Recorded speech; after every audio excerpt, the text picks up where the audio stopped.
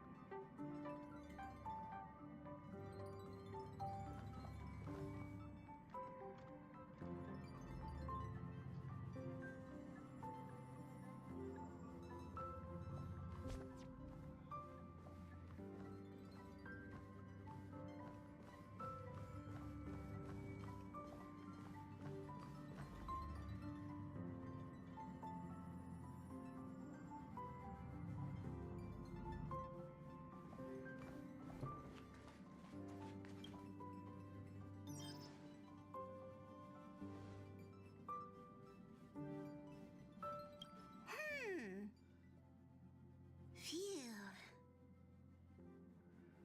What's up, Pom-Pom? Just got a message from the Xianzhou La Fu. Looks like it'll conflict with our original schedule.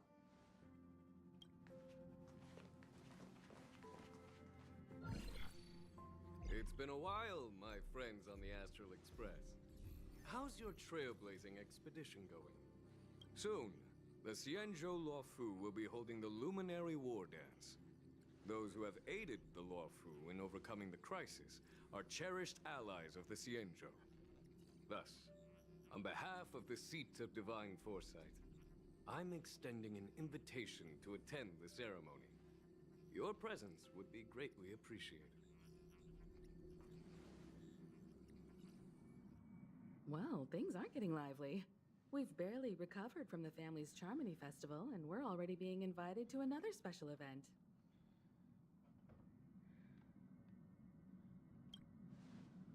Why not think about it this way?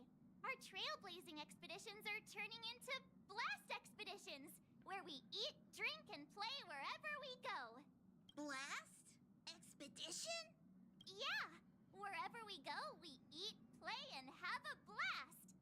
So we should leave March behind to take care of the Express? Hey, that's not what I meant. I'm all for some fun. I just hope there won't be any surprise party crashers, like Friday or Saturday. The Xianzhou La Fu has recently overcome a crisis. By holding the war dance, they're demonstrating to everyone that they've returned to a state of peace and safety.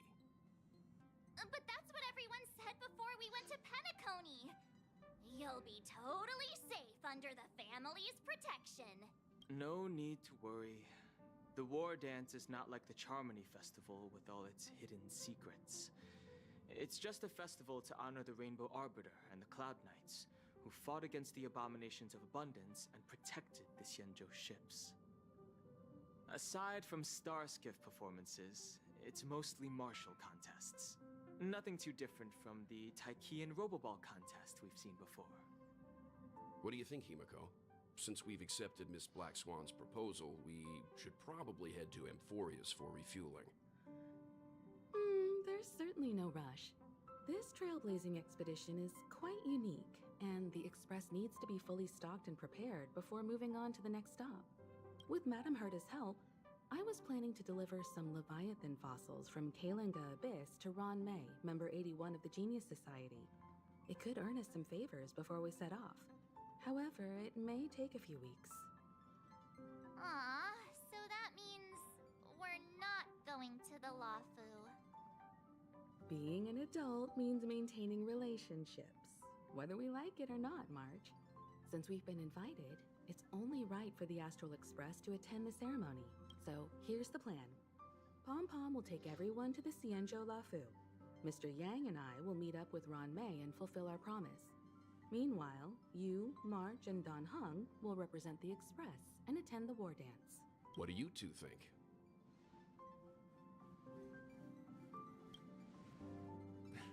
I don't hear any objections. Now that everyone's on board with the plan, it's time to warp to the Xianzhou Lafu.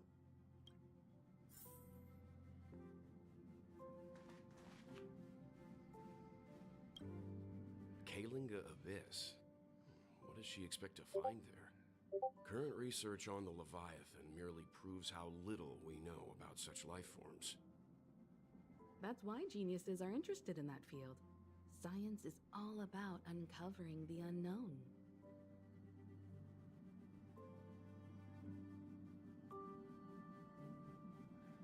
Don't miss us too much. If I stumble upon some cool Leviathan fossils, I'll bring a few back as souvenirs for you.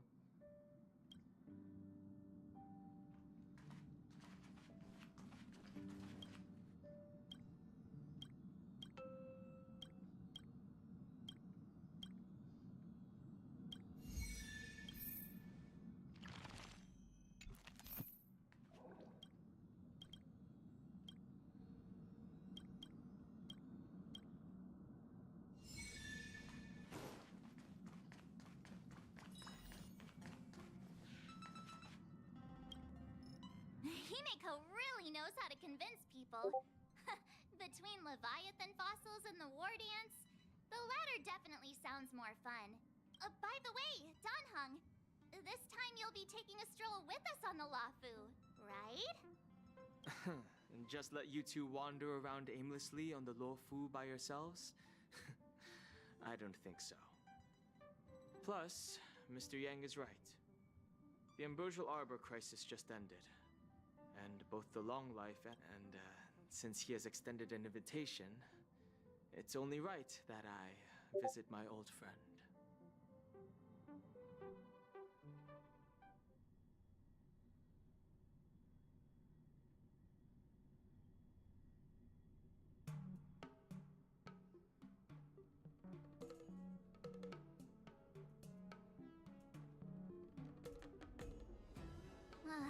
Coming back to this place brings back so many memories, you know?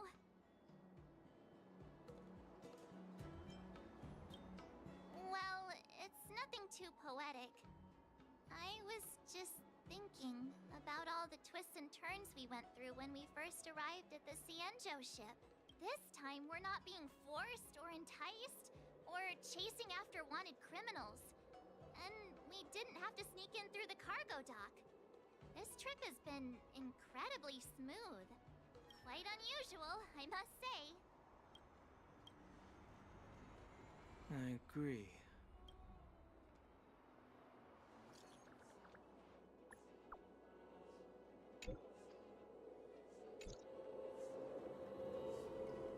Is the Starskiff Haven always this crowded? There's so many people here. I can barely hear anything. Yanqing said General Jingyuan sent him to welcome us, but where is he? Hey, you guys! Hold on a moment. Did they just call us? Are you familiar with the Xianzhou Lafu? We know a little bit about it. What do you need? We are from Penacony. Maybe you've heard of it. We came to this ship to gather interesting materials for making dream bubbles. Oh, we just left there. Oh, talk about coincidence. That's great. Do you know any must-see attractions on the Luofu? We did, but the locals were all like, come on, there's nothing worth seeing on the Luofu. Ha! Can't blame them. If someone asked me what's there to see on Penacony, I'd probably struggle to answer too. That's why we're asking fellow tourists. Most of the tourists around at the moment are here to attend the war dance. And that's why we're here too. Yeah, we know about that ceremony, but is... I've heard the ring was actually converted from a huge decommissioned Luofu fighter jet. No doubt about it. It's a massive fighter jet. But for now, all we can do is wait until the war dance starts in a few weeks, before we can board it. We're looking for unique experiences that you won't find on Penacony. You're the expert here.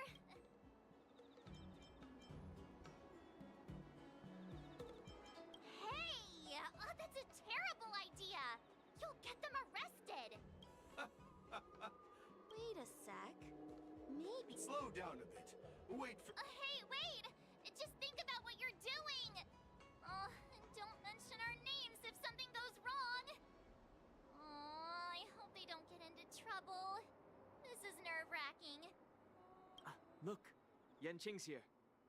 Really? Let's go catch up with him!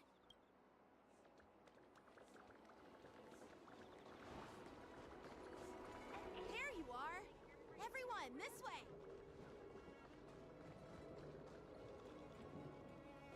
Hey, everyone! It's been a while. It doesn't feel like it's been that long since we last saw you. But, Yanqing, are you? What's up, Miss March? They say kids grow up really fast. Yanqing, are you a little bit taller than before? We've only been away for a few months.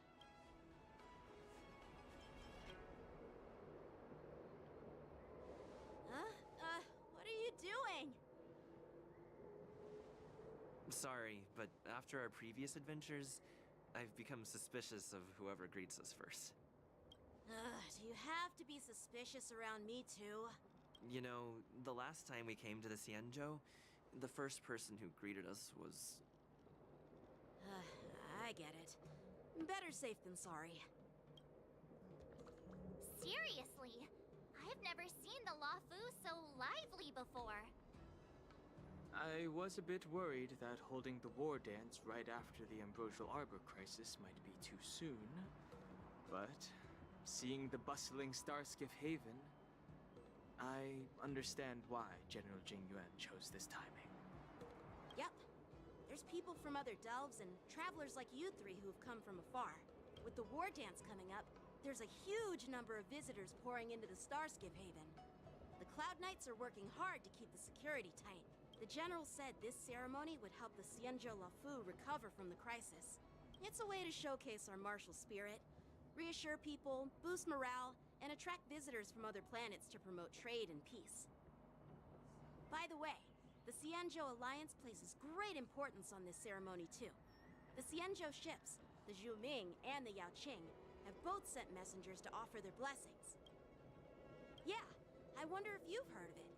It's known as the Star Forge, and it's responsible for providing more than half of the Cloud Knights' armaments. The Xianzhou Zhuming boasts skilled craftsmasters, and General Huayan is a top-notch craftsman himself.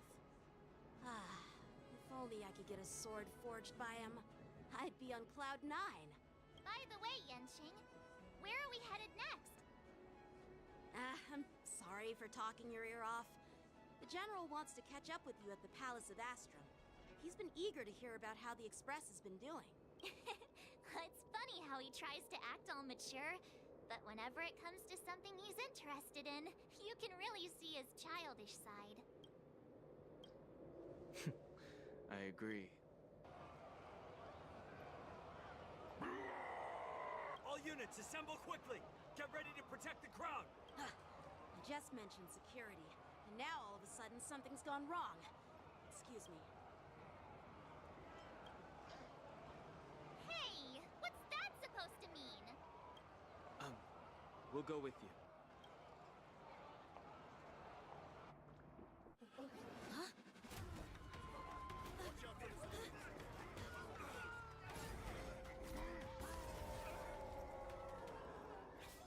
Protect the civilians. I'll deal with him.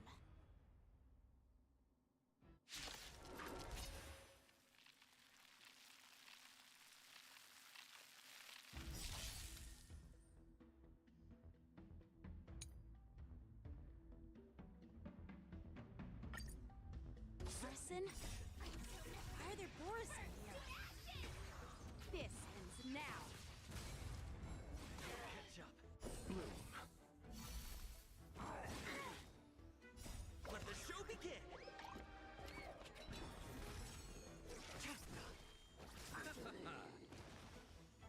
The dead return!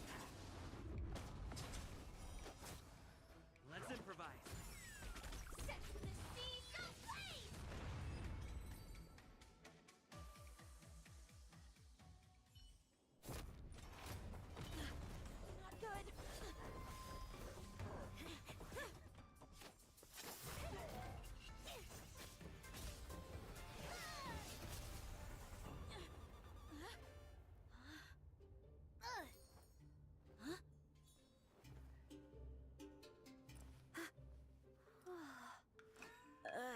Thanks for the help. Sorry, no time to chat. Could you give me back my...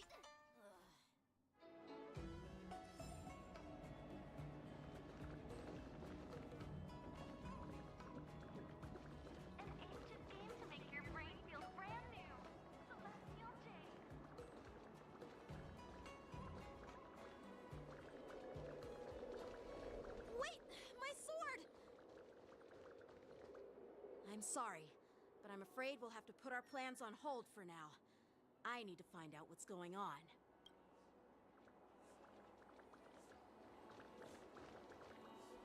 While we appreciate your rescue, my Xianzhou friends, don't you think it's a bit too much to detain us and our cargo? Sorry, but we've been ordered to detain you and your cargo for inspection until we figure out the source of the attack. Once we're done with the formalities, we'll let you and your cargo go. Oh, but this shipment isn't even meant for the Luofu, and it's IPC's patented technology. Who do you think you are to conduct an inspection? According to the protocol, all cargo arriving on the Luofu must go through inspection. Oh, but we didn't officially enter your dock at all. We just sought refuge in your dock because we were attacked by the Borisons. Looks like this argument could go on forever. Let's not get involved in a heated dispute that won't lead to a resolution.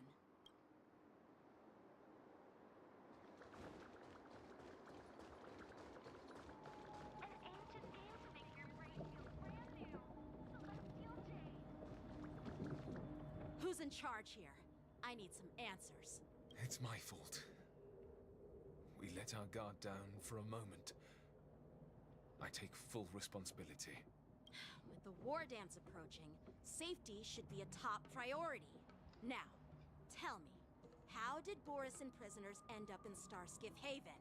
According to the protocol, Borison prisoners should be held on a Starskiff and taken directly to the shackling prison under strict supervision without ever touching the ground. Who allowed a prisoner transport ship to dock at the passenger terminal? Please don't blame this captain. This incident involves the Zhu Ming's diplomatic vessel. Who are you? I'm Lu Jun, an officer of the Patrol Defense Squad. Thank you for your help, Lieutenant Yanqing. The situation unfolded rapidly, and it shouldn't be held against the captain. Here's what happened. An IPC transport ship was attacked by the Borison just before arriving, and the Zhu Ming's diplomatic vessel came to the rescue. They fought off the Borison pirates and imprisoned them on their ship.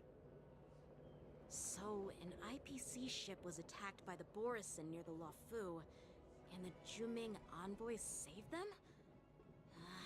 Sounds complicated. Honestly, it gives me a headache too. The Zhu Ming diplomatic ship, adhering to standard procedure, docked at the passenger terminal to hand these criminals over to the Luofu. You know, with all the outsiders flooding onto the Luofu, the Starskiff lanes are under immense pressure. The Borison desperados decided to put up a fight before the prisoner transport Starskiff could get there.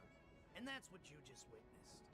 We'll make sure these prisoners are sent to the shackling prison as soon as possible. I see. It's an unusual situation indeed.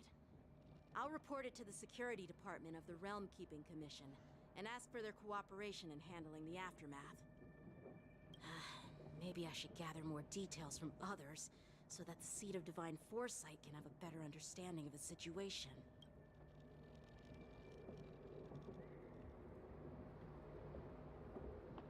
Oh, you look much... Please don't tease me, Miss March. What are those people? I mean, those monsters we just dealt with? Yeah, those werewolf monsters are known as Borison.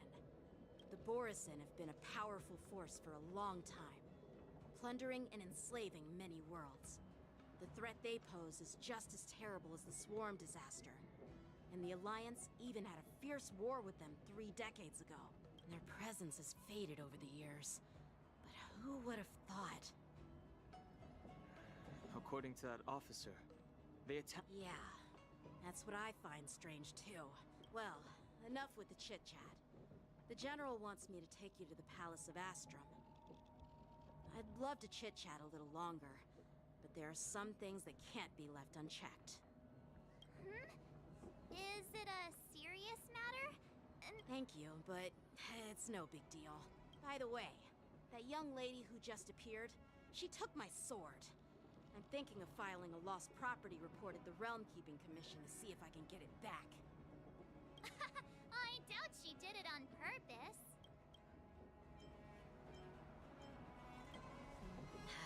Don't remind me. I just zoned out for a moment, that's all. All right, let's not keep the General waiting. Don't worry. There aren't many people out there with that kind of talent. It shouldn't be too hard to find her.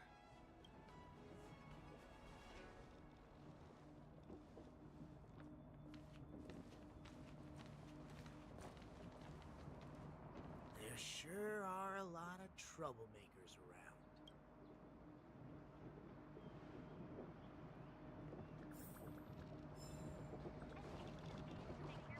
Success and failure.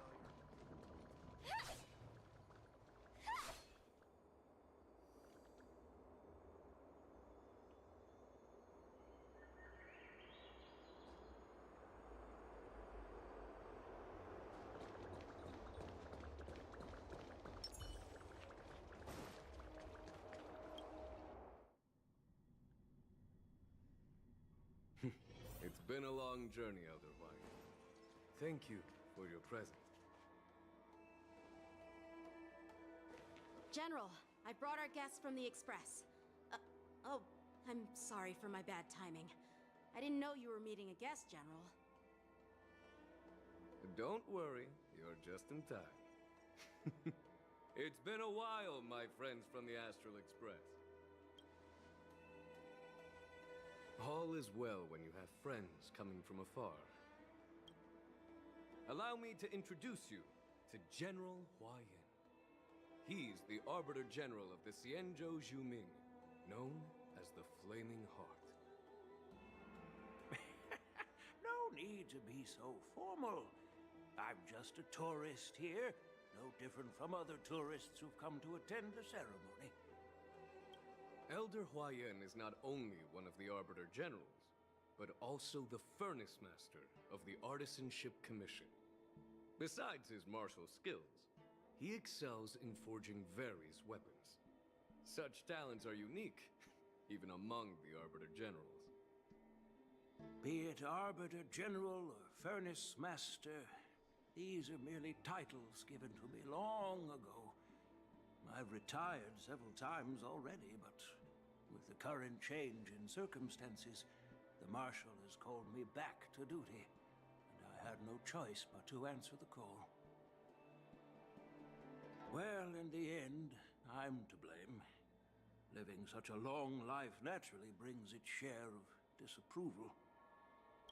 It's an honor to meet you, General Huayan. It's my honor to meet you, General Huayan.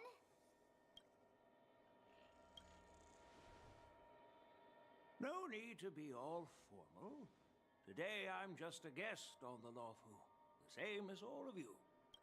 So, these three are the ones you mentioned, Jingyuin? The heroes who helped you with the Ambrosial Arbor crisis?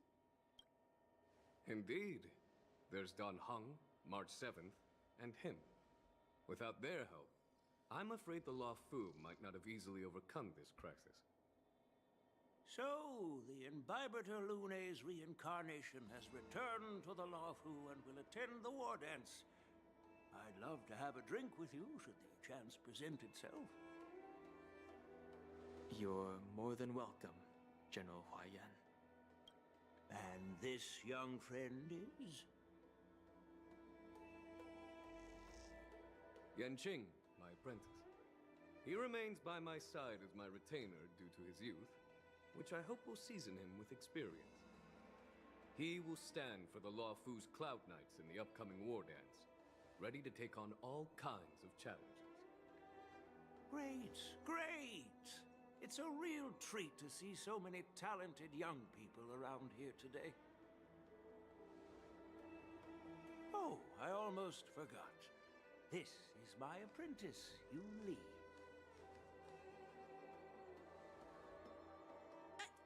It's you! Oh, it's you. Hello. Oh, you two already know each other? Guess we don't need any introductions then. What a coincidence! I was afraid I'd have trouble finding this girl. Oh? Now you've piqued my curiosity. Tell me, how did you two become acquainted? She helped me capture the escaped Borisin prisoners at the Starskiff Haven. Allow me to express my gratitude for you. But when you left, you took my flying sword with you. Your flying sword? Oh, so that's why I found a dagger in my bag. Turns out it's yours. Yes, it is. Now that we've met again, I hope... Nope, that won't do. Won't do? You want your sword back, right? Well, you can't just take it back. On the Juming, when you lose your sword on the battlefield, you have to reclaim it on the battlefield. As for this little sword, it was supposed to strike that escaped Borisin prisoner. But unfortunately, its owner's agitated state caused it to fly off like a kite with a broken string, and it missed its target. By the way, if I hadn't caught it and helped it hit its mark, that Borisin prisoner would have gotten away. Hold on a sec, Yunli. You took my sword without even asking, and now you're refusing to give it back? So much for Luofu's sword masters. What did you just say? If you just stepped up and took your sword back from me fair and square, I would have totally respected you. But nope, you tried to play it down, expecting me to just hand it back to you like it's nothing. In front of everyone. With all due respect, you don't honor your sword, so you don't deserve it. Hasn't anyone told you that taking without asking is stealing? If you want to settle this with swords, fine. Let's have a one-on-one duel right now. Yang Qing. Well, that's more like it. Just be careful, because I'm not as easy to handle as the Borisin. You two, be quiet and apologize to Yanqing. Hey! Whose side are you on, Grandpa? I don't take sides. It's a small misunderstanding, and an apology would be too much. I've heard about the Zhu Ming's incredible swordplay and craftsmanship. Most notably, the legendary Flame Wheel Octet. Seeing Miss Yunli, who is among those ranks today, well, I must say, she definitely has that fiery edge. Such grandiose names. Some folks love to spin these fancy titles, trying to set the Cloud Knights apart. Yunli is still just a young girl, a bit awkward and hot-tempered. So please forgive her if she's being rude.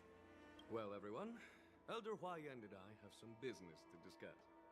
For now, Yang Qing, why don't you entertain our guests and take Miss Yunli to the inn? I'll find another chance to talk with you all.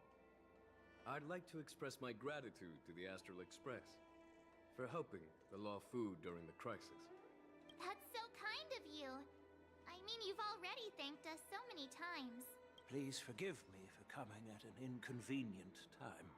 You needn't apologize, General Huayan. All right, Yunli. Take this opportunity to clear things up with Yanqing. Yeah. It's better to make friends than enemies. But I won't be heading to the inn just yet. I want to visit Lingsha. She just arrived in the Luofu and could use some help settling in. Yang Qing, once you've helped our guests get settled, go to the Artisanship Commission for me. I've heard about the attack and the detainment of the IPC ship. Qingzu sent word that the IPC members are protesting and wish to have their cargo back. See if you can calm them down. Don't get aggressive. Just make it clear that the Xianzhou Luofu has no intention of violating their rights. I'm on it.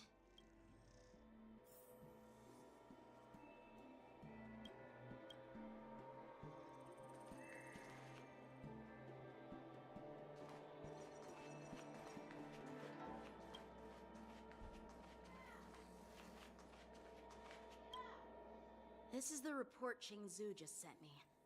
Let me take a look. Looks like the General has given me a tough challenge.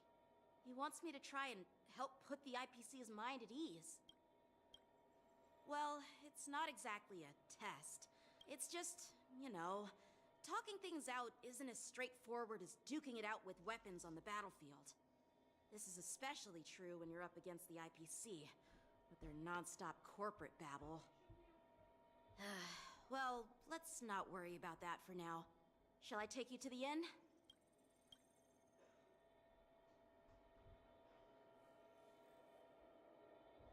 It is the Lawfu's honor to have you in attendance at the war dance.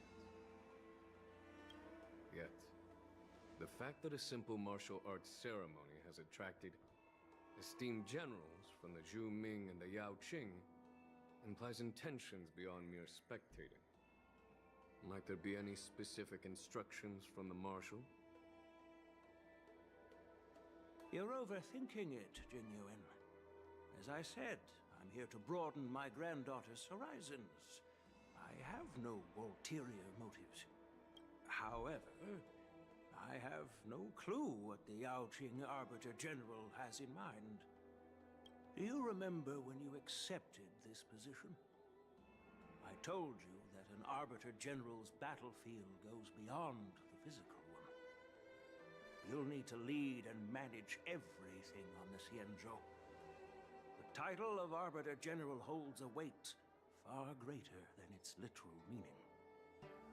So many years have passed, and you've done well.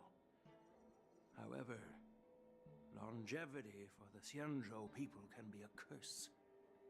Living too long means that every mistake you made will lurk in the shadows.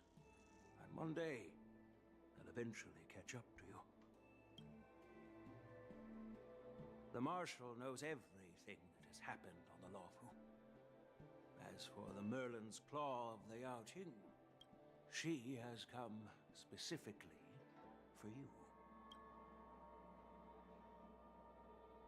Speaking of which, why hasn't she arrived yet?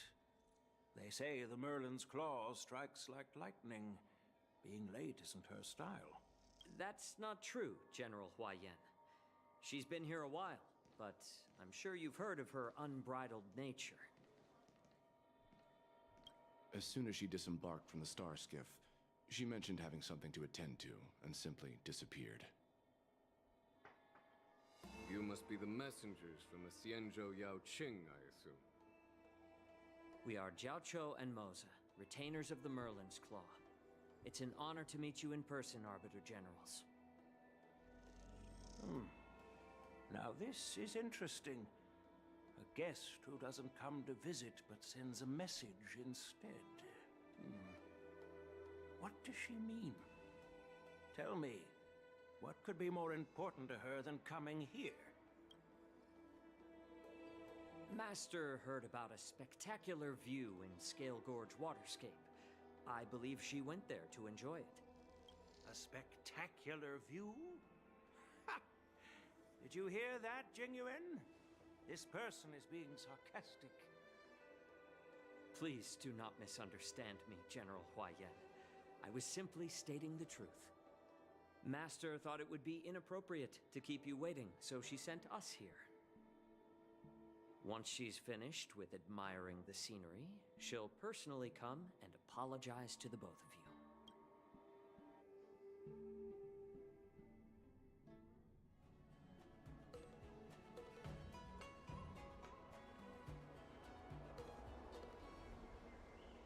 Drat!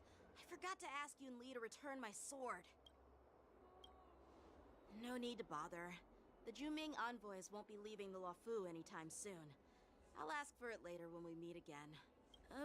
By the way, I don't know if it's just me, but the general seemed a little reserved. Could it be because of Elder Huaiyan's visit? Reserved? Really? Maybe I'm just overthinking things. No, you're not. When I entered the Palace of Astrum, I realized that the messenger from the Xianzhou Zhu Ming was actually the Arbiter General himself. So, The messenger from the Xianzhou Yaoqing must be the Merlin's Claw herself, I presume. That's right. Well, that's what makes this entire thing so unusual. What's so unusual about it? They simply received an invitation from Jing Yuan, just like the crew, right? The war dance is just a small festival. And now we have 2 Arbiter Generals from other Xianzhou ships here. Maybe they've come to hold Jing Yuan accountable for the Ambrosial Arbor crisis? Hold him accountable? Come on! Didn't the Luofu fall victim to the disciples of Sanctus Medicus and the Antimatter Legion? Why would they blame the victim? Dan Shu's rebellion and Ventilia's scheming are merely one side of the story to the other Arbiter Generals of the Alliance. Only a single piece of incontrovertible evidence remains, creating an endless source of potential complications. The Ambrosial Arbor. Yes. It's undeniable that the plague mark, which was subdued by the Xianzhou Luofu, has resurfaced. But was it really a conspiracy instigated by the Antimatter Legion? Or does it indicate a traitorous intent from within the Luofu, implicating Jing Yuan himself? Once the spark of suspicion is kindled, it proves hard to extinguish. The General must have had that in mind when he invited us to attend the war dance. What was I thinking? Seriously, here I was looking forward to a carefree and enjoyable trip. But it seems wherever we go, drama is just around the corner. Aw, I was so excited. I thought those Arbiter Generals were just here to see the ceremony. By the way, I heard that an alchemist from the Juming diplomatic ship has arrived. And rumors say that she's to be the new Cauldron Master of the Alchemy Commission on the Luofu. An alchemist from the Juming serving as the Cauldron Master on the Luofu? While it's not unheard of, the timing itself... Thanks to your words, Mr. Danheng. Now I finally see the underlying tensions. The General is under tremendous pressure right now, but I was completely oblivious to his troubles. How naive of me. Come on, don't think like that. Leave the adult matter. Did I say something wrong? Again? Miss March is right. I don't have the skills to share the General's burdens at the moment. Still, I'll do my best to follow his instructions. Let's go. Once I've taken you to your accommodations, I need to go to the Artisanship Commission to handle the IPC's protest. He looks like he has a lot on his mind. This is too much trouble. No worries. We're pretty experienced in dealing with the IPC. You've heard of the 10 Stone Hearts? We've dealt with quite a few of them, right?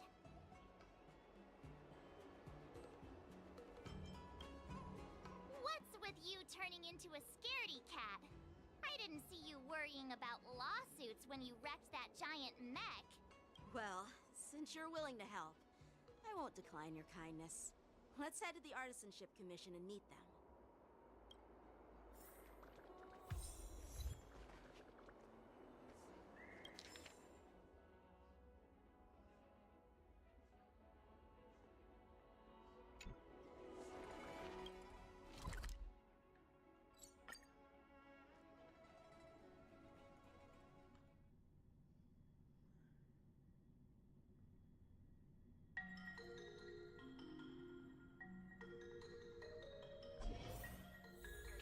Reason with you Xianzhou people?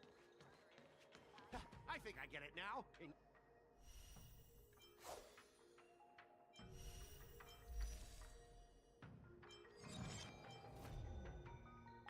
But I am trying to...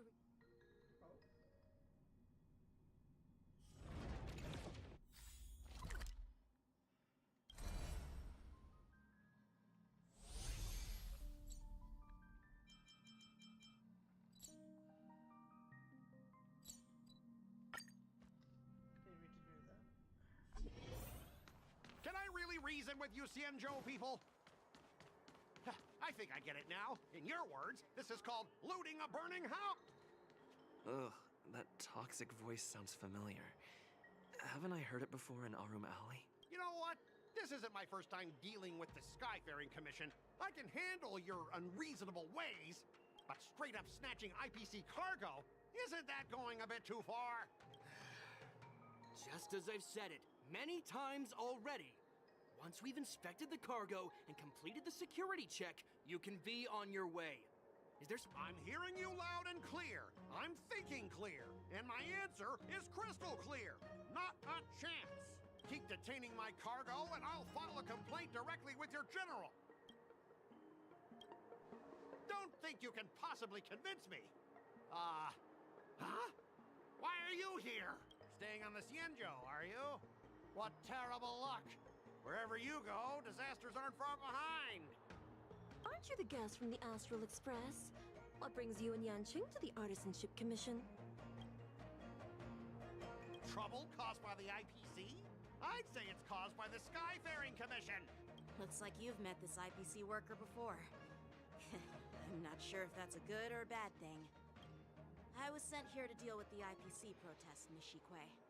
What's going on here? As you know, this IPC transport ship was attacked by the Borison and rescued by the Juming's diplomatic ship.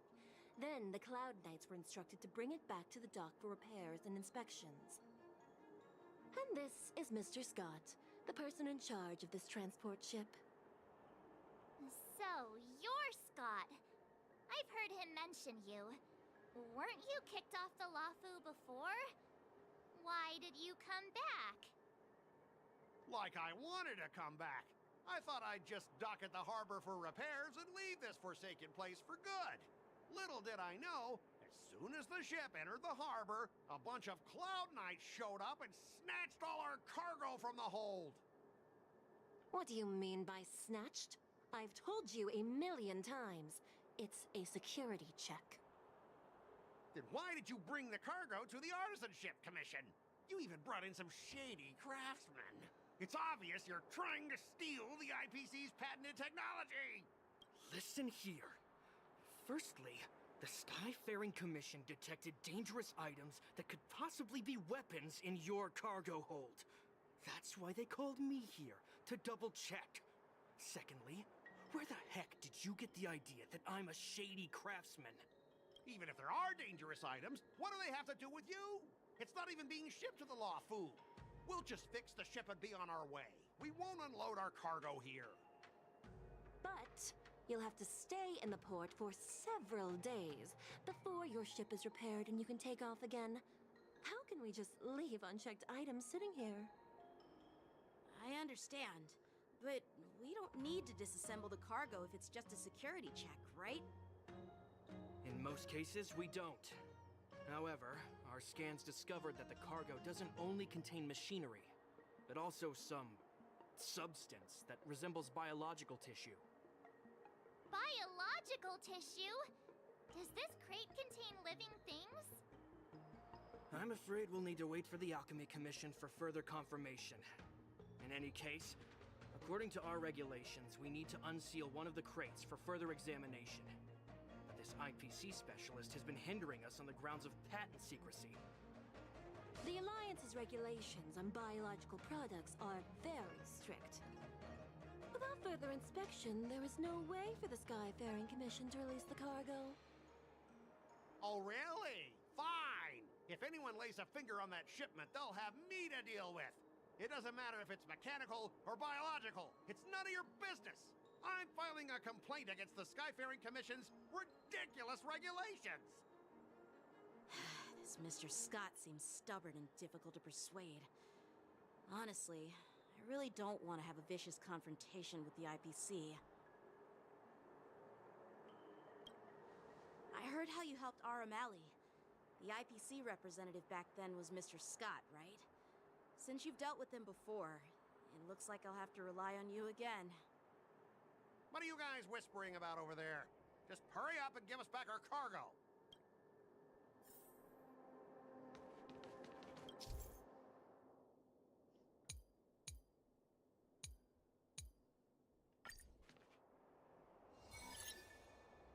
As I recall, this guy won't listen to reason and can only be persuaded with intimidation.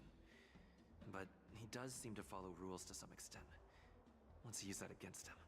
Speaking of regulations, we have our own laws and regulations too.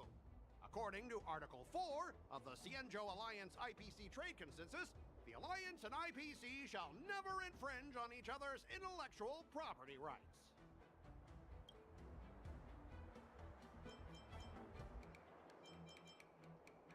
The Alliance can sign a non-disclosure agreement with you.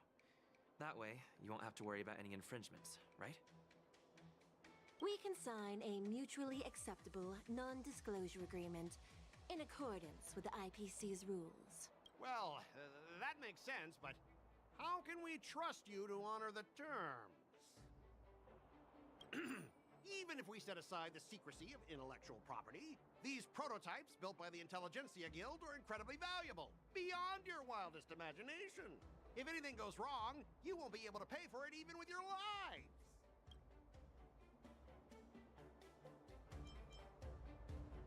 Can you give us an exact amount, Mr. Scott? If there's any damage after the inspection, the the Skyfaring Commission will compensate you.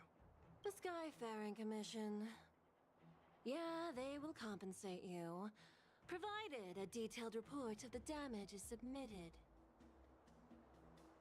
I don't doubt the financial strength of the Skyfaring Commission. However, this is not just about money. Besides, the cargo on this transport vessel belongs to the Intelligentsia Guild. If you want to inspect the cargo, shouldn't you at least call in a member of the Intelligentsia Guild to be present?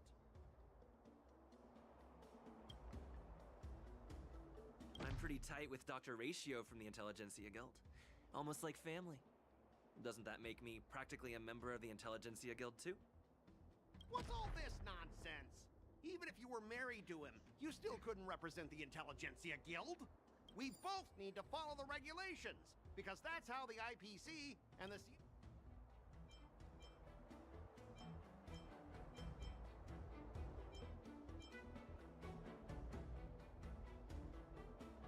I understand that you're trying to stick to the IPC regulations, and that's commendable, Mr. Scott. But what you fail to see is that this argument is tarnishing the IPC's reputation on the Cienjo. If this conflict with the Skyfaring Commission escalates, they won't just make things difficult for your business, but it'll also have an impact on your career down the line. Of course, I never wanted conflict with the Cienjo. Like I said, all I wanted was to retrieve the cargo and be done with it, but they just refused to let us go. Well, you guys sure know how to argue your case. Fine, I'll allow you to do the security inspection. It's just that, I need some time to sort things out. This is a big deal. Let me talk to headquarters first. So, Mr. Scott, are you just stalling for time and planning to leave the Cienjo as soon as your ship is repaired? To avoid the Skyfaring Commission's inspection? Well, IPC staff are free to come and go, as long as they don't break any laws. Yeah, you've got some insight there. Who are you again?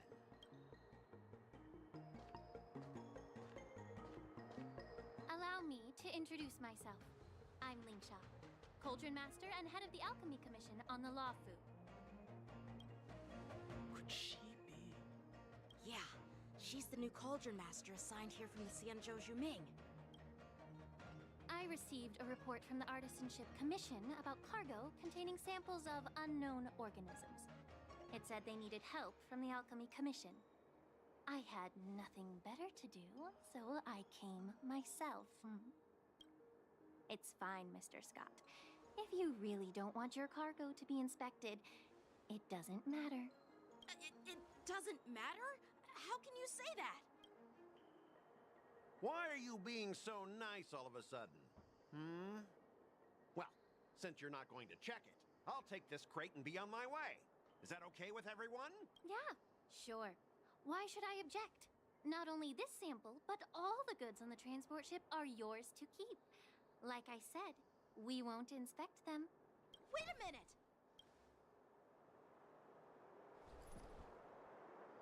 Well, that's more like it. If our ship will leave in a few days once the engines are repaired. Your ship can leave whenever you want, but I'm afraid I can't say the same for your cargo.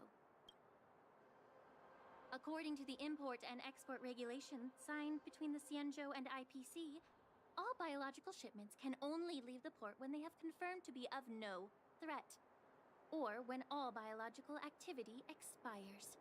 Since we can't determine if your shipment is safe for the environment, I guess we'll have to wait for its biological activity to expire. Let me check the previous cases. Normally, it'll only take around 47 star calendar years. Only 47 years? Why so surprised? You're still young and full of energy.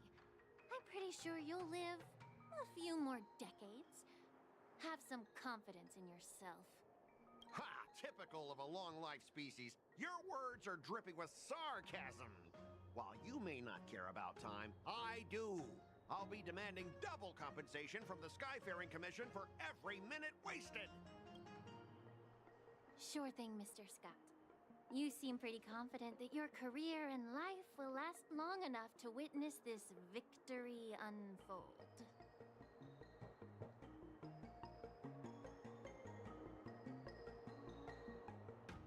Step aside, guys. Let them do the inspection. But, Mr. Scott... Come on, we're already in enough trouble. Just let them do the security inspection. And if needed, I can always grovel before the Intelligentsia Guild later. I'm just using my head for what it's apparently good for, right?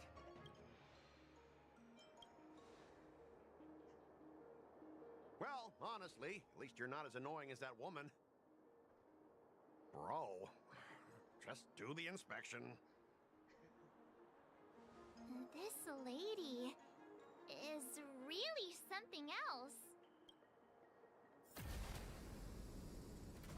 Is this the IPC product? Listen up. Any damages caused by inspections will be filed with the IPC.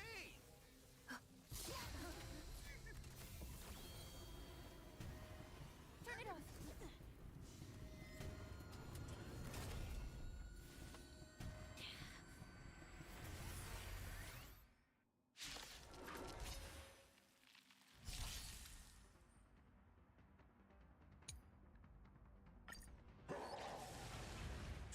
How unexpected.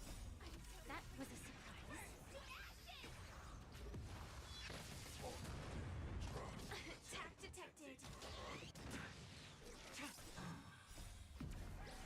In lunar flame. Blade of moonlight. Dreams do come true. Set to the seas of flame! Let the show begin!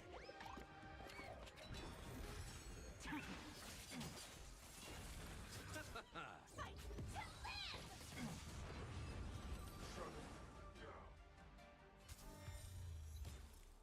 Were you seriously planning to leave this stuff unchecked at the dock for days? That's way too dangerous. I had no idea about it. You must have accidentally triggered the cargo's defense program.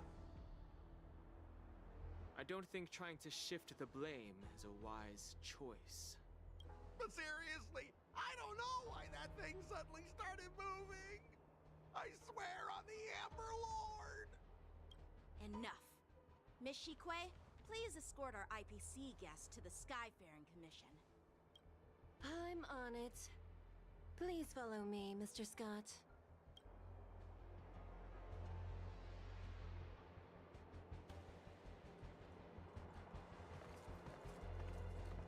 Gentlemen, our preliminary inspection shows that there is indeed hidden biological tissues inside. Just like the craftsman feared. I can't even tell if it's ingenium or biological in nature. The core of this device is what they call wetware in industry slang. To put it simply, this machine operates with a kind of biological nerve as its control center.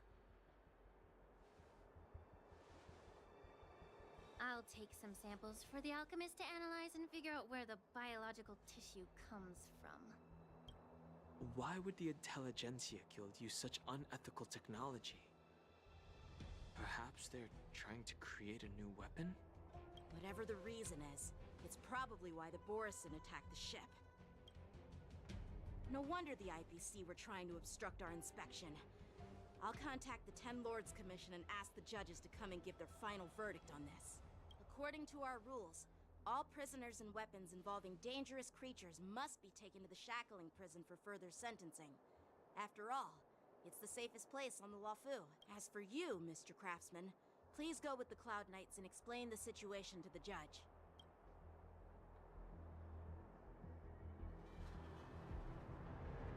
I had a feeling that the IPC members would cause trouble, but I didn't think they'd be this tricky. Thanks for your help, Miss Linksha. I should thank you for saving my life. Your sword skills were impressive. Taking down that big guy. I thought the General's retainers were all burly martial masters.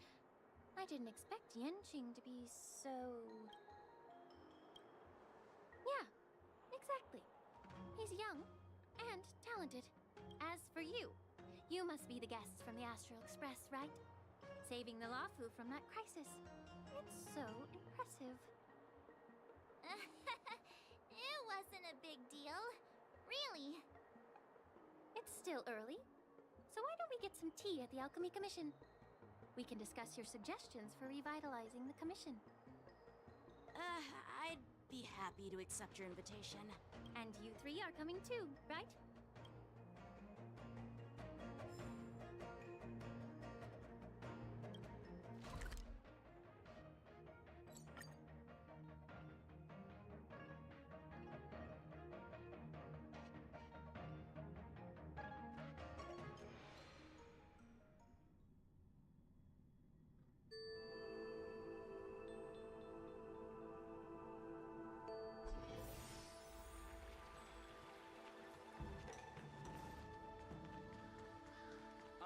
News is spreading pretty fast. All these years, and the view at the Alchemy Commission hasn't changed a bit. The tides come and go, but the ancient sea remains the same. For us Vidyadhara, there's nothing more nostalgic than our homeland. You're a Luofu native, Miss Lingsha? Yes, I grew up here, listening to the sound of waves while researching prescriptions with my mentors and peers at the Alchemy Commission. It's kinda sad, isn't it? Everything changes but somehow remains familiar. Just like you, Don Hung, I traveled far from home, and now I've returned. Seeing the familiar scenery brings back a hint of nostalgia.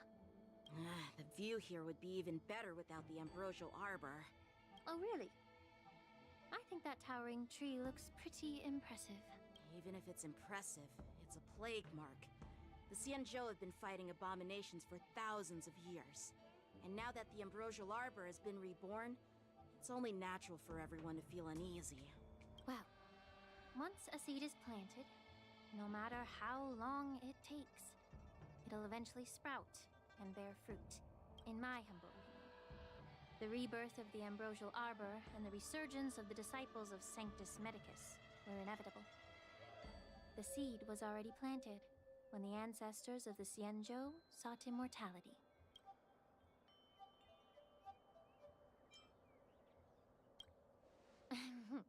My bad. Well, since you went through the entire Ambrosial Arbor crisis firsthand, Dan Heng and Lieutenant Yanqing, I'd like to discuss something with you. What would you like to discuss, Miss Linksha? I was lucky enough to be chosen by the Alliance to come in and clean up all the old grime in the Alchemy Commission. Honestly, the Alchemy Commission is riddled with problems and has reached a point where fixing it seems impossible. I'm looking to remedy this problem, but was wondering if you could provide any insights. Well, even though I'm a Vidyadharan like you, I'm an outsider, just like my companions here. I can't really say much about a remedy, but I do have a piece of advice, Miss Lingsha. The Vidyadhara and the Alchemy Commission on the Luofu have always been intricately connected. If you cannot distance yourself from these ties, Miss Lingsha, changing the situation within the Alchemy Commission may be quite challenging. I may not know about politics, but I do know that the disciples of Sanctus Medicus have been operating within the Alchemy Commission for years. you're determined to root them out, maybe you should discuss it with the General. I see. Thank you for your valuable insights. While the Lux Arrow from the Rainbow possesses unparalleled power to sever the Ambrosial Arbor, it can't sever mortals' desire to prolong their existence. Just like how the Cloud Knights can eliminate the remnants of the disciples of Sanctus Medicus, but are unable to calm the hearts and minds of the people within the Alchemy Commission. Our Xianzhou forebears knew this well, and that's why they entrusted the duty of guarding the roots of the Arbor to the Vidyadhara. However, the Vidyadhara are still only mortal beings. 30 years ago, my mentor served as Alchemy Commission's Cauldron Master. She recognized the emerging undercurrents and sought to cleanse the source of the disturbance. Unfortunately, even though she was skilled in the art of healing, she didn't understand the human heart or how to eliminate the sickness lurking within the depths of the Alchemy Commission. In the end, she was framed and exiled to the Juming. I was also implicated and had to leave the Luofu. And guess who arbitrated the case and handed down the sentence? None other than General Jing Yuan himself. What? You heard it right. The ones responsible for the corruption in the Alchemy Commission are not just the remnants of the disciples of Sanctus Medicus, but even the Divine Foresight himself.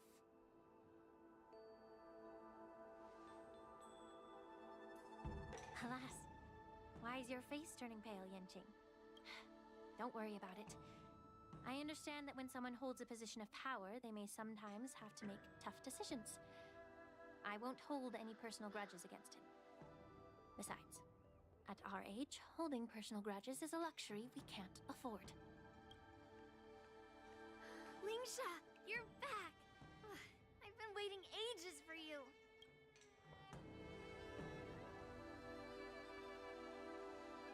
Yunli, why aren't you with your grandpa? What brings you to the Alchemy Commission? Well, let me take this opportunity to introduce you to Yanqing. What a small world. You stole my sword! Give it back! I see. Let's skip the introduction part then. Why do I keep bumping into you? Are you stalking me or something? Of course not. Unlike you, Miss Yunli, I have important things to take care of. You, on the other hand, seem to have all the time in the world to wander around without returning my sword. Grandpa used to say that a sword reflects its master. I talked to your sword, and it told me that you've been distracted. You hesitate when you should strike, and you struggle to stay calm when your sword is unsheathed. Now that I see you again, I realize your sword was right. It wasn't me who took your sword. It was you who lost focus. Do you really expect me to believe that nonsense? I've been taking it easy on you because you're a guest from the Juming, but you're not taking the hint. Don't people from the Juming know you're supposed to return what you've borrowed? Just look at this flying sword. Even if I gave it back to you now, it'd just be taken away again in a few hours. You know the Cloud Knight saying, a Cloud Knight must never let slip their weapon, yes? Well, sure, I can give it back to you now, but on the battlefield, that's a whole different story.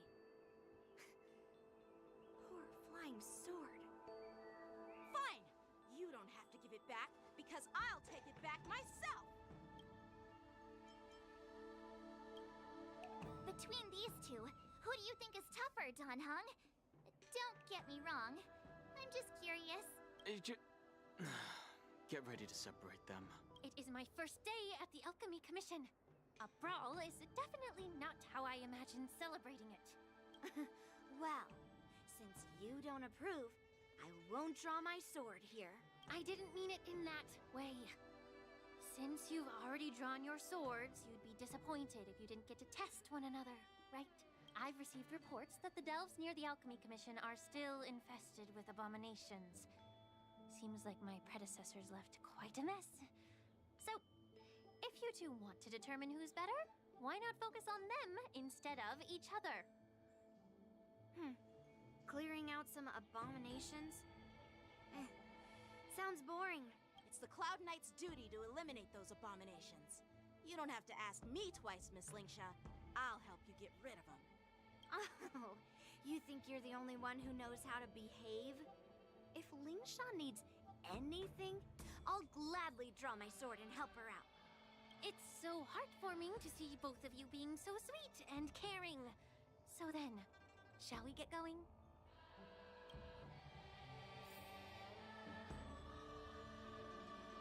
Ever since the disciples of Sanctus Medicus were eradicated, their experimental abominations have been festering here. If you want a contest, I'll be the referee. The one who kills the most abominations within an hour wins. Lingsha, as always, you're still an expert in making unpaid work sound so noble and grand. It's for your own good, little Yunli.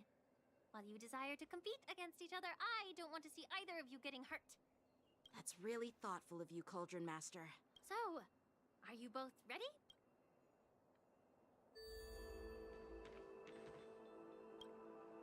Ugh.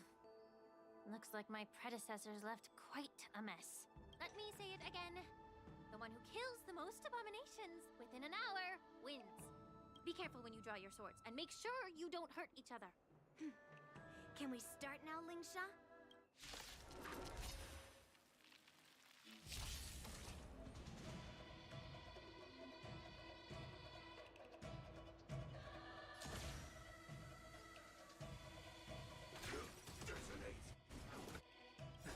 Nothing major. Like fireflies until everything burns to ashes! Set the seas ablaze! A one-time enemy. Strike with heart. I didn't expect someone who can't even hold on to a sword to actually have some skill. Take your positions. Let's improvise. This is more than battle. Fight to live! A one-time enemy. Blade and flight! Through clouds! You've got style with those moves, but you're not striking where it counts. It's such a shame to see you misuse your sword like that. The dead return!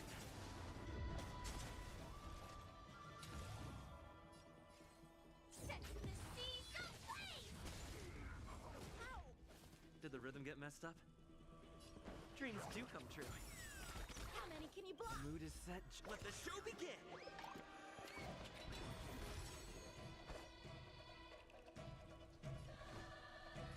Strike with heart. I will claim victory for myself. Fight to live!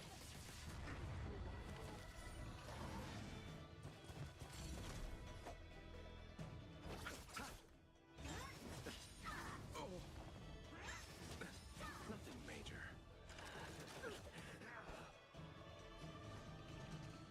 Blade and flight! Stand to earth! Practice is over. Swords descend.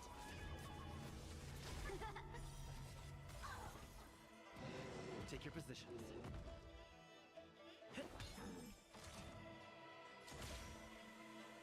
Attack! Still the same one.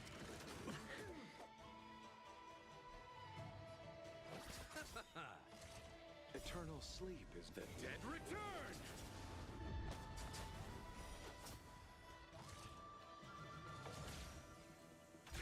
Detonate. Bloom. Support.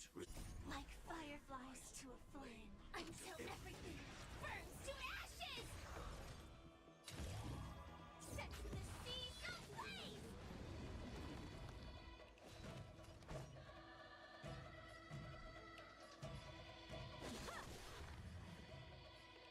Dreams do come true.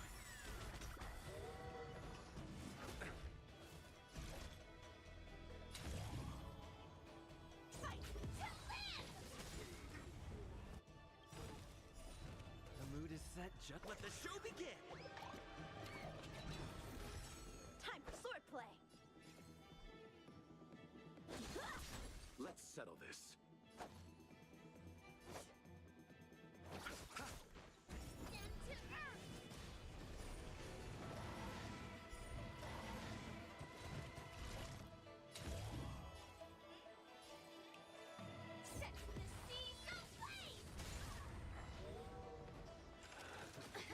Still the same. Let's improvise. A one-time enemy!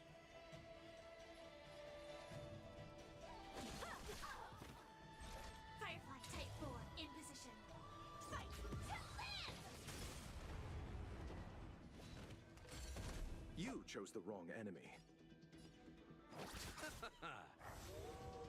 How many can you block?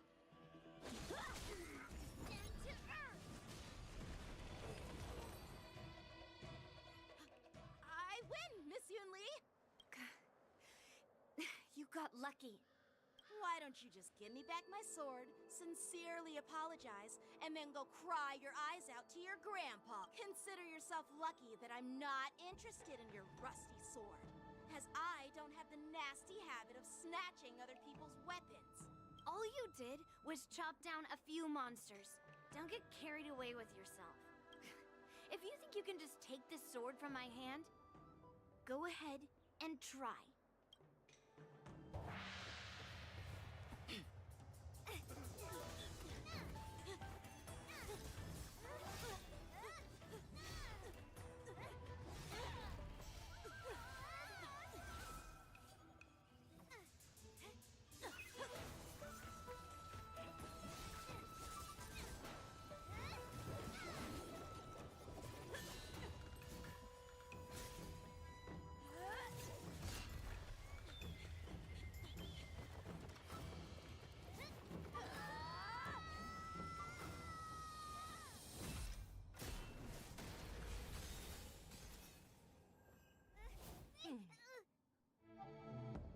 Well fought, my young friends. However, both of you have shortcomings.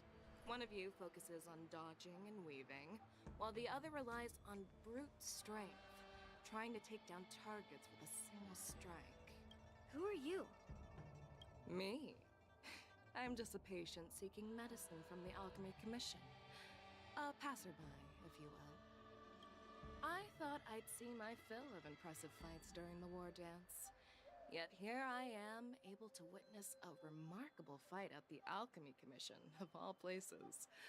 Well, the Lawfu is never short of surprises. However, I have a small suggestion for you. Why don't you settle this dispute fair and square in the war dances ring? That way, you can resolve your differences with a proper duel and put your grudges behind you. Grudges? No, not at all. Yunli and we were just sparring. Sparring? You summoned your flying swords and she swung her sword with full strength. No grudges between you. I don't believe it. Aha! What brings you here, Lady Fei Xiao? Have you finished your health consultation with the Dragon Lady? Fei Xiao? Grandpa always talks about you. Could it be that you're... The Merlin's Claw of the Xianzhou Yaoqing? Looks like I'm quite famous on the Xianzhou Lawfu, too. Of course. Everyone has heard of the Great General. Known to all, and unbeknown to none. Great General? Isn't that title a bit too narcissistic? I don't like it. Ooh, I heard there's a dozing general on the Lawfu, so I came up with a humble nickname for myself. The Lacking General. Lacking in worries, regrets, and rivals. Sounds much better, right? Yeah, that's a befitting title that sounds both humble and impressive. Now that the sparring session is over, Yanqing and Yunli, shouldn't you politely thank General Fei Xiao for her guidance and bury the hatchet? Here's your sword. Keep it safe. Or it might get taken away again. By the way, we haven't settled the score yet. I'll defeat you fair and square next time we fight. This is how she apologizes? Now that I finally got my sword back, I should report to the seat of divine foresight. I'll take my leave, General Feixiao.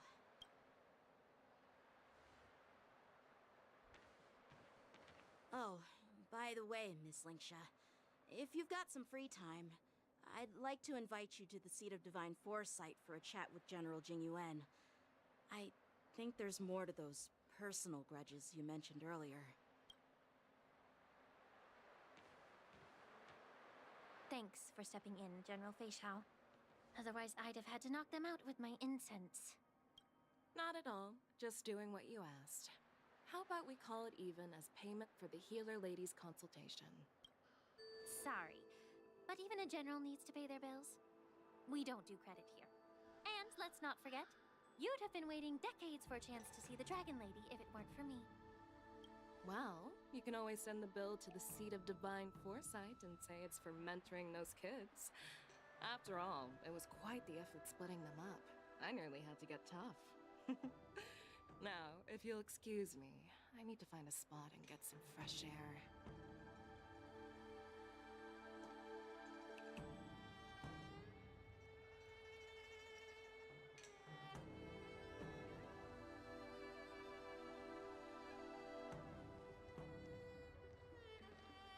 Back already? You've met with Jingyuan and wandered around for a few hours. So, what do you think? It appears that the Divine Foresight is using this war dance as a show of strength to convince everyone that the Luofu is prospering after the Ambrosial Arbor crisis. But... I know you're going to say but, right? But the influx of people attending the war dance is like a breeding ground for disorder and rumors. One wrong move, and the Luofu could be in a world of chaos. The Cloud Knights on the streets remain vigilant, so at the very least, General Jingyuan is aware of this. As for other matters, I'm unable to say. I'd prefer to be excused from future meetings with generals. I'm just a military healer. And now all of a sudden I'm thrust onto the center stage having cordial chats with two generals? My work doesn't lend itself to being in the limelight either. Just stop whining. At least you're in one piece, right? Before getting in touch with General Jingyuan, I wanted to put aside my assumptions and see his momentum. That includes the overall bearing of the Cloud Knights on the street, what people are saying, and how those close to him behave. The might of an army dwells not within its pawns, but within the force of its collective momentum.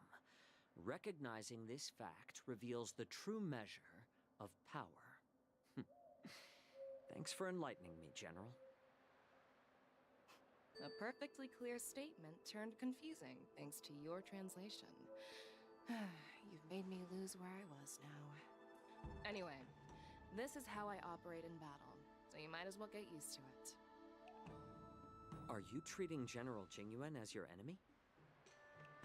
The longest-serving general of the Xianzhou Luofu. Do you think he'd have only a few enemies? By the way, General, you met the healer lady, yes? Could you show me the medicine she prescribed you? Well, the healer lady couldn't do anything about my condition. She just told me to enjoy some tasty food. So not even the famed healer lady could help? Don't worry. I'll fulfill my promise and find a way to cure you. Actually, I've found some leads. Well, life and death, Zhao Chou. It's all predetermined.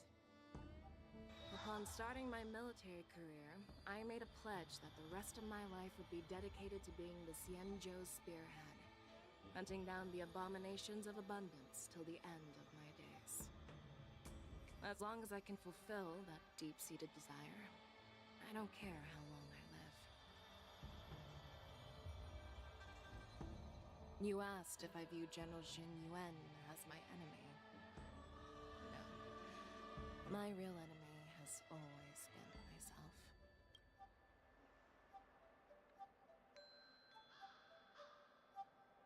Enjoy some tasty food. So, what's for dinner tonight? Jeez. You really know how to read the room, don't you? You guys figure it out for yourselves. I'm due to catch up with an old war friend I've not seen for quite a long time.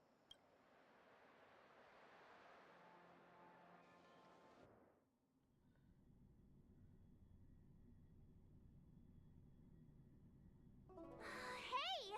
Was that the Yaoqing general who just dropped in out of nowhere? Oh, she's so awesome! I mean, when Yun Li swung that massive sword, she just casually blocked her attack with ease. Mine too. Yeah. But to go up against Yun Li is quite impressive, you know? That aura of heroism and grace. It almost makes me want to learn Xianzhou swordplay. You think so too, right? Can't you put a little more enthusiasm into it? Thanks for the kind words, Miss March. The war dance is coming up, and I've been chosen to represent the Cloud Knights in the ceremony. I've had my fair share of defeats lately, and even though I know there are always more skilled sword masters out there, seeing General Fei Xiao's skills today has made me feel a bit uneasy again. Don't underestimate yourself. After all, generals won't fight in the ring during the war dance. Just remember the state of mind you had when you single-handedly took on me and Blade, putting life and death aside. With that mindset, you can prevail against most challengers. I see. Thanks for the advice, Master Danheng. By the way, now that today's events are over, General Jing Yuan wants to invite all of you to the Seat of Divine Foresight. He has something important to discuss. I bet it's about how to deal with the generals from the Yaoqing and the Juming. I really don't want to get caught up in grown-up games so soon. I just hope Generals Fei Xiao and Huaiyan can see the truth. We don't need any more chaos on the Luofu before the war dance.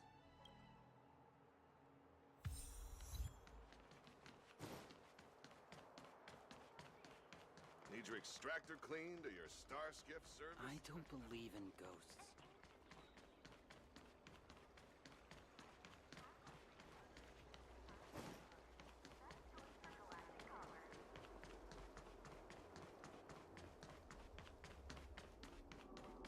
Would you like me to relay your message?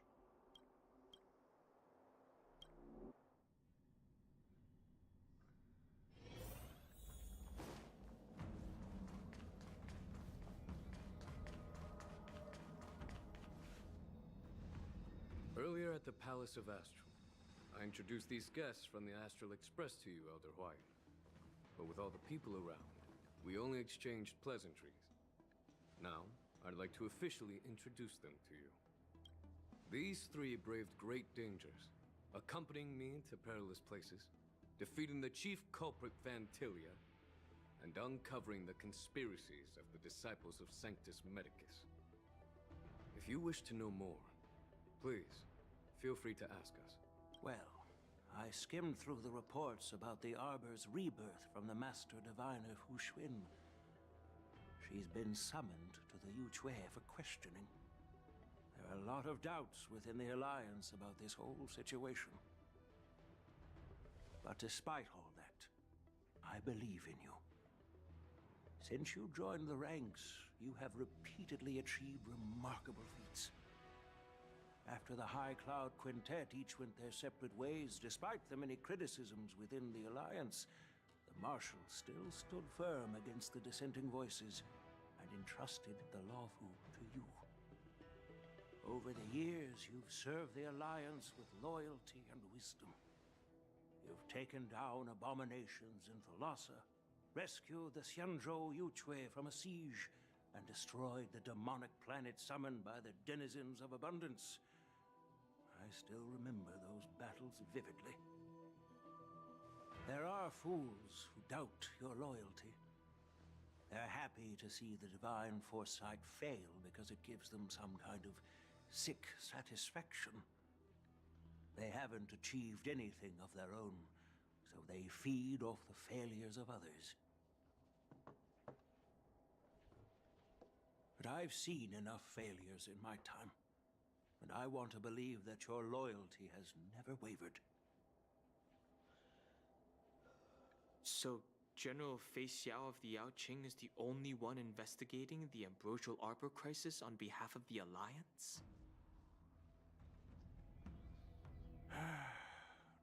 No. I am too. This old man's words always catch me off guard. The Marshal ordered me to come to the Xianzhou Laofu, but the document only says, attend the war dance and listen to Fei Xiao's questioning. The Marshal is well aware of Jing Yuan's purpose in holding the ceremony and understands the situation he is facing. She mentioned it because she believes both issues are important. Thanks for your kindness and sincerity, Elder Huayan. But is it appropriate to tell everyone here about the Marshal's orders? By introducing the Express's witnesses to me alone, aren't you aiming to discern the intentions behind both my actions and Fei Xiao's? And whether there's any discord between us? Well, since I'm being open and honest with you, I encourage you young folk to do the same. As for the Ambrosial Arbor crisis, all I need to do is listen. General Fei Xiao will be the one asking the questions. To be honest, I'm more concerned about the timely start of the war dance. Oh, by the way, I've prepared a gift for the war dance.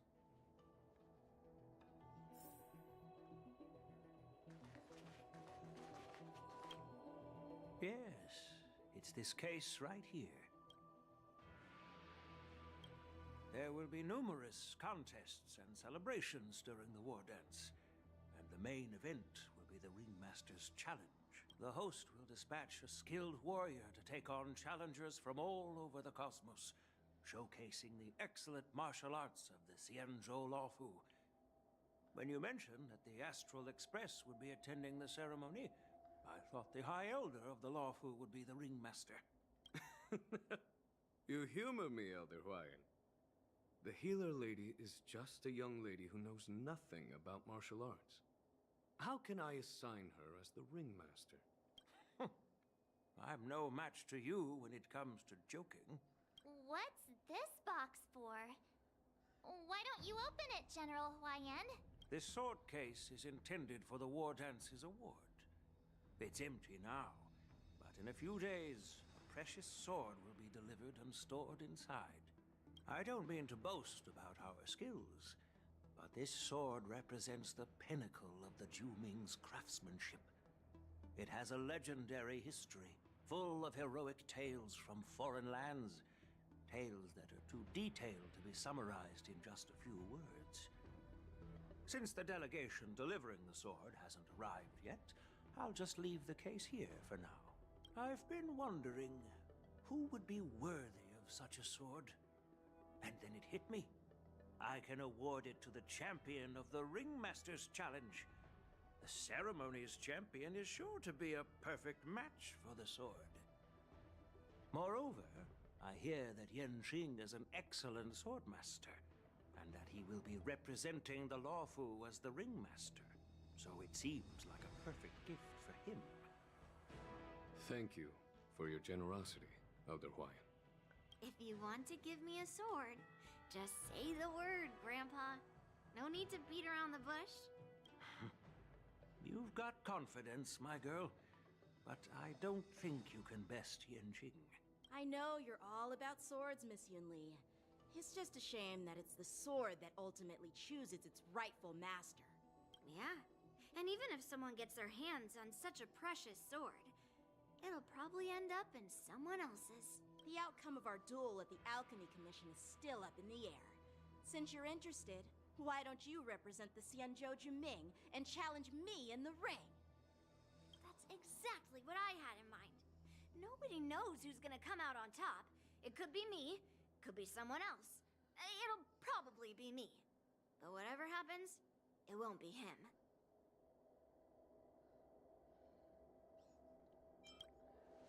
Not to be rude or anything, we've been watching their drama. I'm dying to find out who beats who.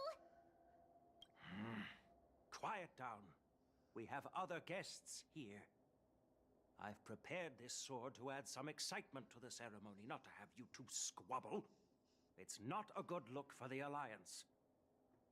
While you both seem confident that you'll win, you need to remember there can only be one winner and one loser in the ring, which could lead to hard feelings. Actually, I have an idea. We don't know who the winner will be, and it might not be either of you. But if you're eyeing that prize, you'll need to work together. I want you to take on an apprentice who will take part in the war dance and win at least one match. How does that make sense? In my humble opinion, while a Cloud Knight is commendable by securing victories, it's even more so to pass on your skills and spread the way of swordplay. I'd be greatly pleased if this apprentice could represent the Express in the war dance by displaying their Cloud Knight flair and prowess.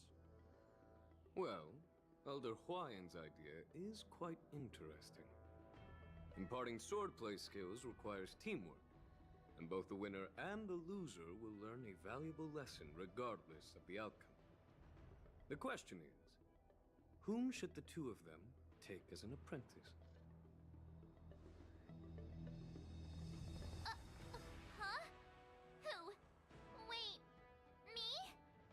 I noticed just now that Miss March seemed quite interested in the outcome of your sword fight. So I thought, why not teach her the art of swordplay? Oh, wait. Are you serious, General? Why am I being dragged into this all of a sudden? I've never practiced swordplay before. I'm a total newbie.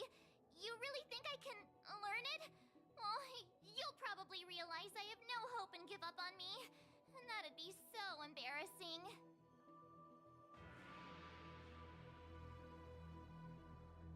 Isn't this a perfect chance for you? I remember you mentioning that you wanted to learn some sword moves. Yeah, I did say that. But this is all happening so quickly, don't you think? Miss March is like a piece of jade in the rough, just waiting to be shaped. The war dance is the perfect opportunity to see what heights she can reach. I appreciate your kind words, General Huayan.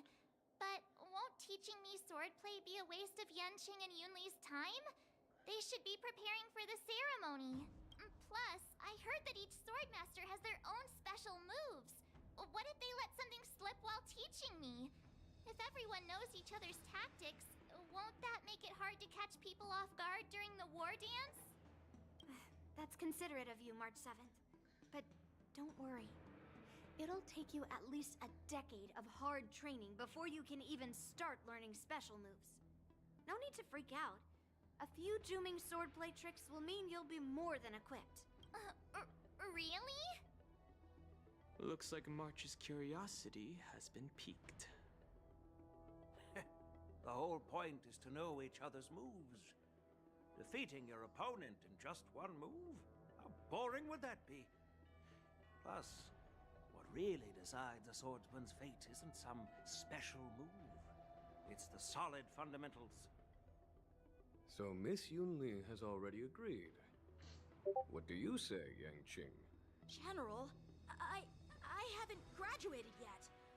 How can I be qualified to teach swordplay to others?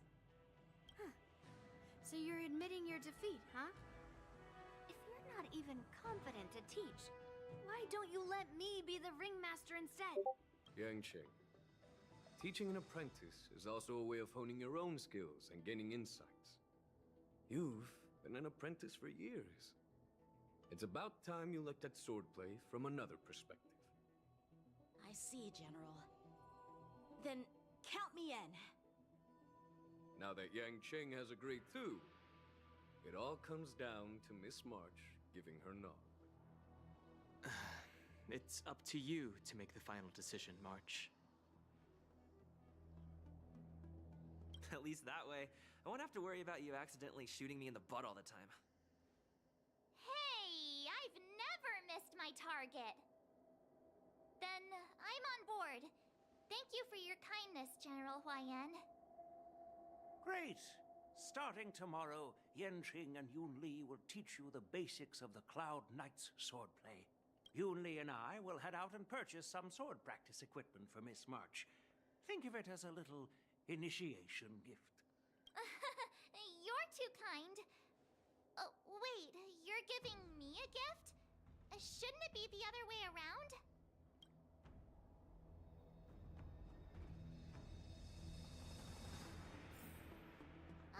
General Huayan's gone.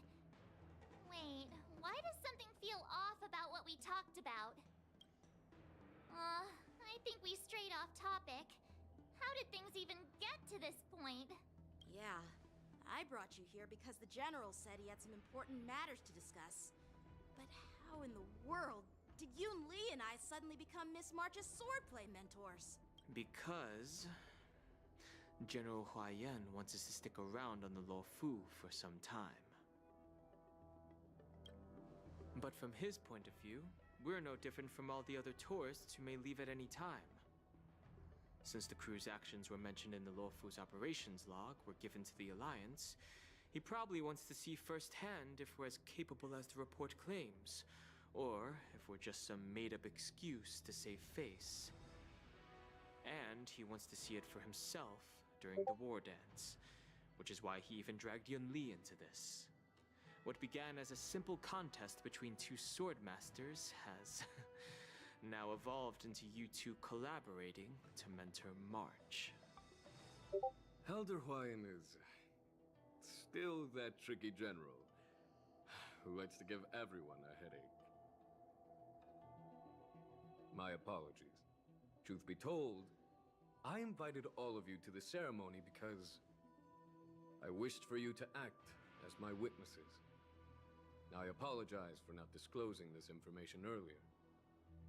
In the coming weeks, I'll also invite all of you to a meeting with General Fei Xiao, where you may need to answer her questions and clear up any doubts she might have. So please, be prepared for the meeting. Don't worry, General. No matter what happens, I'm prepared to stay here as the Express's witness and answer any questions. Thank you, everyone. General, I know there isn't much I can do to share your burden, but... As the Luofu Ringmaster, I won't let anyone defeat me in the war dance. I know.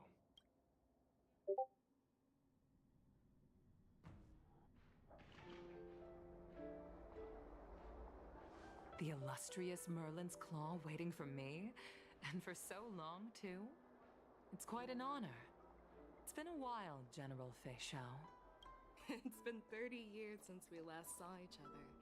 Right, Yukong? Yes. Back then, you were the vanguard of the Yao Qing's Verdant Knights, and I was a pilot of the Luofu's Rainbow Orbit Fleet. Who would have thought that upon meeting again, you'd be a general, and I'd have given up flying? Really does feel like a lifetime ago. Well, I wouldn't say I haven't seen you in 30 years. After all, your great victories are announced through the Yellow Bell resonance system every day. So I'm well aware of your great feats. How's your health holding up? Still stable, I suppose. Do you still remember the medic who saved me in battle? That healer with the odd name and peculiar temperament. What was his name again? Was it Pichu? Or Kachio? Jiao Chou. He's been my retainer and personal healer, delegated by the Alchemy Commission from the Xianzhou Yao Qing. Over the years, he's dedicated himself to managing my condition. It's thanks to him that I'm still in good health today. Given my background, I'm happy to have made it this far. I'm relieved to know that you're safe and sound. Well then, since you and Elder Huayan are here, I imagine you must have received orders from the Marshal? As your friend, may I ask how the Alliance intends to punish the General of the Lawfu? The Arbor's rebirth has frightened the elders who lurk behind the scenes. They fear the resurgence of abominations, much like what happened 30 years ago. Although the reports from the Lawfu explained all the details, we don't know if the Ruin Legion really invaded, or how exactly the Stellaron Hunters and the Astral Express became involved. This puzzle has many missing pieces. As you know, the fugitive Jing Liu, who mysteriously disappeared many years ago, has resurfaced. This time, she has brought along an Outworlder and a coffin, claiming to offer the Marshal a method to fight against the Eons. The Lawfu Preceptor has also leveled accusations against Jing Yuan for neglecting the Alliance's principles. She asserts that Jing Yuan enabled the exiled Imbibitor Lunae to re-enter the Lawfu, thereby unlocking the lunarescent depths within Scale Gorge Waterscape, which in turn disrupted the Vidyadhara's dutiful watch over the Ambrosial Arbor. It is for these reasons that I have come here to the Lawfu today. Well, duty calls. Perhaps I shouldn't have mentioned all of this to an uninvolved person, but since we once fought together, I didn't want to keep you in the dark. Perhaps pretending you didn't hear any of this would be for the best. I understand. I'm sorry. I was out of line. I know I shouldn't be defending General Jing Yuan right now, but... well, you know how I am. The Lawfu has enjoyed centuries of stability since the end of the sedition of Imbibitor Lunae, much of which can be attributed to General Jing Yuan's masterful strategizing. Unfortunately, for long-life species, enduring through the ages always culminates in a failure that undoes all previous achievements. A moment that our adversaries relish. That's true. And that's why I'm also here for another purpose. To visit Hule. Hule? You mean that Hule? The Borisin warhead? The same Hule who has been imprisoned in the Shackling prison for over 7 centuries? The nemesis of the Foxians who will never be forgiven and shall be imprisoned until the end of the cosmos. I can't quite remember the exact wording, but yes, the very same Hule. Usually, only emissaries from the Xianzhou Yaoqing Skyfaring Commission visit him once every century. Why do you have to visit him now, of all times? The Foxians and the Alliance made a pact to combat the abominations, aiming to achieve justice and free their kin. That werewolf monster is to be forever imprisoned in the dark recesses of the Shackling prison, facing unending retribution. Given the situation on the Lawfu, those on the Yaoqing are concerned about Hule's imprisonment. I'm afraid that the routine visit every century is no longer sufficient to ease their concerns. That's why I was sent here, to reassure them. It's all bad news. Well, not everything. There might be a silver lining. Oh, by the way, I found some clues about the thing you asked for. Tell me more. The Verdant Knights followed the route you mentioned and discovered the wreckage of the Whistling Flame ship. Unfortunately, there were no survivors and no cargo. However, someone had already been on the scene before we arrived. Our people? Or someone from the IPC? No, neither. Yukong, have you heard of a person named Ron May?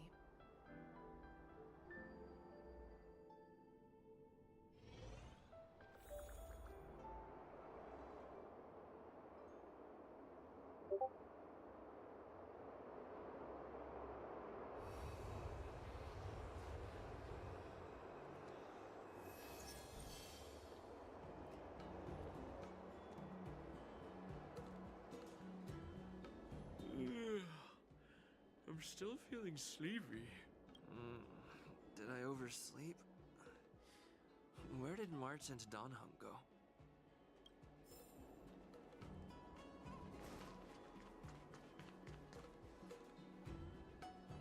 There you are! You haven't forgotten about our promise to General Huayan, have you? I woke up especially early so I can start teaching Miss March swordplay. Hey, why are you blushing, Master Yanqing? This is, the first time someone has called me Master. I need to, get used to it. Let me make it clear. Swordplay training is about improving your body, mind, and strength. It's not a casual game you can master overnight. I promised General Huayan that I'd teach you Cloud Knight swordplay, so you can participate in the war dance and defeat at least one opponent. I'll do my best, but if you break your master's rules... Fine. A promise is a promise. Since I promised to study hard, I'll do my best starting today. Great! That's the spirit. March is in your hands now, Yanqing. Don't be too easy on her. Donhung, do you even have a heart? Did you lose it somewhere? By the way, where's Yunli? I've found a quiet spot in the back garden of the Palace of Astrum for our first lesson together.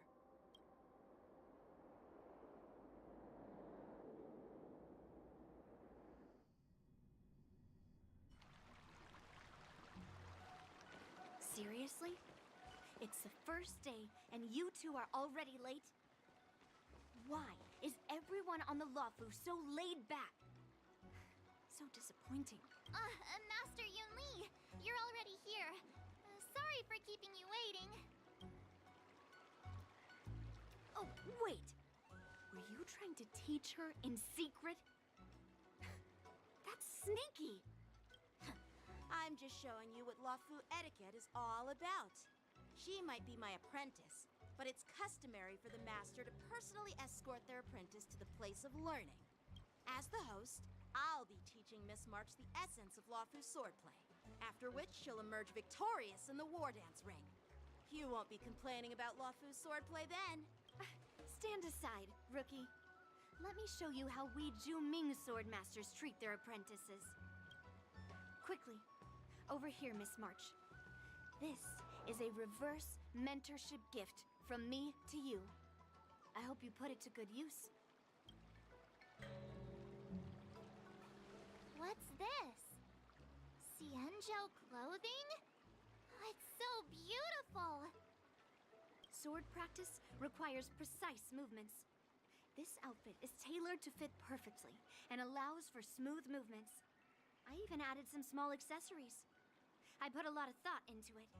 You're awesome, Master Yunli! See? See?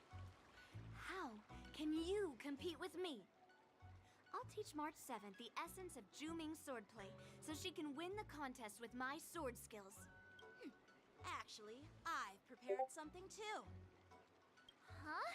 You have a gift for me too, Master Yanqing?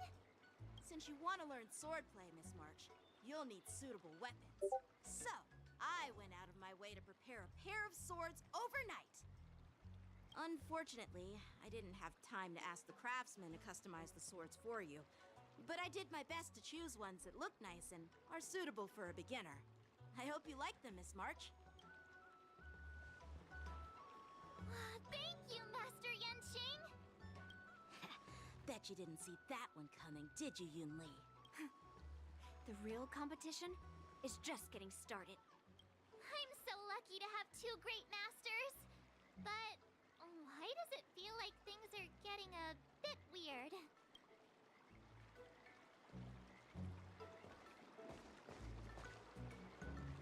So what do you think, masters? Does this outfit suit me? Perfect. I chose it carefully. It's perfect for beautiful young swordswomen like you and me. All right, let's get started with the training. The person next to me is a Cloud Knight instructor I've brought in. For your first lesson, try exchanging a couple of moves with him. Wait. We're having actual combat training for the first lesson? Isn't that a bit too intense? Well, I heard you have some experience with archery and martial arts. The first thing we're going to do is see just how strong your fundamentals are. Come on, step forward and strike with the sword in the most natural way you can think of.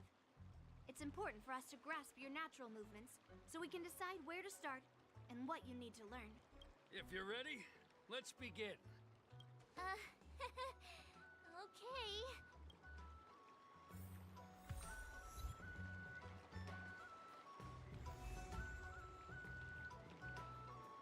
Are you ready? Yeah, I'm ready. But please go easy on me.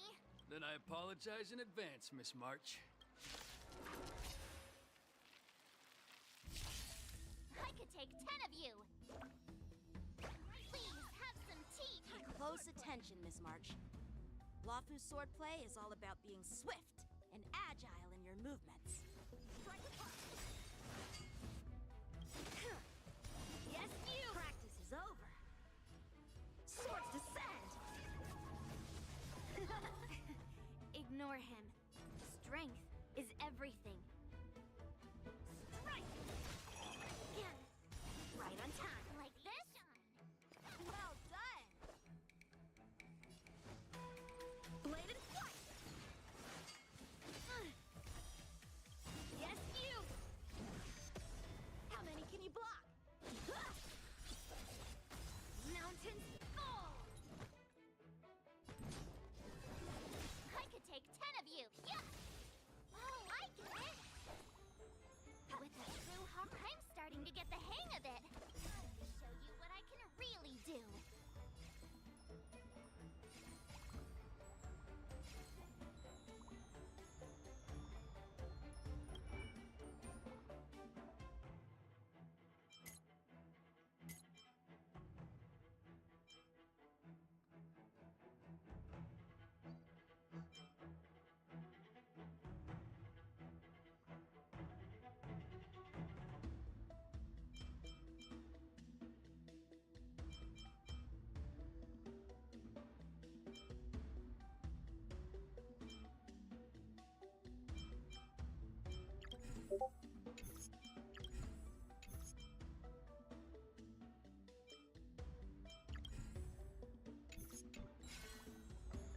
Azure Dragon, White Tiger, less cards, what? Death! What are you mumbling about? Isn't this, sword technique? Shouldn't I be saying something cool? What are you made of? Strike! Right on time. Time for swordplay.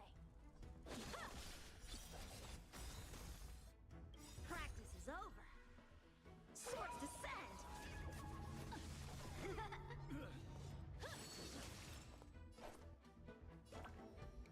Here you go, Master!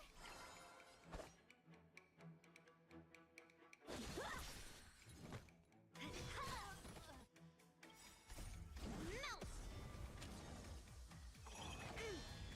Descend to earth! I could take 10 of you! Yeah! Oh, I get it! Alright, check out this move! Time to show you what I can really do! Azure Dragon, White Tiger, less cards, what? Death! Bladed flight! You'll make good practice. Stop! Yes, you! Right on time. How many can you block? Strike with heart! I could take 10 of you. Yeah!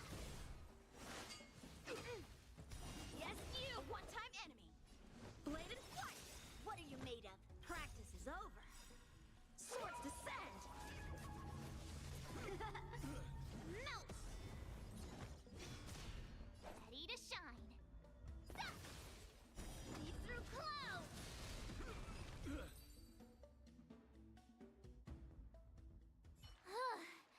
I didn't expect the first lesson to be so intense.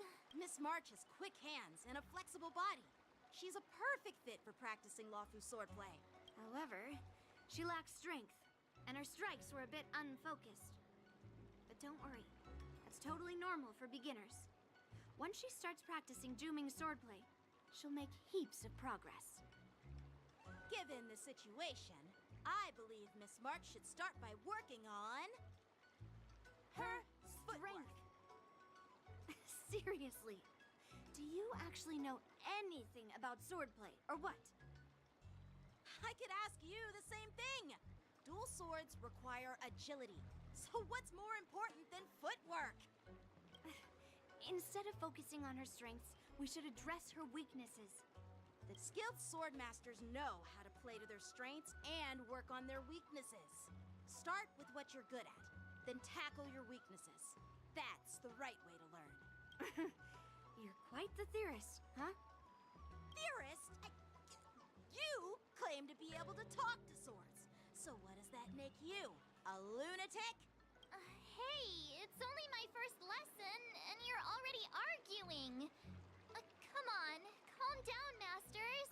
I'll have to improve both my footwork and strength anyway, so it doesn't matter which one comes first.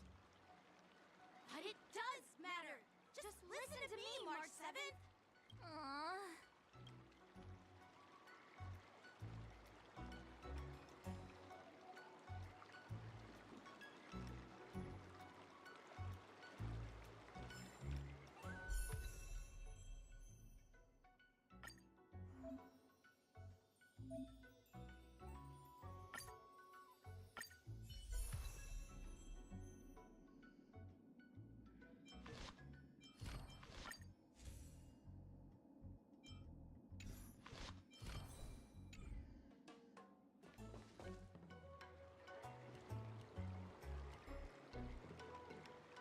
Dear Himeko, Mr. Yang, and Pom Pom, we're all good here on the Xianzhou Lafu, so no need to worry. By the way, how's your trip going? As for me, I've somehow become the apprentice to 2 Cloud Knight sword masters, and I've been honing my sword skills with their guidance. One of them is Yanqing, the boy we've all met before. The other is Yun Li, the granddaughter of General Hua Yan from the Xianzhou Juming. Both masters are super strict, giving me a real taste of how hard sword training can be. I tried to drag him into this, but he refused. Then I tried to rope Dan Heng in, but Master Yanqing wouldn't have it. Still, I didn't let the difficulty get to me. In just a few weeks, my sword skills have improved a lot. Both my masters think I have unique talents in swordplay, and are literally fighting each other to teach me their skills. Thanks to their guidance, I've actually made some progress. When I get back to the Express, I'll definitely show off my skills and impress you all. Looking forward to your reply. Yours, March 7th.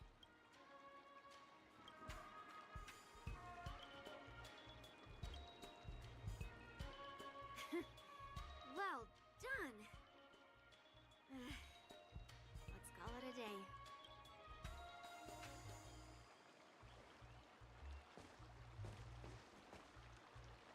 Miss March's sword skills are really coming along.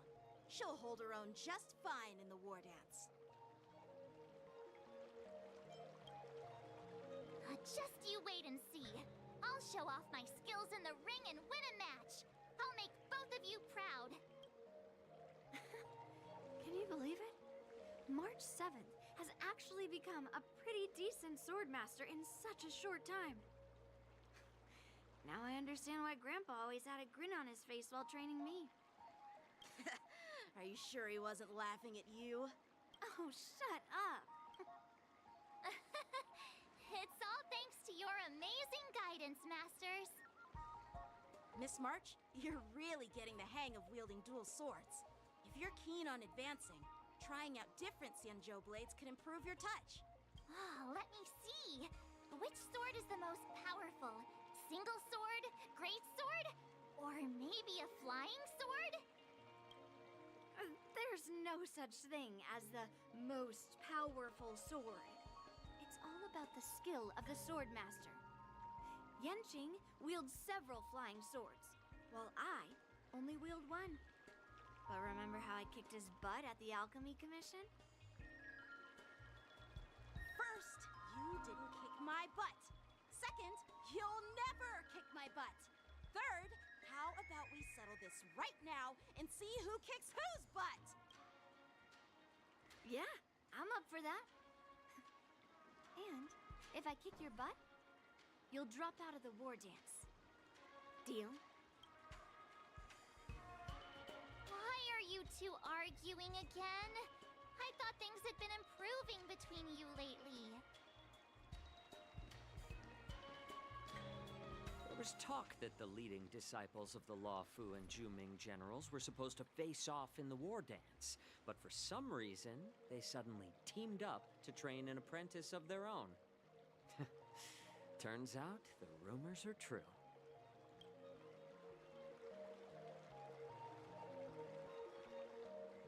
Tomorrow is the big day of the war dance.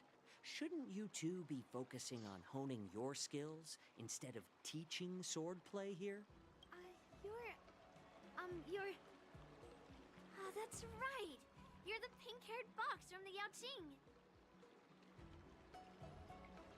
This is Mr. Jiaoqiu, the healer working for the general of the Xianzhou Yaoqing. Ah, got it. So, you're the participant attending the war dance on behalf of the Yaoqing. And you were trying to sneak a peek at our training? Sorry for the misunderstanding. I don't know anything about martial arts. I'm just here on the general's orders to take care of some official business. I didn't mean to interrupt your training. I'll be on my way. If you know nothing about martial arts, why were you smirking earlier? Well, my curiosity got the better of me, I suppose. When I heard Miss March's pondering about what to learn, I couldn't help but wander over. From my professional experience, cleavers, slicers, chopping knives, and carving knives are all just tools. Kind of like frying, sautéing, boiling, and deep frying in cooking. They're just ways for people to show off their skills. How you use them really depends on the ingredients you're working with. It's like your sword teaching methods. If you align your ingredient, in other words, your apprentice's natural tendencies, with the right cooking method, by which I mean the teaching method that best suits her, she'll make double the progress in half the time. For example, golden eggplant tastes best when fried, cloud peppers when stir-fried, and yellow boulder beef when simmered. It's all about discovering the nature of the ingredients. Apprentice. All this talk about food is making me hungry. Aren't you a healer? Why are you talking about food? Well, it's just a metaphor. The medicinal school I follow on the Xianzhou Yaoqing is called the Ranjha School, that specializes in food therapy. So it's only natural that I know a thing or two about cooking. So, you're the general's cook? I'm a healer. But anyway, a cook who isn't interested in health doesn't make for a good advisor. Fine. Call me a cook if you want. Seeing the way you're looking at me, it's obvious you think I'm just some feeble academic who likes to blabber on about martial arts. But, in reality, I know a thing or two about killing. After all, the art of healing inherently encompasses both life and death. Seriously? Trying to save face in front of kids? Ugh. Do you recognize this bottle of medicine in my hand? No? This is called tumble dust, an extract from an exotic flower named Yabra. Is it poison? Well, it depends on how it's used. With just one drop, it's able to numb a patient's body during surgery, making them painless throughout the entire process. However, increase the dose or the potency, and it'll slow the metabolism, making the blood thin and resulting in the loss of all senses. Even long-life species cannot escape its effects. This thing can save lives or take them. It's more powerful than the swords in your hands. That may be so, but still, I prefer settling things with a sword than, you know. Huh. Looks like I did get you all wrong. You're not a feeble scholar, but a sinister and despicable one. Hey, why the insults all of a sudden? I'm just sharing some medical knowledge here, not persuading you to poison anyone. Seems like you get real excited when talking about poison. I can't tell if that's an honorable thing or sinister. Picture this. 2 individuals. The one standing is full of malice. The other lying down is honorable and righteous.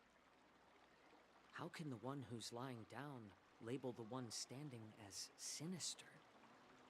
In the throes of combat, where life and death hinge on a singular moment, every idea fades into nothingness. The only thing that matters is staying alive. Surviving the battlefield reshapes all notions of worth, be it integrity or treachery. In my eyes, their significance is negligible. Perhaps you've underestimated Yunli and me, Mr. Jiaoqiu. We may be young, but we've seen our fair share of war. Well, then you should know that the war dance is nothing more than a contest. So why are you so focused on it? When I was appointed as the ringmaster for the war dance, I asked the general, we Cloud Knights are supposed to charge into the fray and slay enemies. Why do we have to swing swords in a ring just to please an audience? And this is how the general replied. To unsheath your sword in a ring is no different than on the battlefield, as your sword reveals the might of all Cloud Knights. The war dance is the perfect chance to showcase martial virtue and forge alliances from all over the cosmos. When we unsheath the sword without drawing blood, we not only display our might, but also the martial virtue of the Cloud Knights. That's quite an insightful statement, Yanqing. Well, my apologies for being so short-sighted. I've been on the Luofu for quite some time, but I haven't had the chance to see the ceremony venue for myself yet. Hearing you speak so highly of it has piqued my curiosity. Would you mind showing me around? You want to see the Sky Splitter ship where the war dance will be held? Let's go! I bet Yunli and Miss March haven't seen it either, right? Well then, I'll give you all a tour.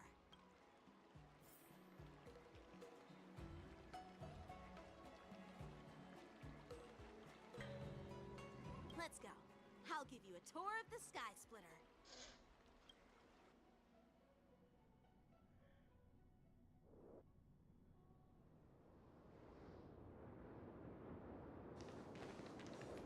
Looks like a lot of other visitors have also come to catch a glimpse of the Sky Splitter.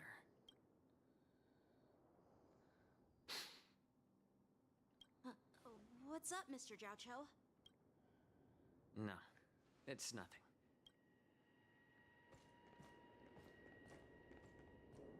Do you see that airship in the distance? That's the Sky Splitter, the venue for the war dance ceremony. It doesn't look all that impressive from this distance. The Sky Splitter is actually a decommissioned Luofu military vessel.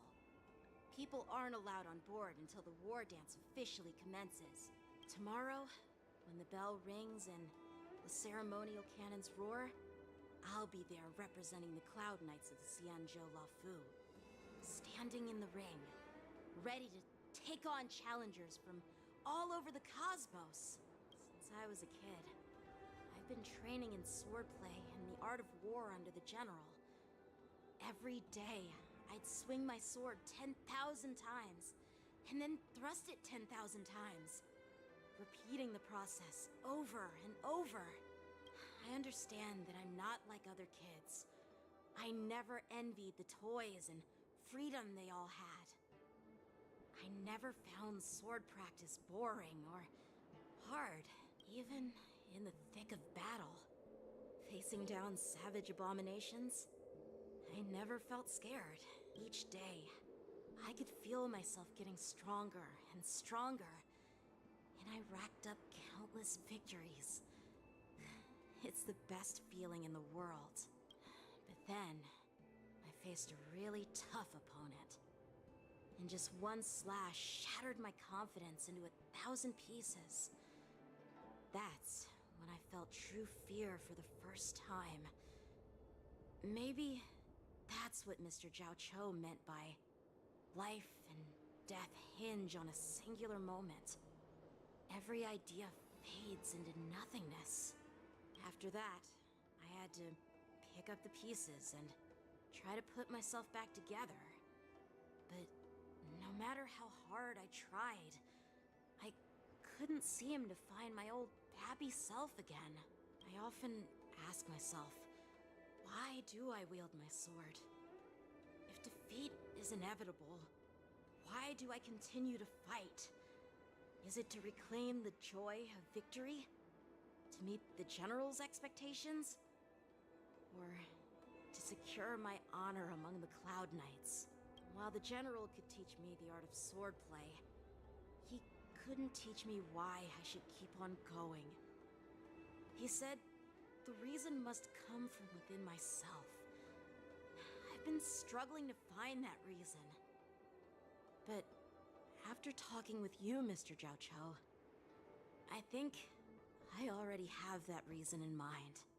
As a member of the Cloud Knights and the General's apprentice, I've had a weight on my shoulders. And I know there's still more to shoulder. But when I wield my sword, it feels like I'm letting go of everything. I love the feeling of giving it my all. Facing any obstacle in front of me. Pressing forward. That's why I wield my sword. Oh, Yanqing. So young, yet so grown up. By the way, how old are you exactly?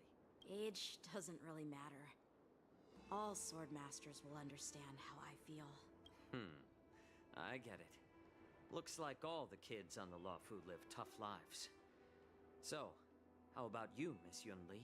It's not polite to ask a girl her age, no matter which Xianzhou ship you're on. I'm not asking your age. I'm asking if you have a dream like Yanqing has. You don't talk like a cook. You sound more like a TV host or something. Need I repeat myself again? I'm a healer. Well, I don't have a dream like Yanqing does. The only reason I'm participating in the Ringmaster's Challenge is because I made a promise to my grandfather that I'd win the precious sword he's contributed to the war dance. Sounds like that mind of yours is just filled with swords. I bet you've got nothing better on your mind. My father was a craftsman on the Xianzhou Juming. Because of his foolishness, many innocent people fell victim to the cursed swords he forged. Since I was a kid, it's been clear to me that not everyone deserves to have a weapon in their hands. Giving them a sword is no different than being cruel to the innocent. So, whenever I come across someone unworthy of a sword, I can't help but want to take it away from them. Given that Yanqing is the war dance ringmaster, I'm stepping up to challenge him. To ensure the precious sword doesn't fall into the hands of an unworthy master. Hey, what do you mean by an unworthy master? I see. It's not easy for kids on the Juming either. Well, it's better to have a reason for wielding a sword than to be lost and confused. I've saved countless Cloud Knights in my life, and there are plenty of exceptional warriors, just like the two of you. What happened, Mr. Jiao Cho? Oh, nothing. I was just reminded of some old friends and old tales. Judging from my professional perspective as a healer, Both of you possess remarkable vitality. Your energies flow like raging fires and mighty gales. The upcoming fight will definitely be impressive. Well, we've seen the Sky Splitter and toured the Stargazer Navalia. I guess it's time to say goodbye for now. What? You're leaving already? But you haven't asked me about my dreams. I've been working hard too, you know. It's getting late, Miss March. Unlike you lot, I'm a grown-up bound by responsibilities and duties. The tasks entrusted to me by the General won't complete themselves. By the way, Yanqing, is it normal to have so many people wandering around in an automated area like the Stargazer Navalia? Actually, this is a restricted area. But since you're all guests, I made an exception, so you could take a look around. I understand. Well, I'll take my leave. I wish you both the best of luck in the ring tomorrow.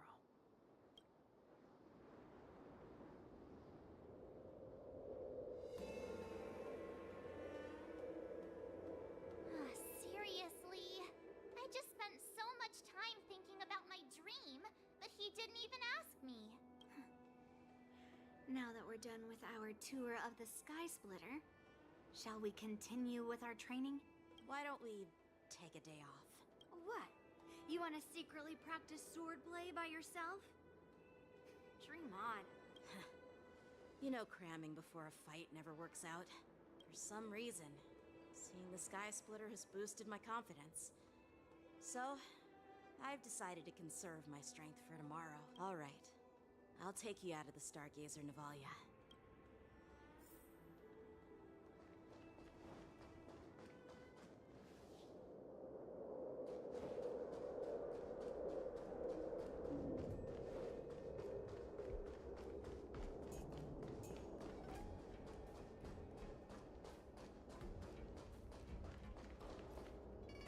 Oh, just shut up, Red Fang.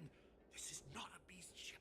I need some time to take care of things. You willingly donned the skin of a lowly beast to join this mission, dedicating yourself to our glorious cause. And now you're telling me you can't handle it? Do you realize how many ships we need? I'm doing my best, all right? It takes time to figure all this out. When the guns go off tomorrow, all eyes will be on it. That'll be our only chance. How's us? Who's there?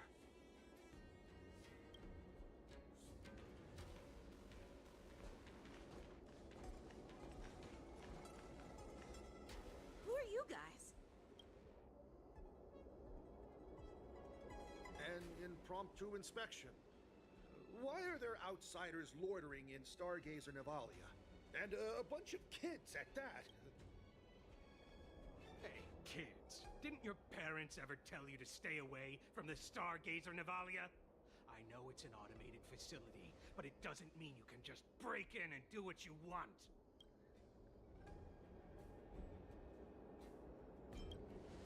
First of all, I'm an adult. Second, I didn't just break in. Yeah, we flew here on a star skiff. Like, whoosh! Well, I'm not trying to tell you off.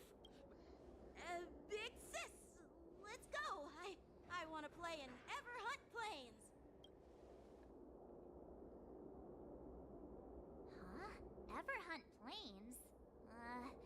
Yeah, sure. Big Sis will take you there.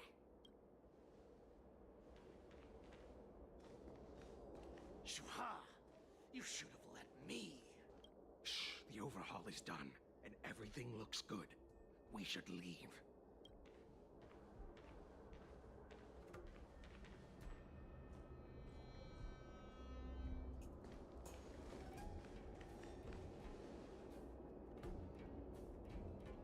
Could you repeat what you just said, Yanqing? What did I say? Big sis, let's go. I want to play in Everhunt Plains. Come on. Can't you read the room? Something is definitely off about the three people we just met.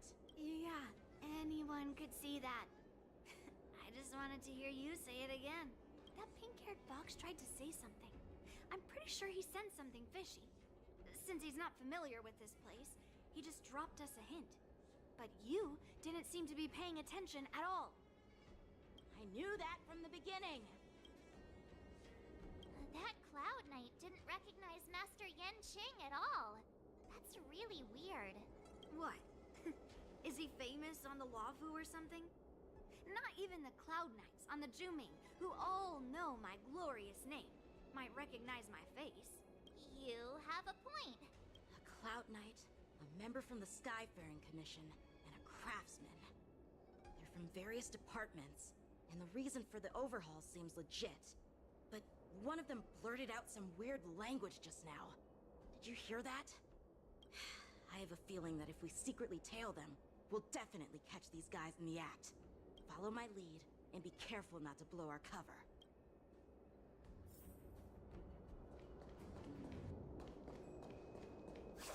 Never mind who they are.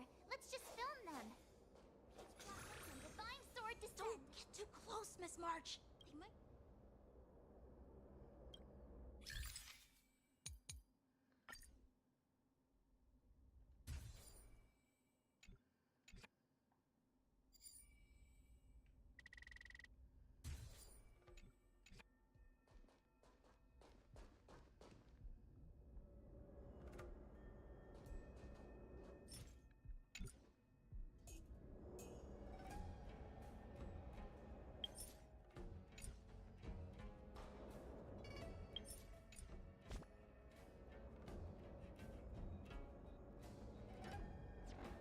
Don't get too close, Miss...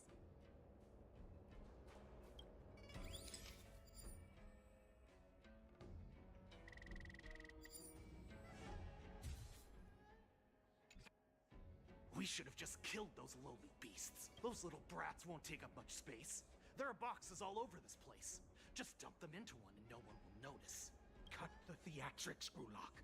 Even the slightest slip-up could interfere with Lord Moktok's plans. So where are we heading next? To check the freight skiffs. We've got a lot of preparations to do. Also, don't forget to take those crates with you. Weapons, supplies. We've got to be well prepared. Otherwise, we're screwed. So, are they smugglers? What exactly are they up to? I have no clue, but they seem to be moving those crates. I've got an idea. We can hide inside the crates and follow them.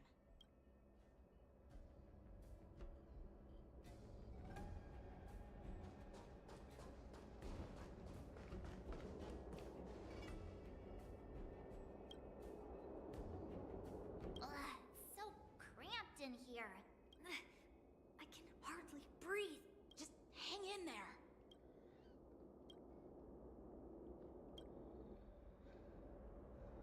Let's just put the cargo here for now, all right? Lord Moktok said that as soon as we're done, we're to board the freight skiff and leave this place. Don't worry, I've changed the shipping schedule. You two, come with me. Is it just me?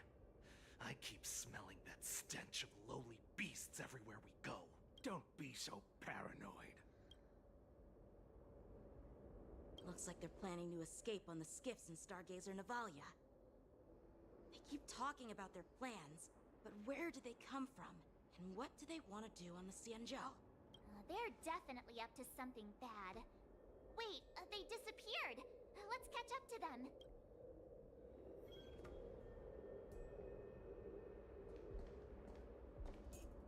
Tread softly, breathe quietly, and make sure to keep an eye on them.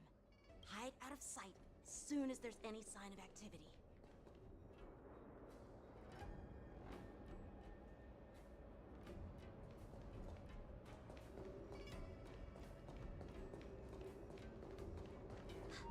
Did he spot us? Quickly, hide!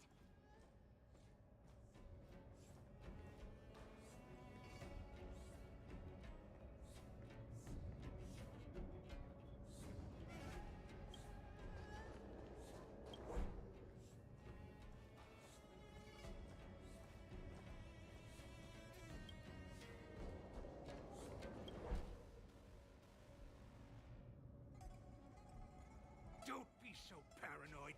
We're running out of time. Get over here! Shuhard, I'm coming!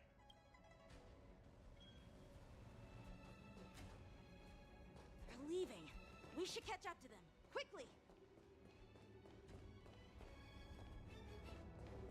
Watch out! They're on high alert!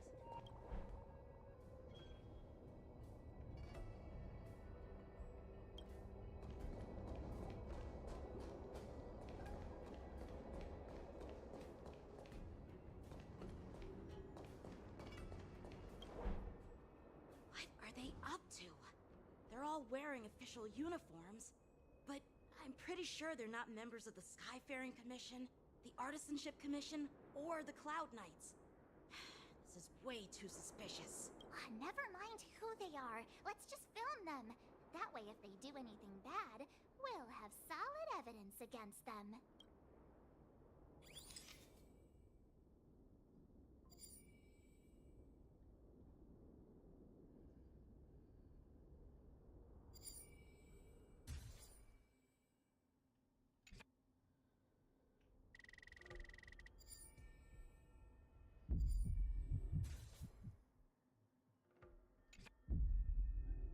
Look at this.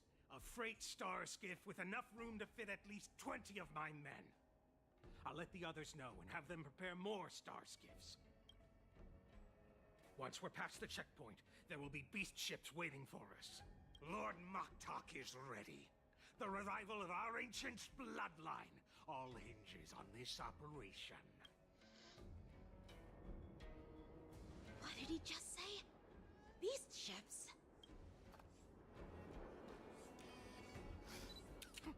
Who's there? It's those brats! I told you to get rid of them, but you didn't listen, you idiot! Wipe them all out!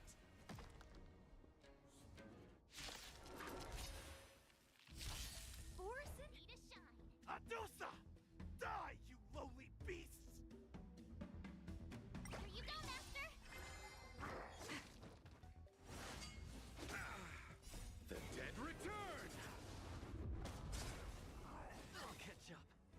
Let the show begin!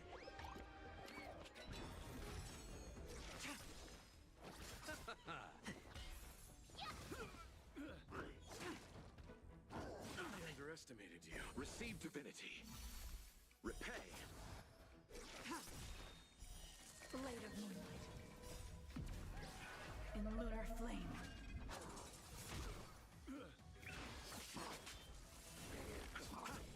Let's improvise. Let the show begin! Azure Dragon, White Tiger, less carbs, what's this?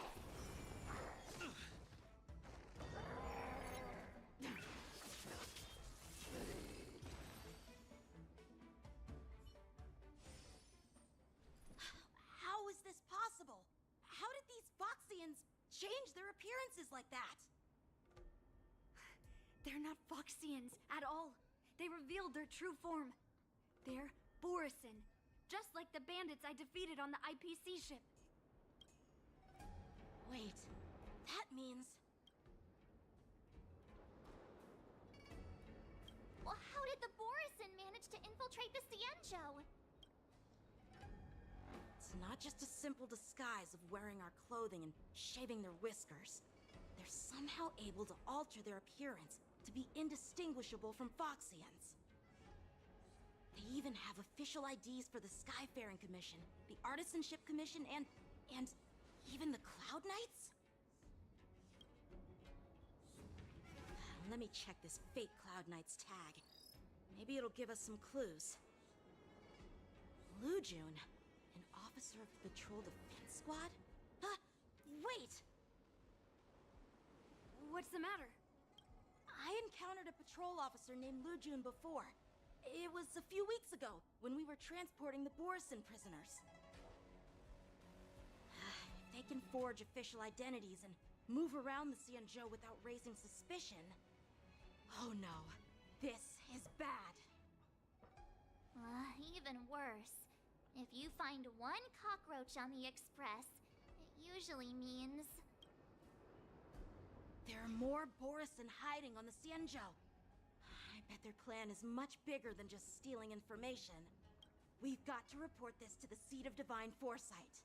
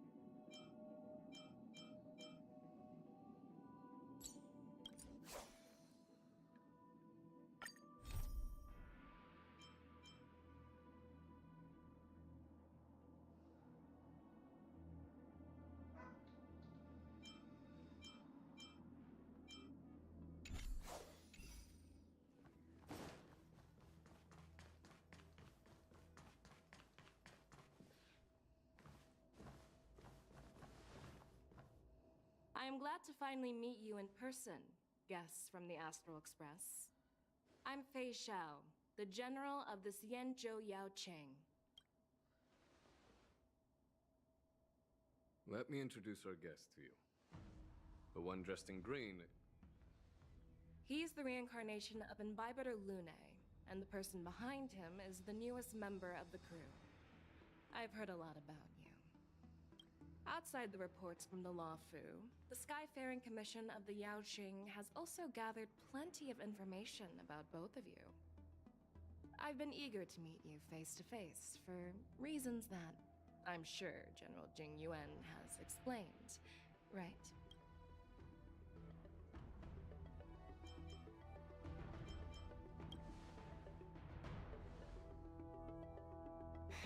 That's right. But don't worry, this isn't a trial. I just want to have a chat with you and get a better understanding of the facts. According to General Jing Yuan's report, the Ruin Legion is to blame for the Ambrosial Arbor crisis, and all Arbiter Generals should pay attention to the Ruin Author's movements. Over the years, the Destruction's minions have wreaked havoc on countless worlds, and the Alliance has been keeping an eye on them. But no one expected them to join hands with the remnants of the Abundance. The damage caused by the Ambrosial Arbor crisis was far less severe than expected, which is good news for us. However, it was quite different from the Ruin Legion's usual style of destroying life wherever they go. While I trust the bravery of the Divine Foresight and the Nameless, I'm curious about some details missing from the report. I'd like to take this chance to have an exchange with both of you. Let me be clear, the questions I'll ask might not reflect my actual thoughts, so please don't take offense if any of my questions seem a bit harsh. Please go ahead, General. But keep in mind we can only answer based on what we know. And perhaps you already have the answers to your questions in your heart. You have a clever tongue. I like it. The Merlin's claw is quite articulate. Right now, her intentions are unknown, and Jingyuan wants us to be honest. Maybe I'll just stick to the facts we know. Let's cut to the chase. Before the crisis struck, the Astral Express was guided here by a Stellaron hunter, a wanted felon, in an attempt to resolve the Stellaron crisis. However, everyone in the cosmos knows of the Stellaron hunter's reputation. So, why did you place so much trust in them? Could it be that some of you have a connection with them?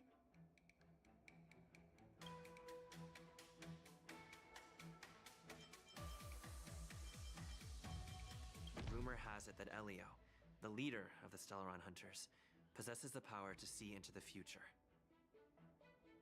He foresaw that the Xianzhou and the Express would have important roles to play in the war against Nanook. That's why we were lured here to the Luofu, to deal with the Stellaron crisis and fulfill the prophecy. General Jingyuan believes in this prophecy too, as mentioned in the report. I'm curious why you didn't question it at all. Could it be because one of the Stellaron hunters is actually an old acquaintance of General Jingyuan? Please be cautious with your words, Merlin's Claw. Let's avoid sowing doubt among our comrades. That Stellaron hunter used to be my disciple. So are you putting my loyalty in question too? I'm simply bringing up the doubts about General Jingyuan that exist within the Alliance. Since I'm representing them, perhaps you can just imagine me as one of those old geezers. Let's move on to the next question. The report suggests that Don Shu, the master of the disciples of Sanctus Medicus, colluded with the Lord Ravager and used the power of the Stellaron to resurrect the Ambrosial Arbor. But here's the thing. Don Shu was just a chief alchemist. Even if she colluded with our enemies and summoned the Stellaron, how did she manage to bypass the Videodora guards around the Ambrosial Arbor?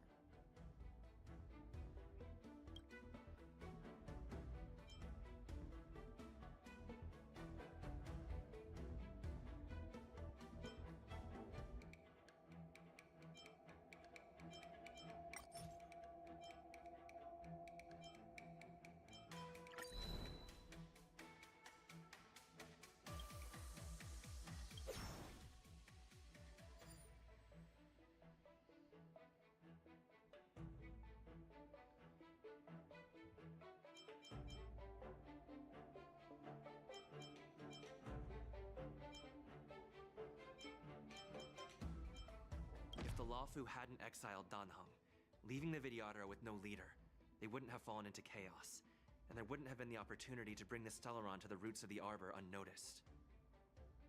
Imbibitor Lune was exiled due to his own crime. I was concerned about the safety of my companions, so I acted brazenly. I admit I was reckless at the time, but... But he returned despite everything. Now, let's consider the outcome. The Arbor was resurrected, and the Luofu required a High Elder to repair the seal and suppress the plague mark. It's hard not to think about the stakes involved, right?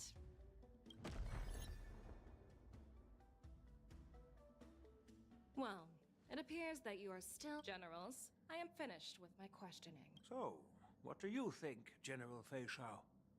Have the doubts in the report been cleared up? The two nameless have been honest in their answers.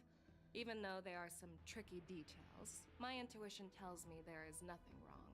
However, the three questions I posed earlier were not just for the nameless, but for you too, General Jingyuan. First, the disciples of Sanctus Medicus grew uninterrupted on the Luofu, yet the six charioteers were not aware of it. That was a dereliction of duty. Second, you believed in the Stellaron Hunter's prophecy and entrusted outsiders to solve the crisis, even granting them access to the plague mark. That was a dereliction of responsibility. Third, you insist on holding the war dance right after the Ambrosial Arbor crisis, putting the Luofu back in the spotlight. That is a dereliction of wisdom. Merlin's Claw, is this your line of thinking? Or the Ten Lords? From the moment I walked in, I made it clear that the questions I'd ask might not reflect my actual thoughts. The disciples of Sanctus Medicus were deeply rooted and had been plotting for a long time. I admit it was my negligence for not noticing it earlier. As for the Stellaron Hunter's prophecy, I didn't believe all of it, but in the end, the Lawfu did survive the Ambrosial Arbor crisis. So, I think it's safe to say that Elio's prophecy about the future holds some merit. And as for the war dance, do you think I'm unaware of the risks? However, risks can also be opportunities. The Lawfu has lain low for too long. I believe it's time to stir up the dregs hidden in the depths and wash them away once and for all. Just as I expected from our sophisticated divine foresight. You have a way with words. I like it. But, unfortunately, ever since the report was submitted, the Alliance has been filled with rumors and speculation. Even within the Lawfu, there are people accusing you of neglecting your duties, resulting in the Ambrosial Arbor's resurrection. So what are your thoughts on all of this, General Fei Shao? As a fellow Arbiter General, I fully understand the difficulties of this position. Personally, I think all these rumors are meaningless drivel. Across the sea of stars, the divine foresight knows better than anyone else what happened on the Lawfu and the meaning behind it. Just as what happened on the Xianzhou Yaoqing recently. You mean the Xianzhou Yaoqing is also... The scouts of the Verdant Knights have sent back reports that Borisin are making trouble again. The Borisin packs that were once divided and scattered have started swallowing each other up, forming larger and larger packs. Moreover, there's an entity named Mongus behind it all. An entity? According to the report, this entity isn't actually a Borisin. It's a woman claiming to be the messenger of the Master of Immortality. She's described as having 12 faces and 12 pairs of fangs, as cruel as poison and as elusive as quicksand. The Borisin believe she'll give them a chance to rise again. That's Ventilia. That's right. You're lucky that I'm the one who came this time. If it were the Patina Justice or the Seer Strategist, this conversation might not be so friendly. I've always had faith in my instincts, so I don't doubt your good intentions. But the Alliance has its fair share of questions and doubts about the Lawfu. So, my plan is to come up with an acceptable answer to satisfy the Alliance. What's in this plan, General Fei Shao? General Jing Yuan, you already know what has to be done. But since you don't want to be the bad guy, I'll take care of it for you. You need the final word from the Ten Lords Commission to quell any doubts. And for that, I'll have to ask the two Nameless to visit the Shackling Prison. No, I'm not imprisoning you. While you're there, I'll ask a judge in the Ten Lords Commission's Interrogation Division to record a detailed testimony with the karmic mirror from both of you. We'll fill in the gaps that weren't covered in the report, and silence any protests within the Alliance. I'm okay with that. Your willingness to help is truly heartwarming, youngsters. Then, as the Merlin's Claw requests... Oh, there's one more thing. This testimony is for silencing the voices of opposition within the Alliance. But I would like to urge General Jing Yuan to listen to the pleas of the Foxians on the Xianzhou Yaoqing. So, you are here for Hule. Exactly. Hule is locked up in the Lawfu's Shackling Prison. Since he is the Broodlord of the Borisin, I want to transfer him onto the Xianzhou Yaoqing and imprison him there. The recent movements of the Borisin suggest they're planning something big, so we must act preemptively. It makes sense to have the Foxians keep an eye on their arch-nemesis. Since you trust my judgment, I'll repay that trust. What do you think about all this, General Huayan? I was worried this would turn into a heated argument, but it seems like both of you are on the same page, solving each other's problems. I couldn't have asked for a better outcome. And as for Hule, I'll send my lieutenants Zhao Cho and Moza to check on his condition in prison and ready him for transport. If there are no more questions, shall we get this started?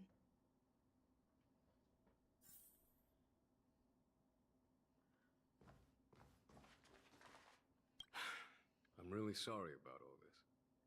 But the testimony in the shackling prison won't take up much of your time. I'll call for a messenger to take you to the interrogation division. You just need to give your testimony, and then you can head back. So no need to worry. As you wish, General.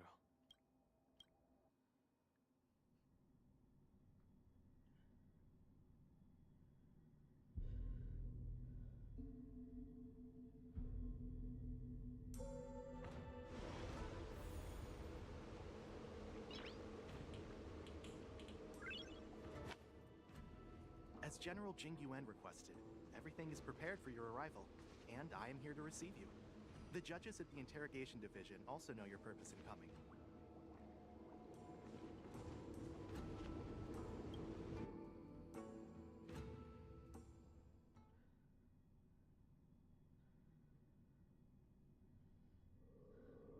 The shackling prison.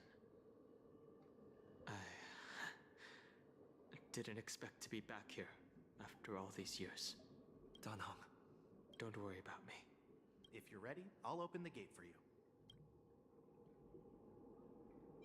Well, technically, the shackling prison is spread out across multiple delves, and the ancient sea is just where they overlap. Please, come on in, dear guests.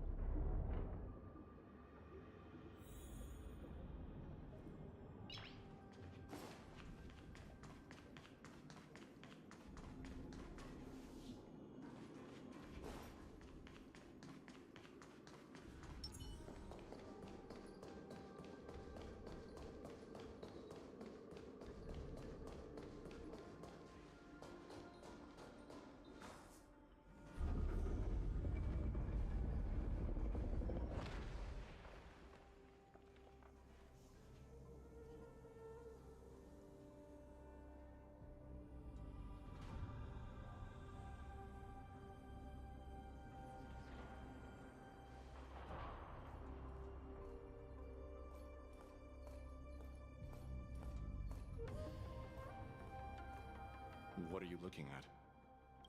The shackling prison on the Luofu is completely different from the one on the Yaoqing. It's completely underwater. Whether it's in the clouds or underwater, breaking free would still be a piece of cake for me.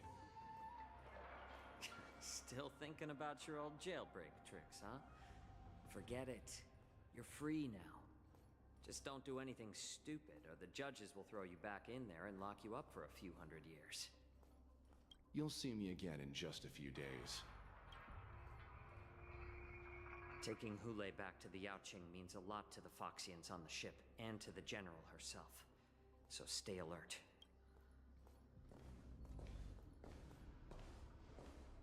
Guests, my name is Shui Yi, and I'm here on orders from the Incarceration Division of the Ten Lords Commission. We're Zhao Cho and Moza. General Fei Xiao sent us to extradite the Borisin criminal Hule to the Yaoqing.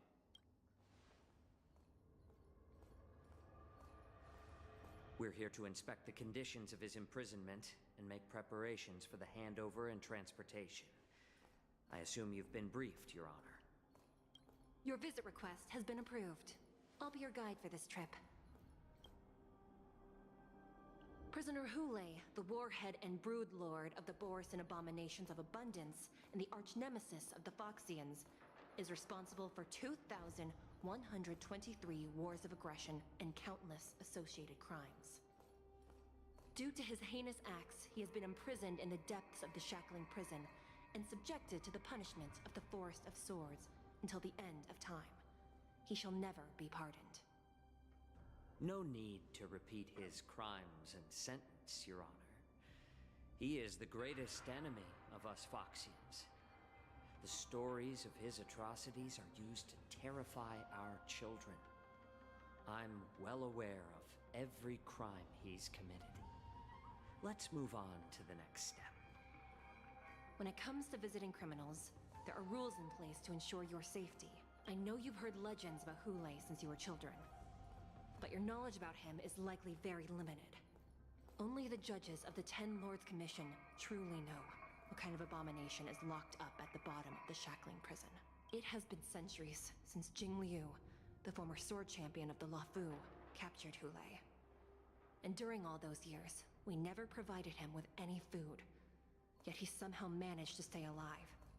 It defies all the documented physical characteristics of the Borisin. The Forest of Swords, forged by the Punishment Division, is a device of intense torment, used to execute sinful abominations. Most Borisin die within 3 days in the forest, but Hule is different. Every time the blades pierce him, his body instantly heals. Despite the brutal punishment, he somehow manages to survive.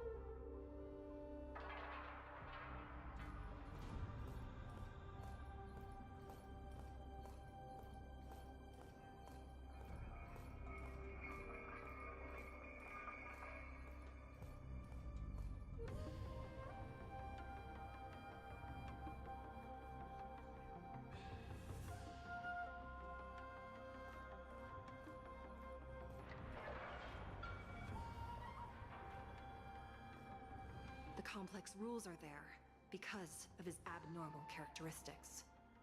Do you understand now? I apologize for any offense caused.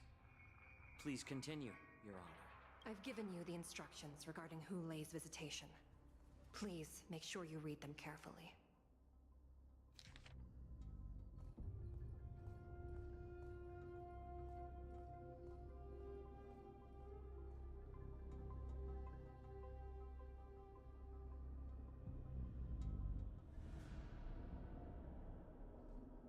And please, take this pellet before proceeding. No, I'm not taking random medicine. Then you won't be allowed to visit Hule. Just swallow it already. Hule is like all Borisin. He can release a pheromone called lupatoxin that induces fear.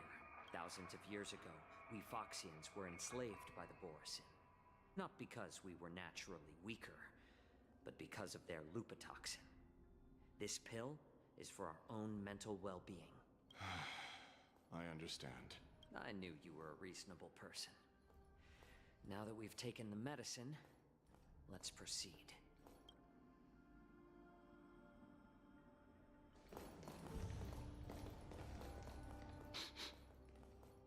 Your Honor.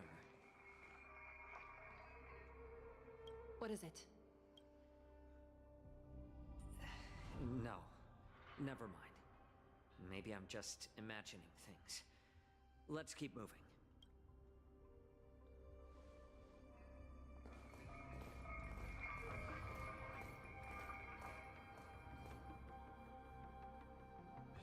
Here we are. Her Honor hasn't arrived yet. Please wait a moment.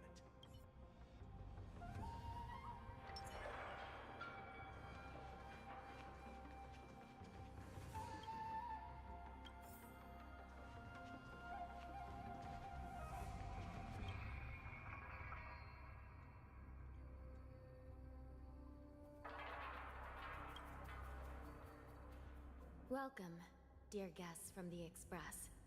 Judge Hanya of the Interrogation Division. We've met before. You don't want to see me? Well, in that case, I can call in the judge who's an expert in acupuncture, or the one who's handy with axes and saws, or the one who knows all about whips and ropes. We've got plenty of options here, and we'll find one that suits your taste. Just kidding.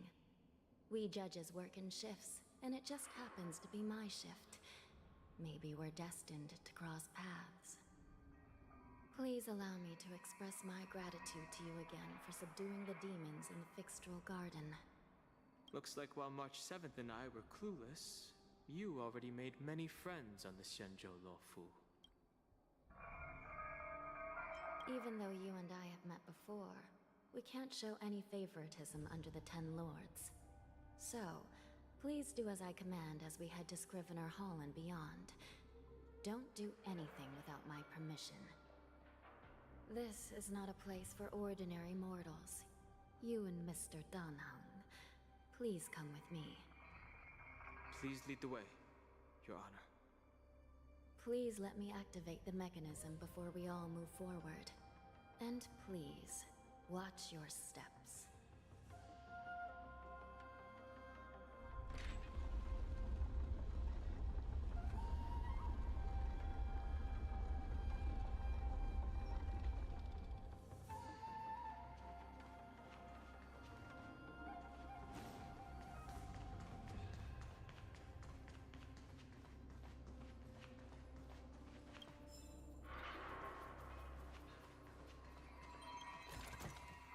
Looks good.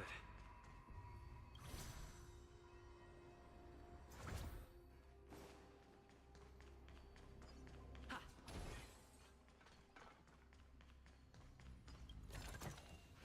Is that all?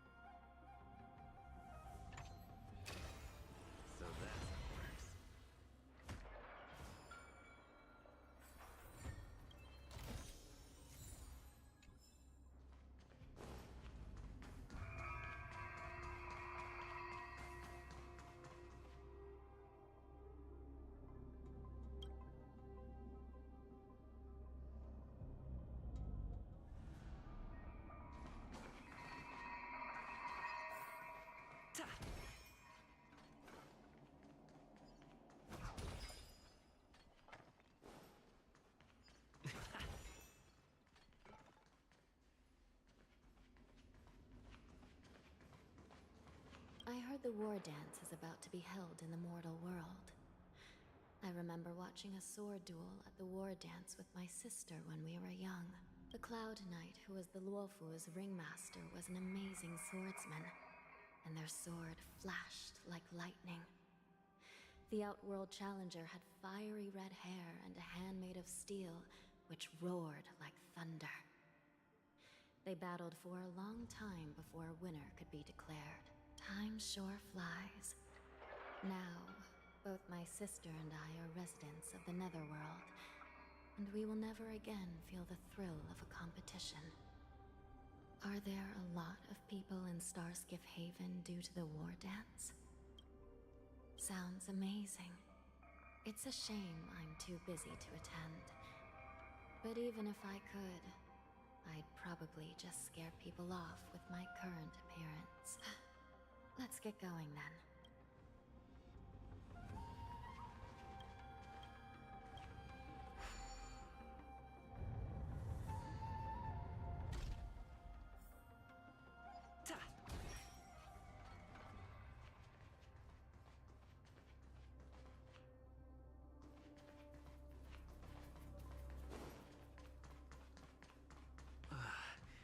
It's freezing.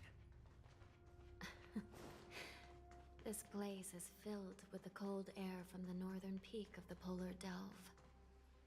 Even the toughest long-life species would have a hard time enduring this.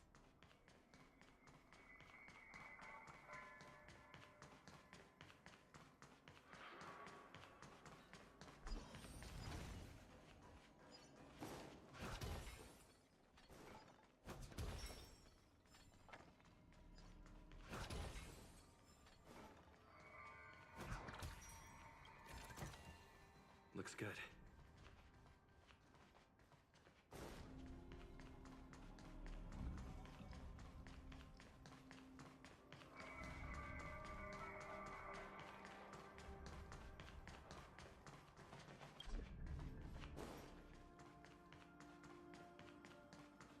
Ha!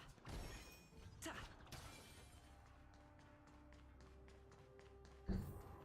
Did you hear something just now? Let me check it out.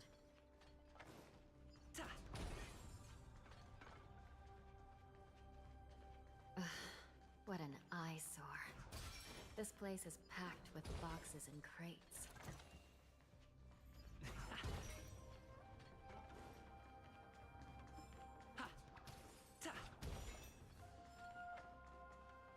These crates, they look oddly familiar.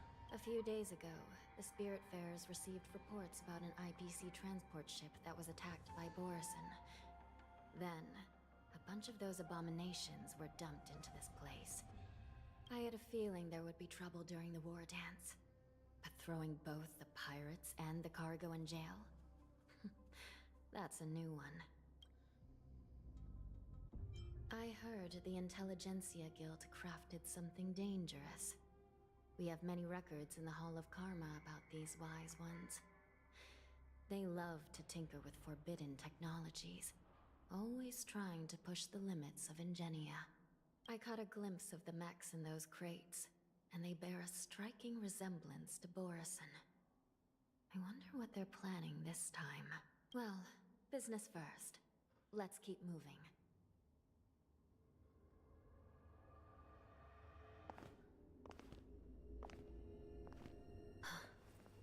Strange.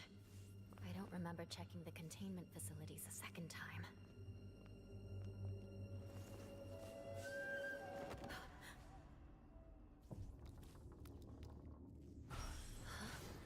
Watch out!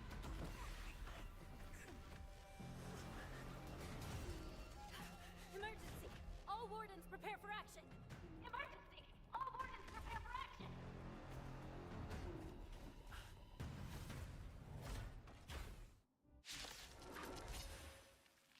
What's happening here? Why are these things moving on their own?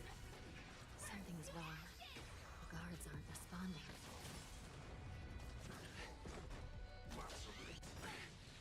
The dead return! Attack detected! Bloom. This thing is going wild, just like a Borison. Looks like we're on our own for this one. Let the show begin!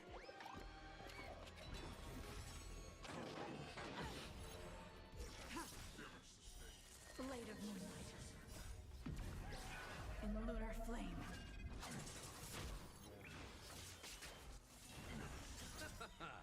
The dead return! Set the seas ablaze! But how is this even possible? The Spiritfarers follow the protocols, cutting off power to the mechs and sealing the crates. How could these mechs still start moving? It's just like what happened in the Artisanship Commission before. These goods went haywire and attacked everyone in sight. The Alchemy Commission members examined them and found some unusual structures within. These things showing up in the Shackling Prison can only mean one thing. A prison break. And whoever delivered these goods clearly wanted them to go through the Xianzhou's strict inspection process to show the Skyfaring Commission and Cloud Knights how dangerous they were. They wanted these mechs to end up right here, in the Shackling Prison. If these things already started taking action while nobody was paying attention, then the whole prison is in trouble, I'm afraid. And to make things worse, another group of visitors just entered the depths of the Shackling Prison. The messengers from the Xianzhou Yaoqing. And the prisoner they came to visit might be the target whom these wolf-shaped mechs were delivered here for. If that vicious beast manages to break free, it will be a catastrophe for the Xianzhou Luofu.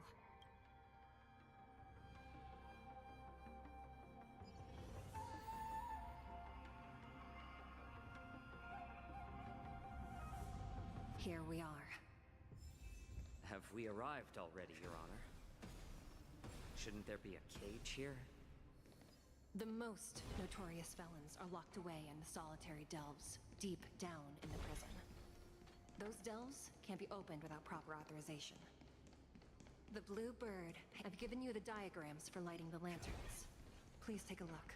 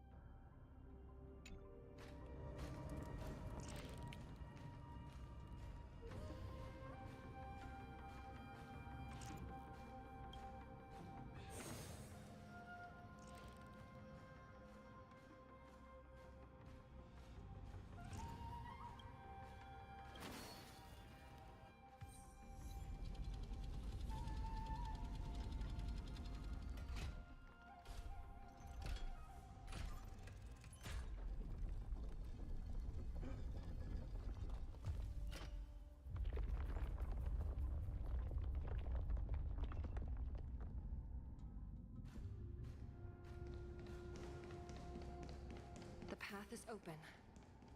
Once we descend to the bottom of the prison, please do not do anything reckless.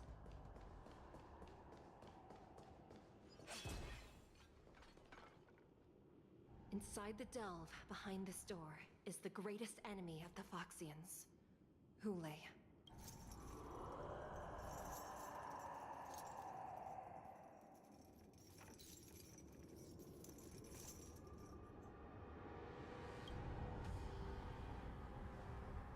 According to custom, envoys from the Yao Qing visit the Xianzhou Lafu once every century to check on this abomination's imprisonment and condition.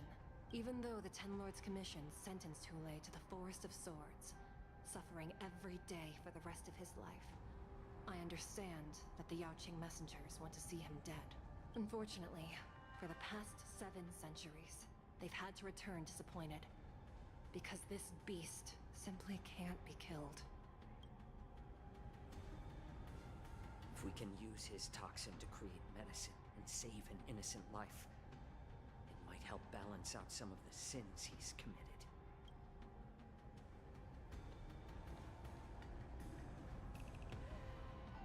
Could you be the key to a cure for the General, Hule?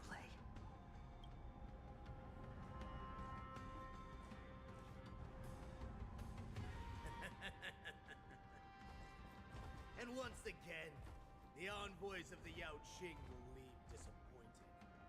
However, I won't say the same for me and my brothers. Who's there? I'm just a humble counselor of the Rhino Hound Pack. You can call me Mock Talk. Wardens, intruders on the lowest level! Send reinforcements! Nobody will hear you here, at the bottom of the shackling prison. Thank you for opening up the prison for us, Your Honor. We'll take it from here. No wonder I kept smelling that familiar stench. So it wasn't just my imagination. Do your thing, Moza. We mustn't let these abominations get any closer! Detestable things. There are too many of them. Once we were inside the shackling prison, we found soldiers failing us everywhere. Dreams do come true. Let the show begin! I underestimated you. The dead return! You can't kill me. Blade of Moonlight. I suggest you surrender now. Of course, I'll still kill you. But I promise it'll be swift. Since you're already here, why not have a meal before you leave?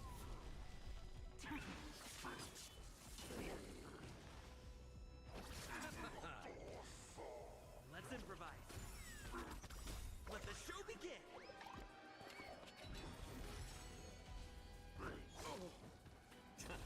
How presumptuous! Die now! Leave if you can, Moza. It's not time yet. Bloom. The dead return! More season. Since you're already here, why not have a meal before you leave? Dreams do come true. My back. In lunar flame. Blade of Moonlight.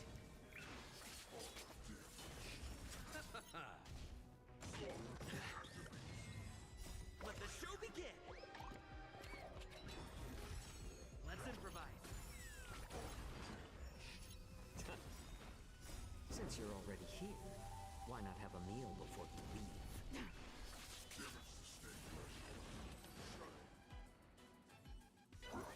Guard the gate! They can't be allowed in!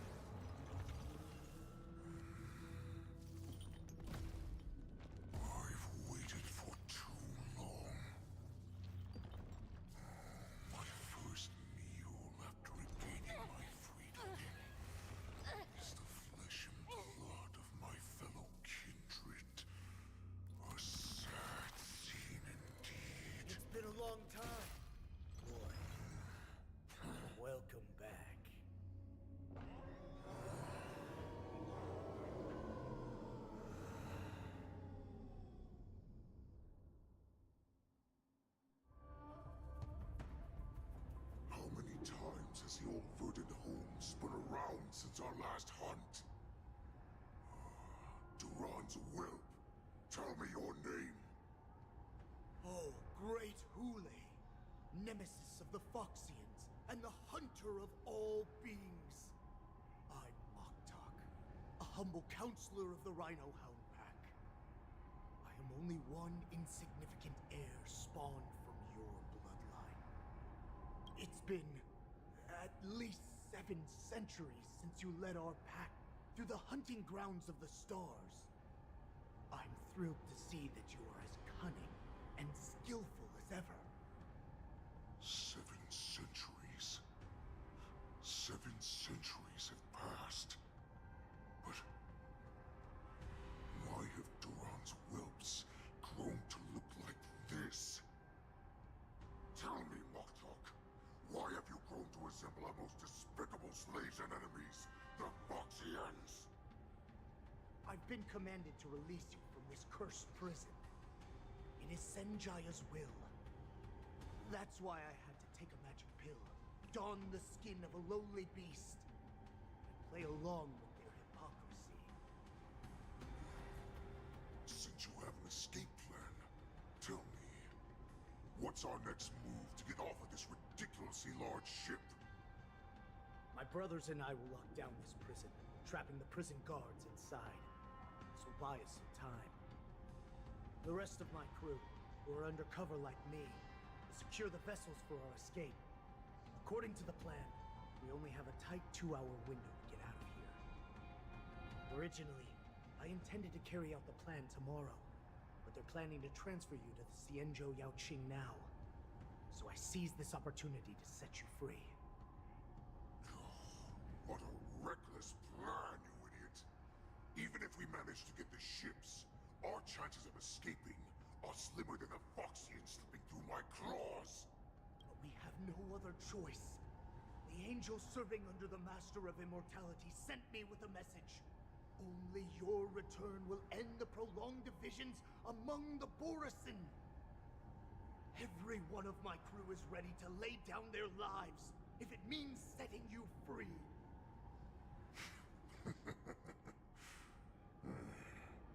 A sneaky weakling like you is actually showing some reckless bravery with this plan.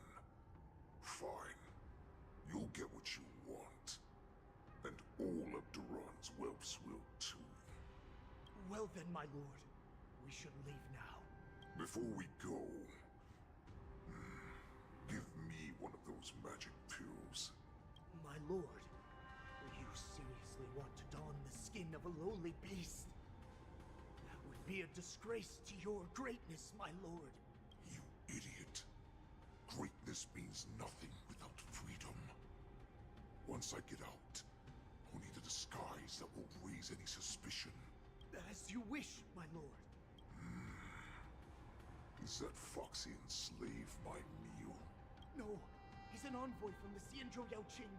I plead you to endure him a bit, my lord, as he's more valuable as a hostage. Take him, guys. Time to move out.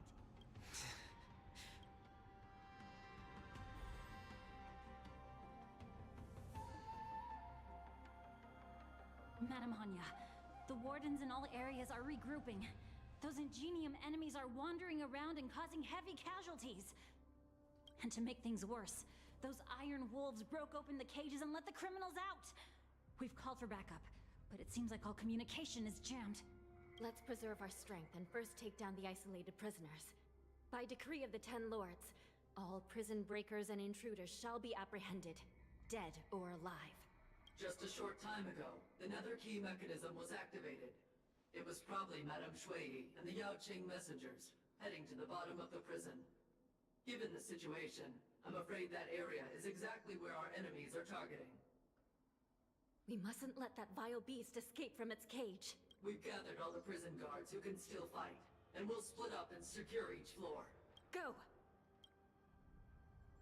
Those intruders are quite bold. They must have been planning this for quite a while. Indeed, but Borisin tend to favor direct and aggressive approaches. Crafting careful and precise plans like this is simply not their style. Let's focus on the current situation right now. Please help me.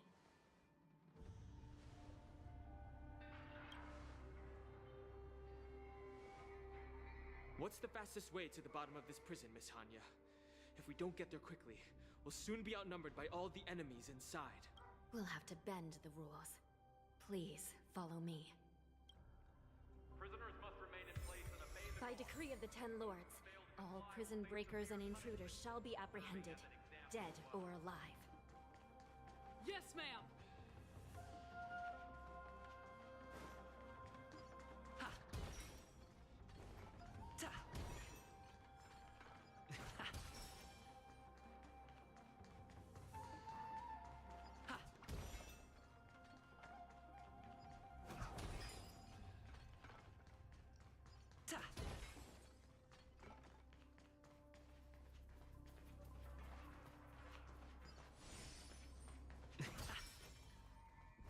Hold your position here. Yes, ma'am.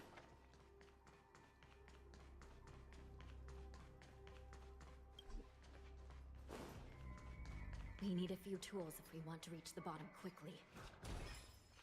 Follow me to the next floor. The path is cut off. Someone must have altered the mechanism. No matter. It'll just require a bit more work to get through.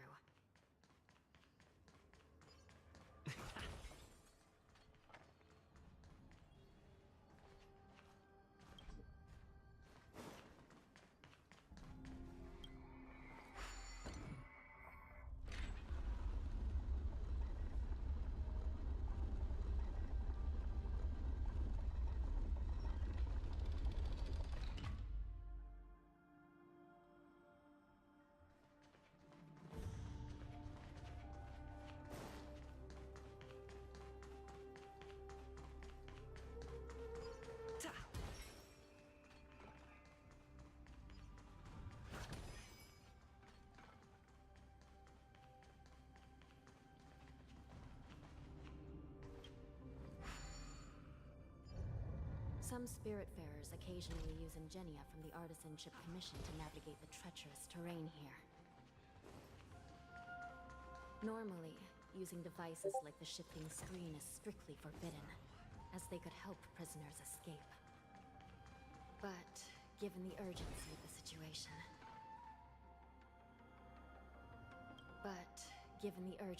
situation... let's just ignore the usual regulations.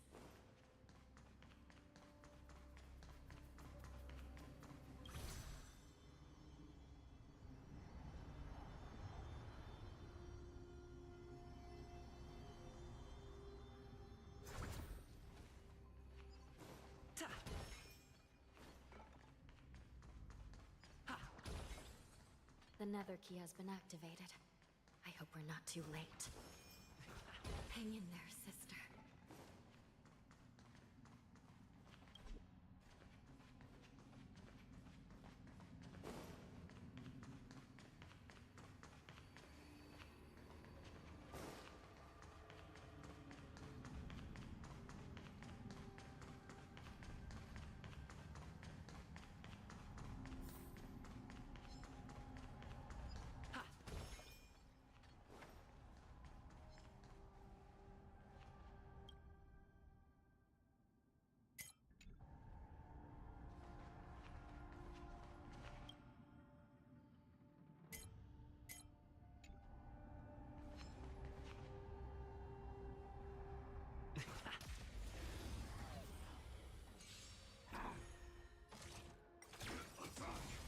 Until everything burns to ashes!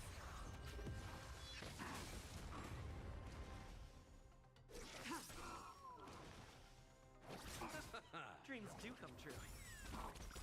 Let the show begin!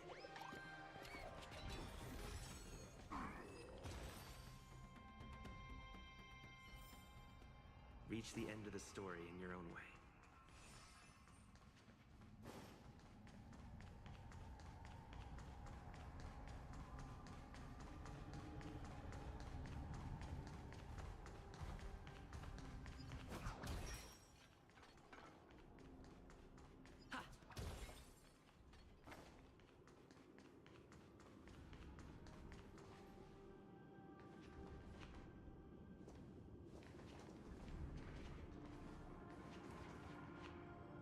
Looks like there was a fierce battle here. The gate to the prison delve is wide open. Hule has managed to break free. Where are the Yaoqing messengers? And where's my sister? Are they still alive? Let's look around. Maybe we'll find some clues.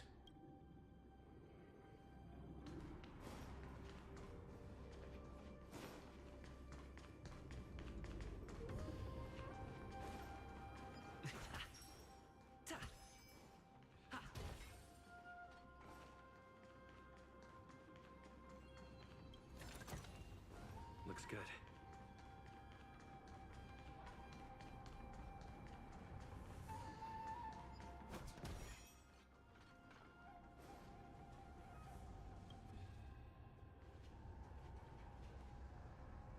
Xueyi is here.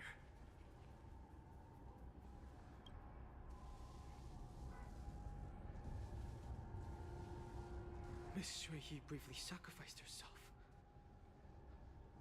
My condolences, Miss Hanya. Condolences. Well, that's unnecessary. You misunderstand. Thanks to the Ten Lords' blessing, my sister turned into an Ingenium centuries ago. Dying and returning as just a soul to the Hall of Karma's document office has become a routine for her. While I'm not keen on seeing her throw away her body like it's some replaceable part, but... By the way, have you seen bodies that might be the Yaoqing messengers? One of them is a Foxian wearing exquisite clothes, and the other wears a dark cloak, like a fugitive. No. I haven't found any Foxian bodies. Only Borisan ones. So, the intruders and Hule are holding the Yaoqing messengers hostage. This is the worst situation. With hostages in their grasp, the prison guards can't do anything about the prisoners.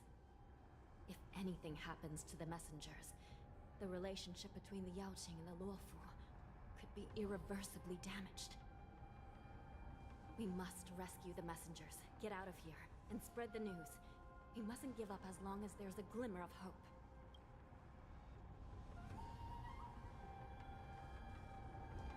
What have you found, Miss Hanya?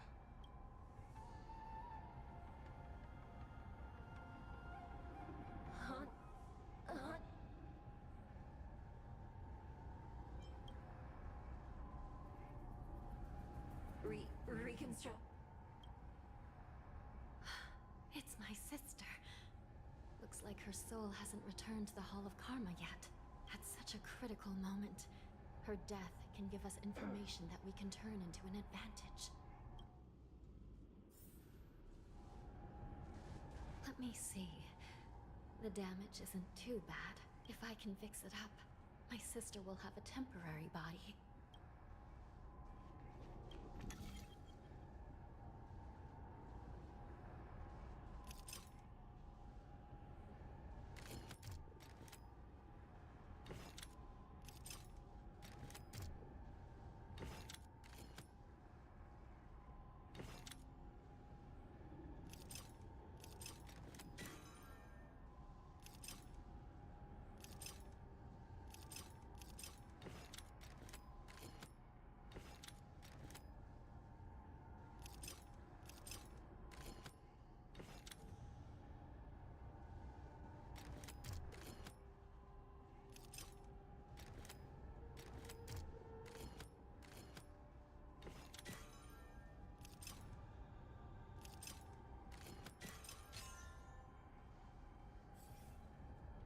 Hanya, I'm back. Welcome back, sister. I don't know what kind of expression I should have at a time like this. Happy? Tears of joy? Forget it. I'm used to you coming back in all sorts of forms. It's just a temporary solution. This Psycrane can't hold all of me. Sister, what did you see when you were killed? One of the Yaoqing messengers escaped? And the other one was taken hostage and brought upwards? Besides the Borison, there were other intruders. Invisible. Invisible intruders? What does that even mean? How many conspiracies are tangled up in this mess? Do me a favor, sister. The intruders have cut off all communication between inside and outside the prison. And now you're the only person, the only bird, who can slip out undetected. Make sure you deliver the news to the outside world. I understand. Please be careful, sister. You are different from me.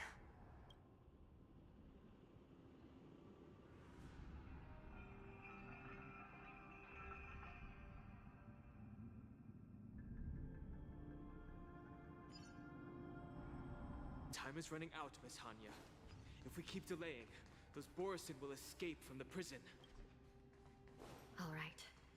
If we happen to come across that Yaoqing messenger who got away... No. Stopping Hule should probably be our top priority.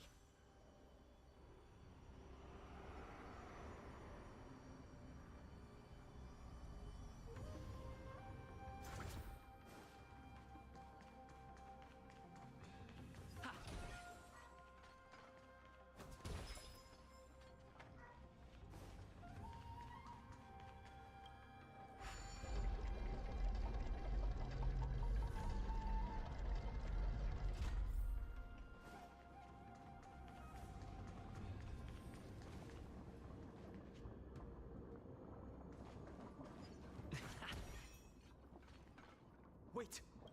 Something feels off. Something's approaching us. The invisible intruders? Watch your back! These abominations aren't prisoners from this prison. To ashes!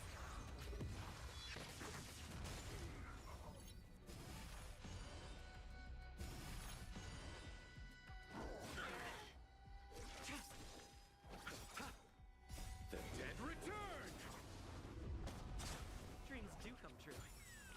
Set the seas aflame! Blade of moonlight. In lunar flame. Let the show begin!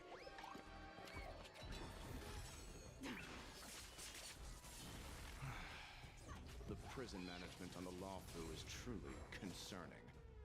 Who are you? Aren't you looking for me? Repay! Set the seas aflame!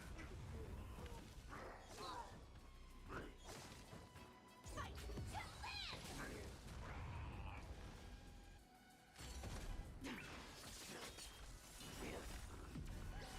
In lunar flame.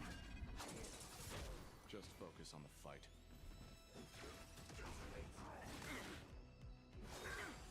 Merciful Medicus!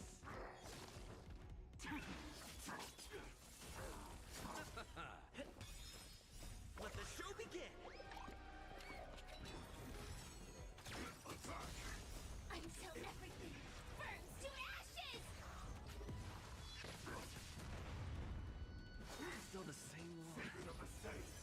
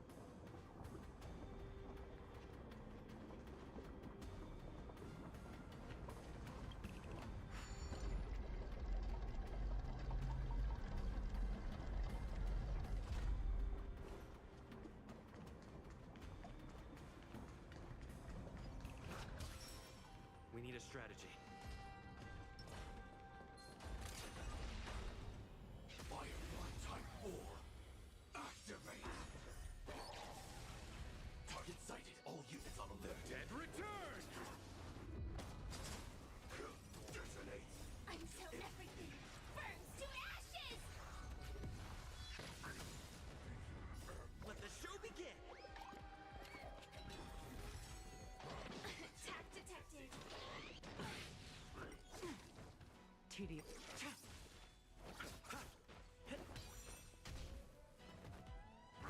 Recalibrating. Receive divinity.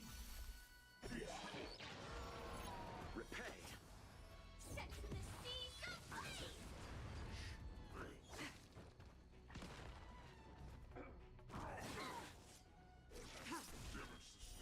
Blade of moonlight. Fight to live. Let's improvise. Let the show begin.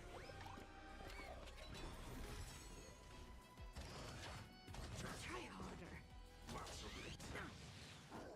Catch up. The dead return. Set to the seas of blaze.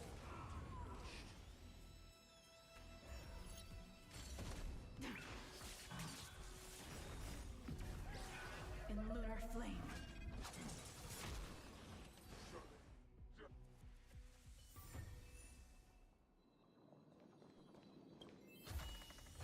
Full of supplies.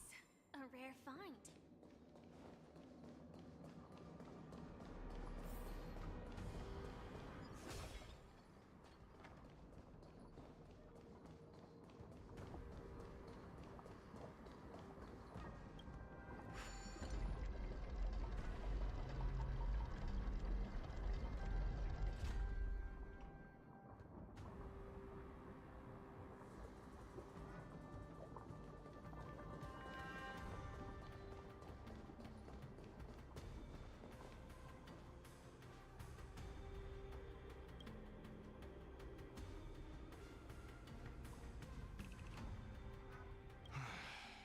The prison management on the Lawfu is truly concerning. So what if I repeat it? It's the truth, after all. The prison management on the Lawfu is truly concerning. At least 2 different groups of intruders infiltrated here. The Wolf Cubs and these Mara-struck soldiers. Their hiding technique. It's pretty similar to the Wind Mantle technique used by the Vidyadhara serving Kailorum Venti on the Yaoqing. What do you think? Well, never mind if you don't have any clues. Now is not the time to exchange assassination techniques. I'm Waza. My friend fell into the clutches of that wolf. I was planning to escape and report back as quickly as possible. But now it seems... the prison on the Lawfu is a real maze, I must admit. Thank you for your help, Mr. Moza. We'll do our best to ensure your friend's safety. No, you can do nothing for him now. And you shouldn't be focusing on his safety at the moment. Your friend is in Hule's clutches and you're just going to leave him behind? Look, I'm the Yaoqing General's guard, not his. I've seen how that giant wolf fights, and there's no way. Trying to save my friend will only get us killed.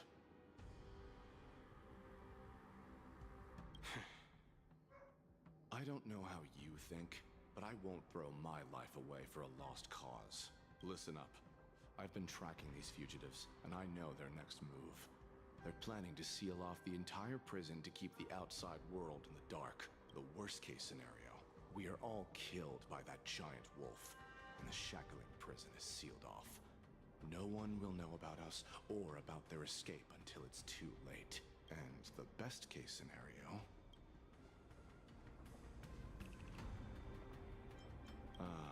looks like we've got some clever minds here after all. The best-case scenario would be we seal the gates and trap the enemy inside with us. We can't let that monstrous wolf escape. Hopefully, someone will eventually notice that something is off and come to help. As for whether we'll still be alive by then, it's not something we should think about. You sure have a way of comforting people, Mr. Mortson. As a person of the Yaoqing, I've always searched for something meaningful to give my life to. I have to make it out alive. My companions are waiting for me. As a netherworld dweller, I've already died once. Don't worry. Even if we end up dying here, I won't let it happen to you first. Well, you're just as good at comforting people as Mr. Moza. None of you are part of the Ten Lords Commission, so sacrificing yourselves isn't the right move. As a judge, it's my responsibility to guard this prison. And if someone should step up to stop Hule from escaping, it should be me. Once we reach the gate, I hope you'll help me seal it. After that, I'll do everything I can to fight the Borisin. And you find a safe place to hide and wait for reinforcements. Now, let's proceed upward.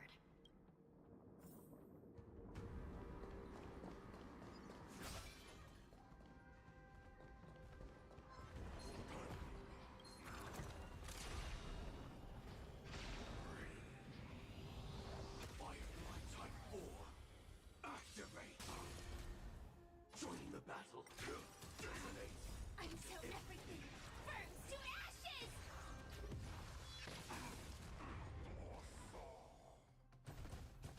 Fight to live!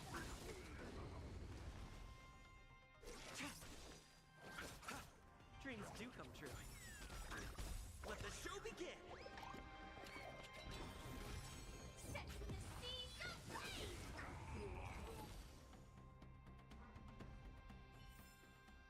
Every victory is hard won.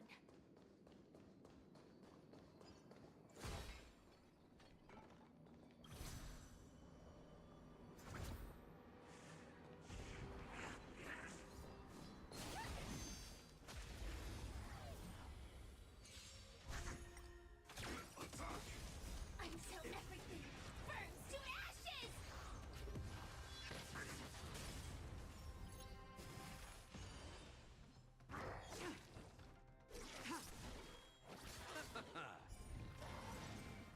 You can't kill me. Try harder. Let's improvise. Set the seas ablaze!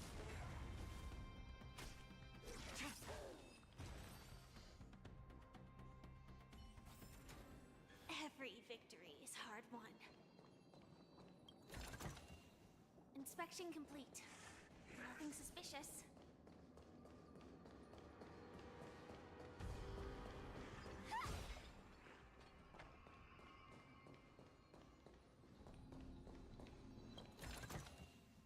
No danger detected. But never let your guard down.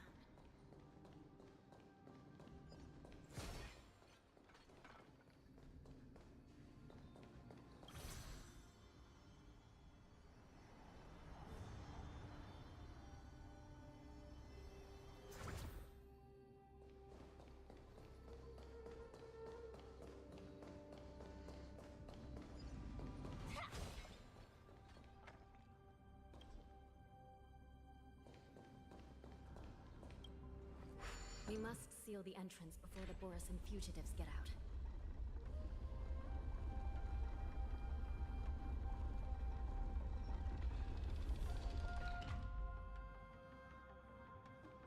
The prison wardens and mechanisms won't be able to hold them for long. Follow me.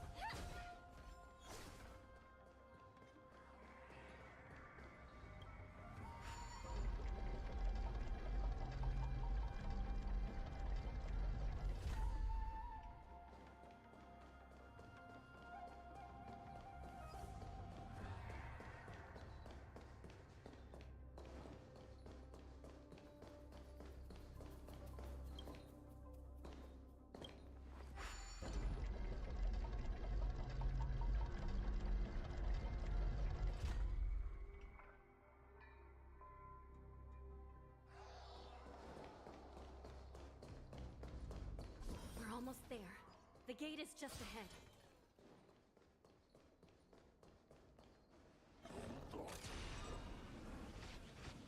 Firefly Type 4. Activate. Initiate cleanup. Time. Detonate.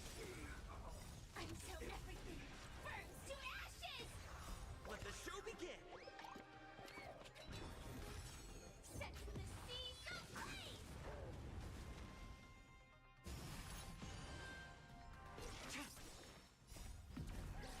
In lunar flame. Blade of moonlight. I underestimated you. Fight to live!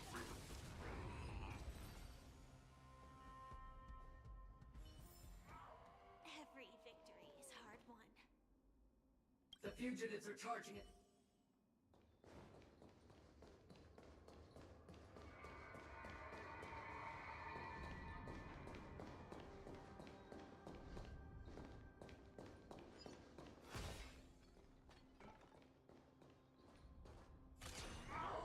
I will hold them back. Don't let Hule escape.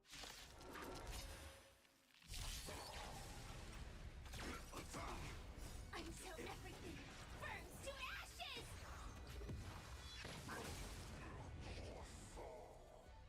Oh! Receive divinity. The dead return!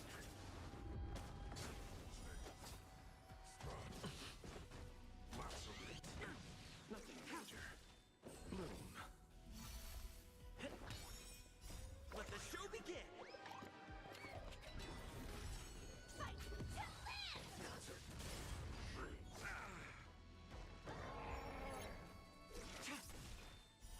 Blade of moonlight. In lunar flame. Set the seas ablaze!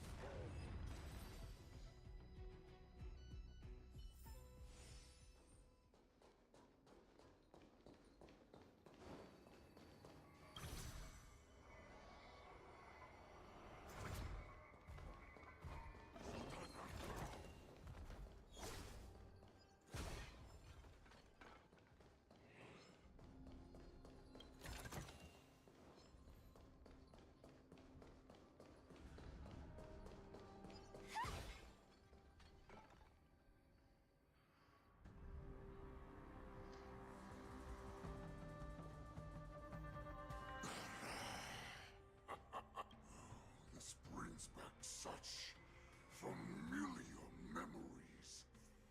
Memories of chasing, gnawing, and tearing. Oh, they're back. They're back. They've all come back. My lord, we're just one step away from freedom. As we pass through the gate, no one will be able to stop us. So this hostage is useless now. Kill him, Moktok. He's getting away. Do something, Jiao Cho. It's just like the old days, you useless loser. Just do something! Maybe this Yao Qing messenger can strike a deal in exchange for his life. He can use his status to help us escape from the Xianzhou. What do you think, Mr. Jiao Zhou?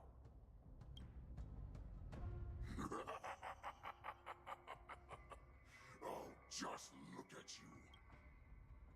I've got to make this beast stay here, whether it's for the sake of Fei Xiao or the Yao Qing.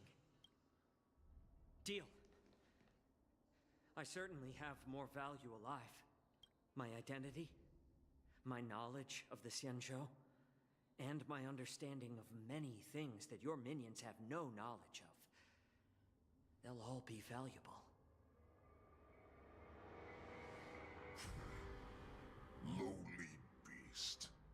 Muster up that pitiful tongue of yours and plead for what remains of your life. Speak up. I'm afraid you're unaware. The woman who defeated you, Jing Liu, she has recently returned to the Luofu. Your opportunity for revenge is right in front of you. My lord, This slave is talking nonsense. I've never heard anything about this. May I just kill him now? Silence, Moktok! And you, slave. From now on, you'll stay by my side. But my lord... We must stay here for some time, Moktok. Fear not. Because once I step out of the prison, it's the people of the Xianzhou Naldoran's wills. Follow me!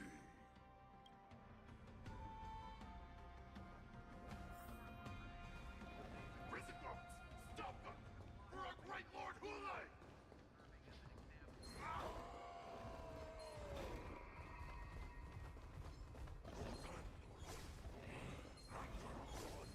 Prisoners must remain in place and obey the guards.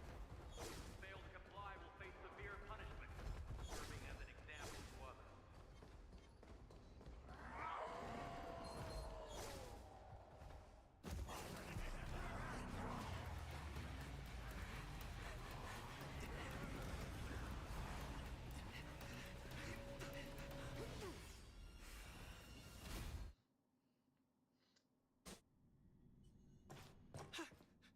Report!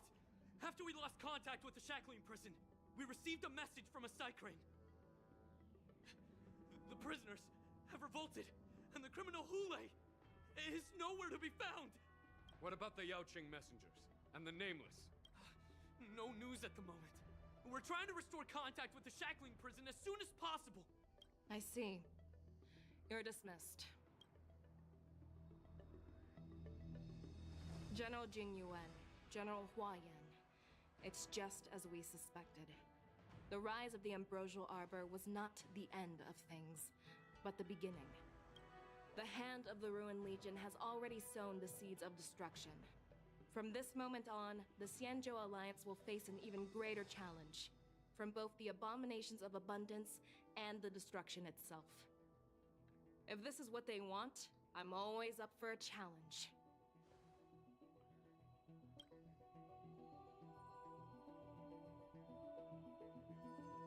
As the Marshal Special Envoy, I'll dispatch the Lawfu Cloud Knights to pursue Hulei myself.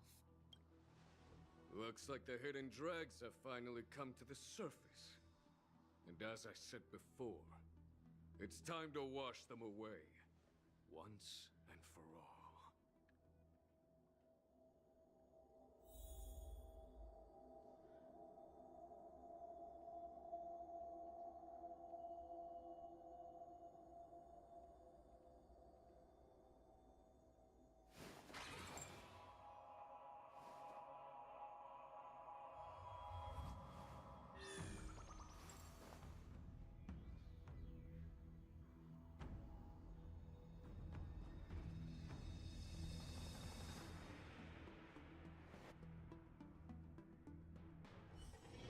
Let me stay here a little longer in this body.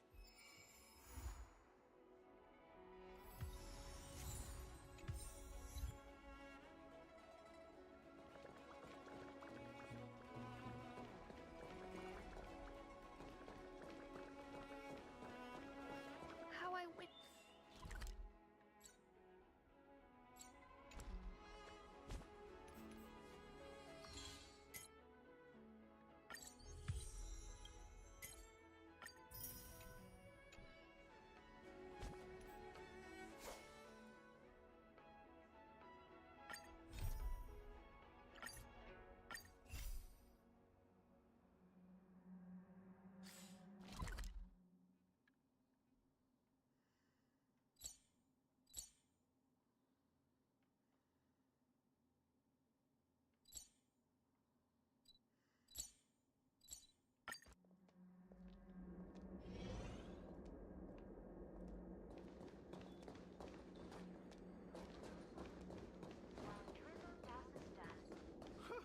This place is so warm. You say you like me, but...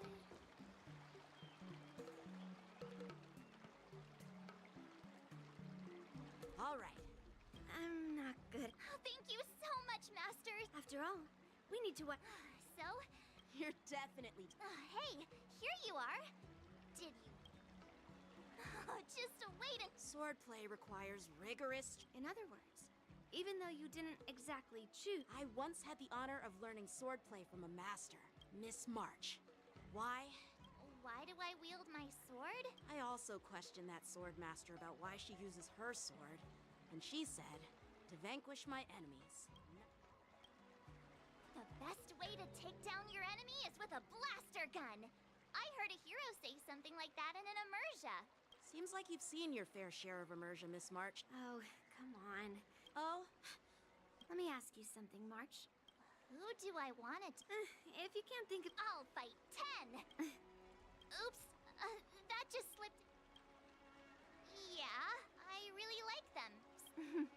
I think I figured out what's motivated March to learn swordplay. Could it possibly be immersia about swordmasters? Hey, now that you... I'm super interested in Cienjo immersia and novels. See? It doesn't matter. Everyone has their own preferences. Becoming a swordmaster who fight... now that you've... tea ceremony? Please? Play along? Let's just... yeah! Alright, let's...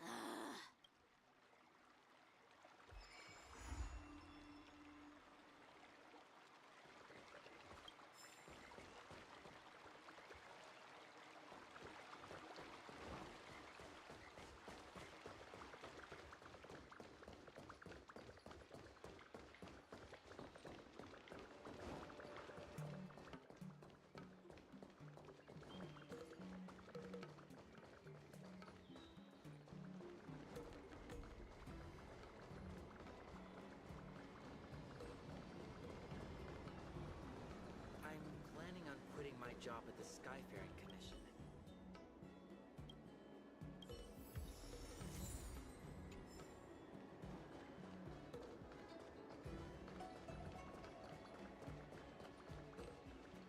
Hey, this is not...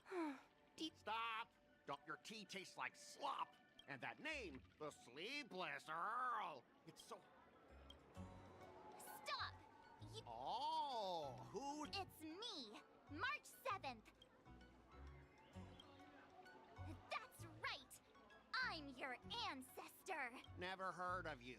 Now scurry back to wherever you crawled out from. Mr. Scott, I'm Yenching. Trouble? Ha! I'm... A regular customer? Yeah? What else would I be? Anyway... Huh? Oh, that scrap metal... Swordplay? Huh! As if... Looks like you guys are totally clueless. Well, get...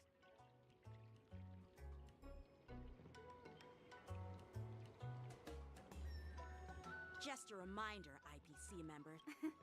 Make any funny moves, and I'll smash that scrap metal. Hey, relax.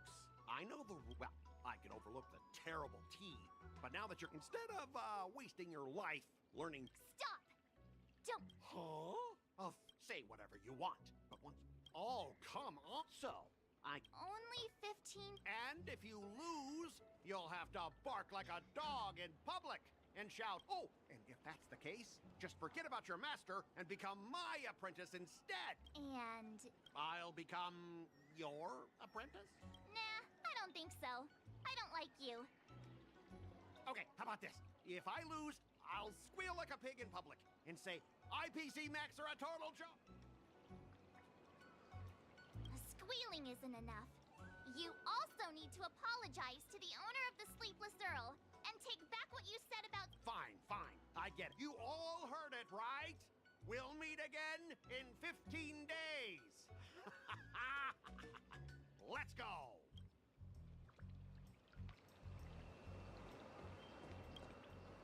Are you okay? Yes. Don't worry. Not only... I know you're here for the tea ceremony. Thanks for the invitation. Sure, the tea can wait for now. Come on. How could I possibly lose? I don't see any issue with it. Let March... As long as she trains diligently. I'm now filled with determination, Masters. You're my most trusted friend. If I can't learn swordplay well, I'll have no one to blame but myself. Masters, Mr. Teaching Assistant, let's go back and start the training now.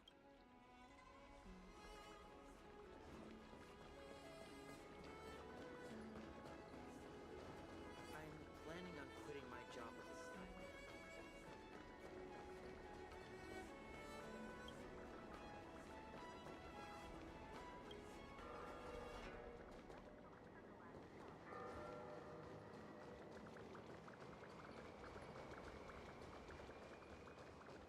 Whoa.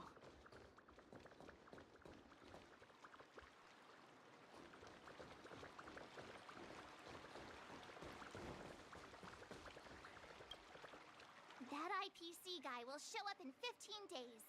I've gotta become a swordmaster by then. Becoming a swordman. But we can't lose our momentum, Master Yun Li. Momentum alone will only keep you going for about 3 days. If you really want to stick with it, you need a solid plan. No worries.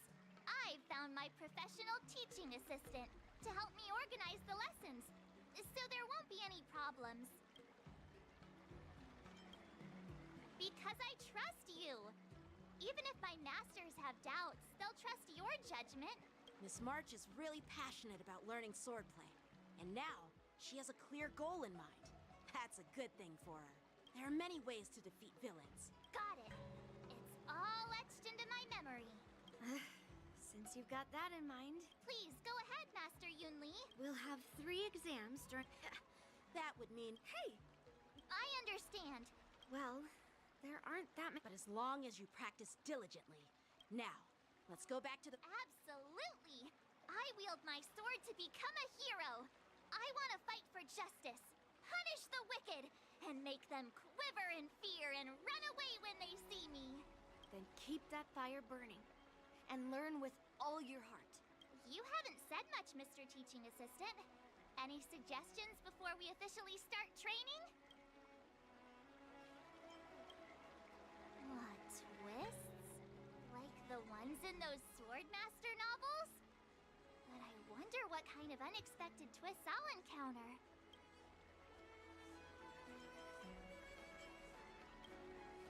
It'd be pretty awesome if that actually happened. That's enough chit-chat for now. Don't forget to keep an eye on my swordplay practice.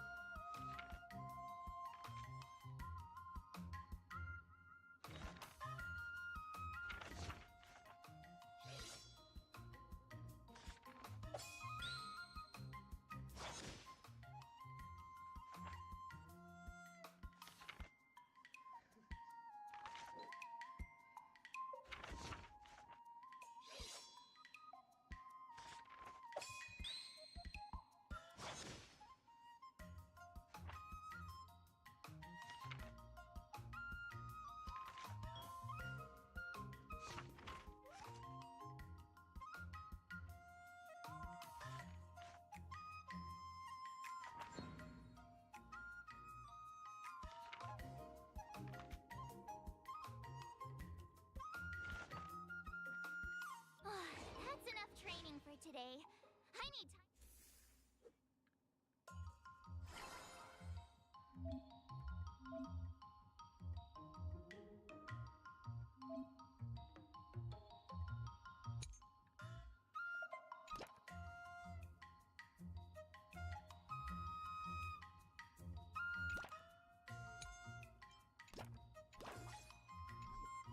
Let's do this.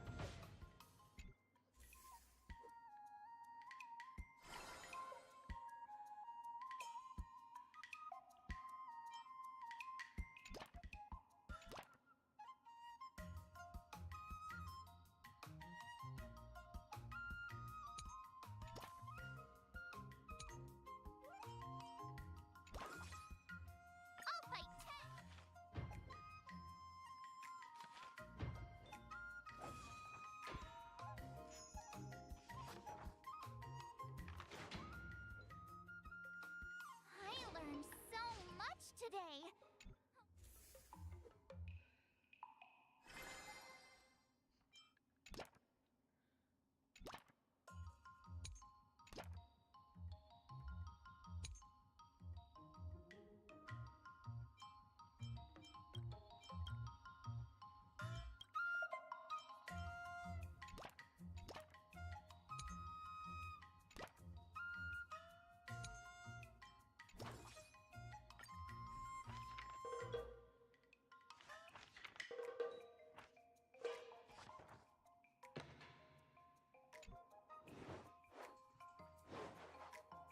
How should I go about this? Huh?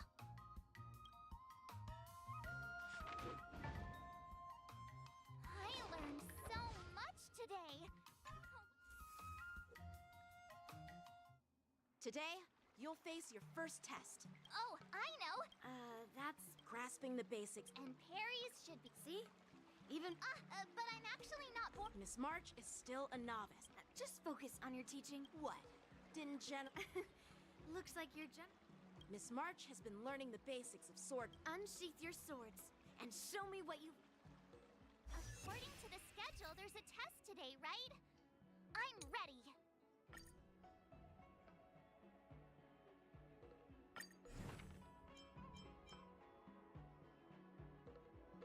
Another step closer to star-crazing glass greatsword.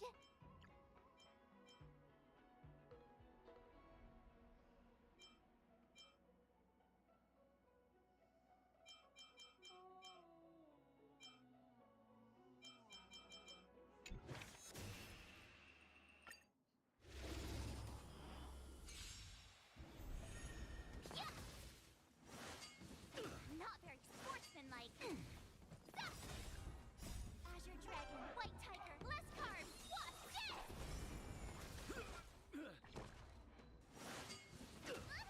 Zap!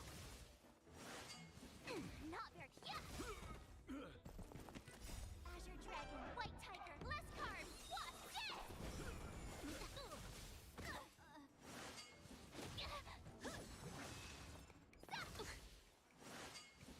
Not very sport. Azure Dragon, White Tiger, less carbs. What? Dead!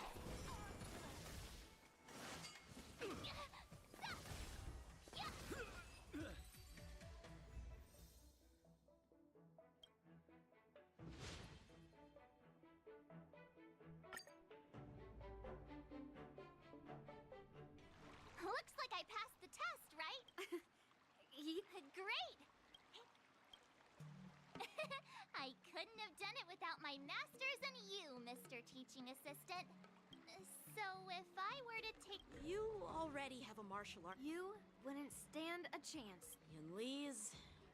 No chance? Hey, are you... Wait, are you saying my swordplay still isn't good enough? I thought teaching March was just something of a hobby, but now, actually. Oh, really? So now you finally acknowledge her talent, Master. Don't try to cause a rift between us. 15 days of training is short, Miss March. After every test, the general. Thank you, Master Yen. So, have you found... Yeah, that girl is one of the nameless on the... Yeah, it is. She thinks she can fool me by flying under the radar? Understood. Now I'm curious to see what this 15-day crash course apprentice is really capable of.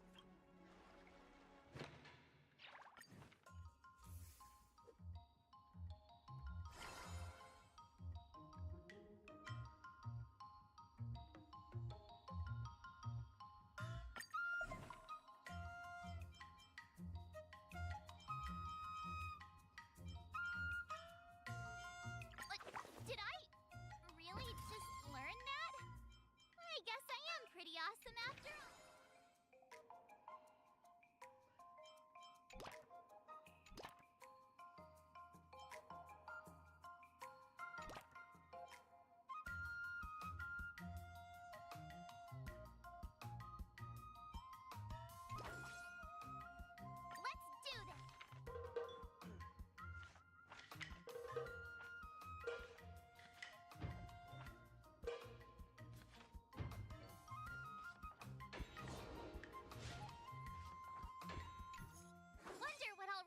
today?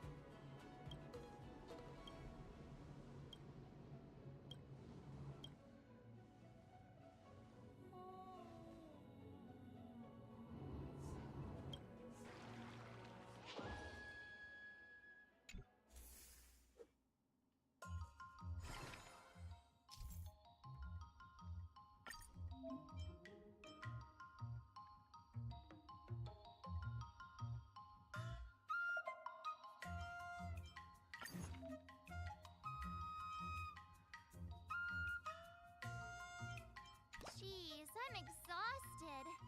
I think today should be a rest day.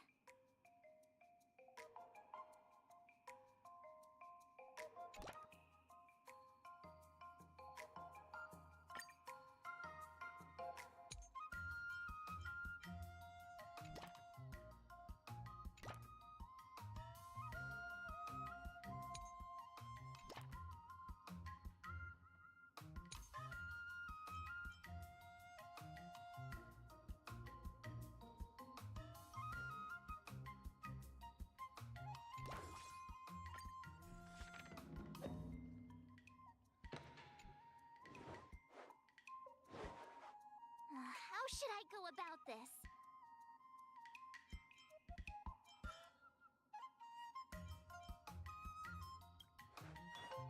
Okay.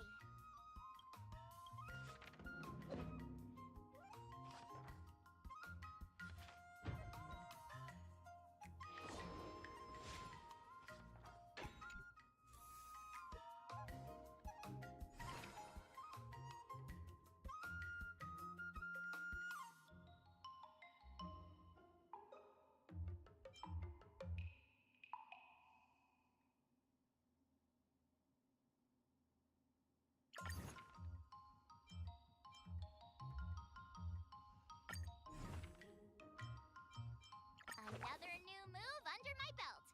I gotta find time to try it out.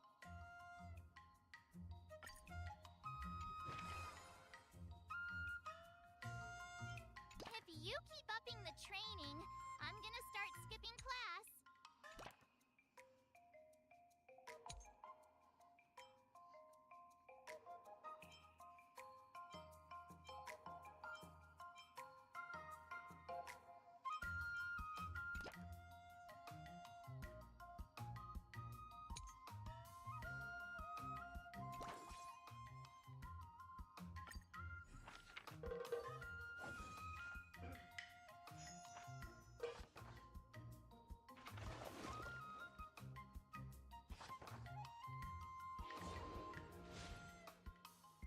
Wonder what I'll run into today.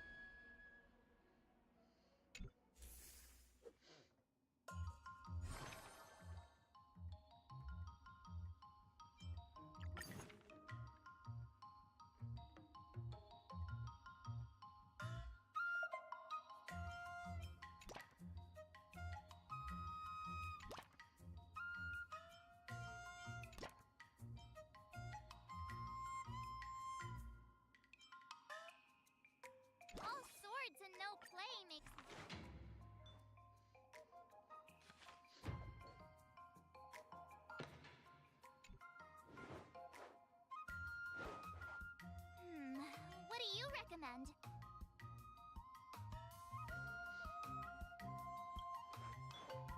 Huh?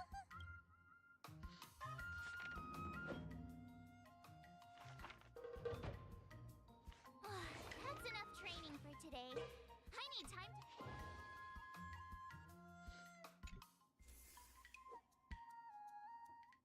Time for your second test. Grandpa always said. Huh? Is that the flaming... You got it! I saw this immersion where the hero drank the flaming potent tea and started stumbling into... Good example. Do you know how... no. That's not how it works in real life, Miss March. Absolutely. I've heard you've traveled a lot. Your opponent this time is similar to the... According to the schedule, there's a test today, right? I'm ready.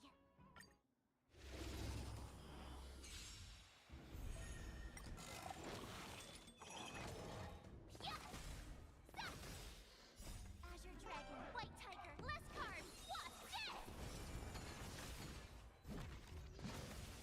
Lower your weapon. Yeah! Commencing pacification. Azure Dragon, White Tiger, less carbs, wasp, dead! Criminal.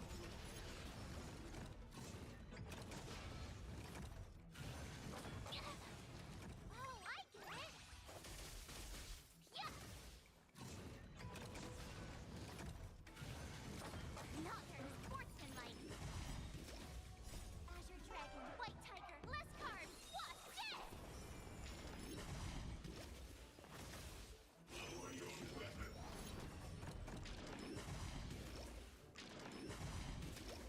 Yeah! Commencing pacification. Treasonous.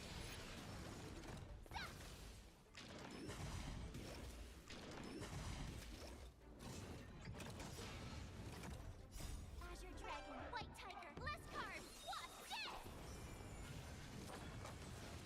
Awesome! Shing!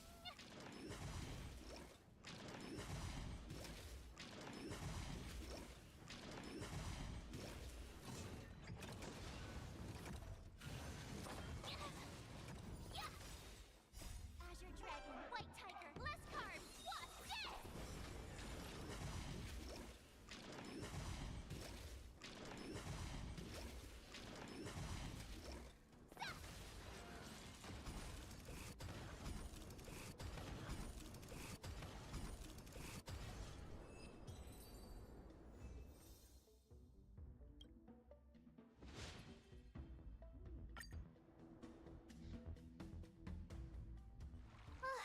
Phew! Those moves were... So, I thought you were just wasting your time traveling around with you...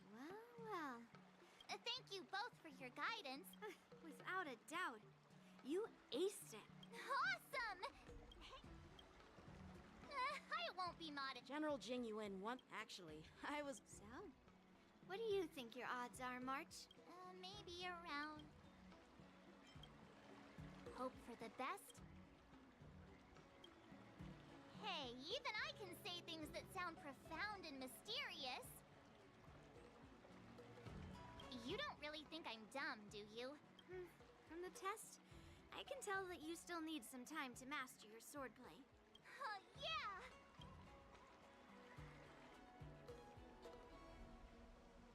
The progress report on the nameless girl's sword training is complete. Huh? Are you being... I mean, don't... A waste of time? No! This is about... Are you saying that March 7th can actually take down an Arumaton from the Artisanship Commission with a sword? Come on. Go and strengthen our mechs even further. I refuse... But the armor's already pretty thick. No, it's not enough. Reinforce it more. If I lose face... Understood.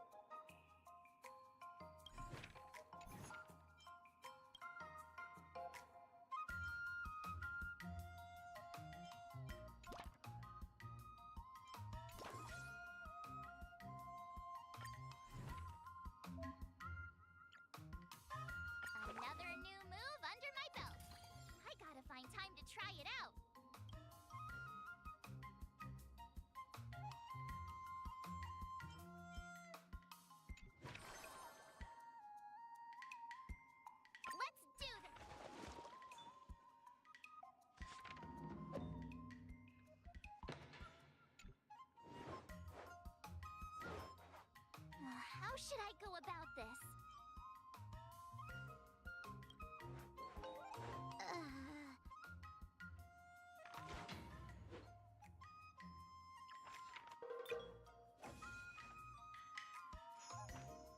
I learned so much today. Well, wonder what I'll run into today.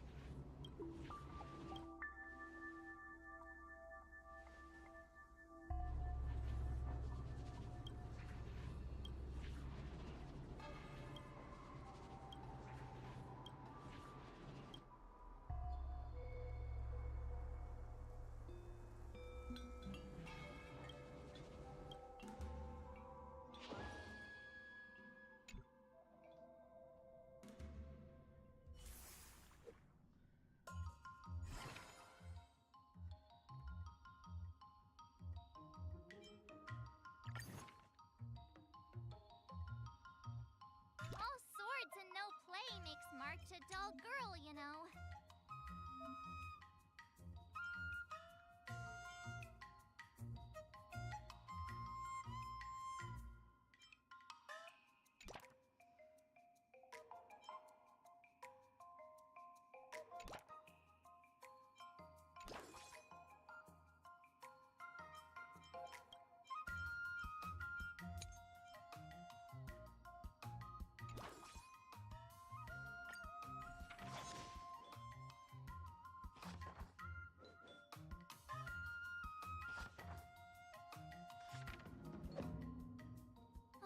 That's enough training for today.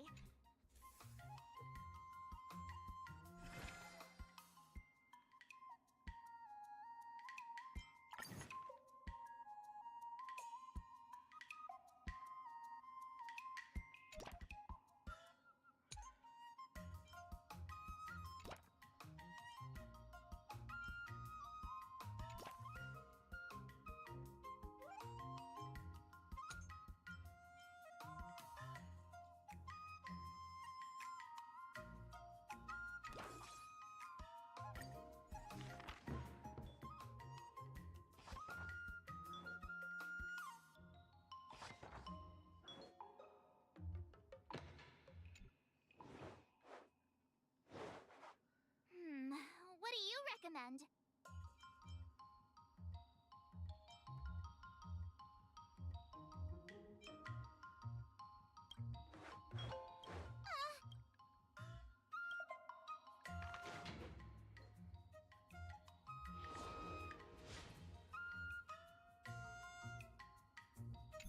Wonder what I'll run into today.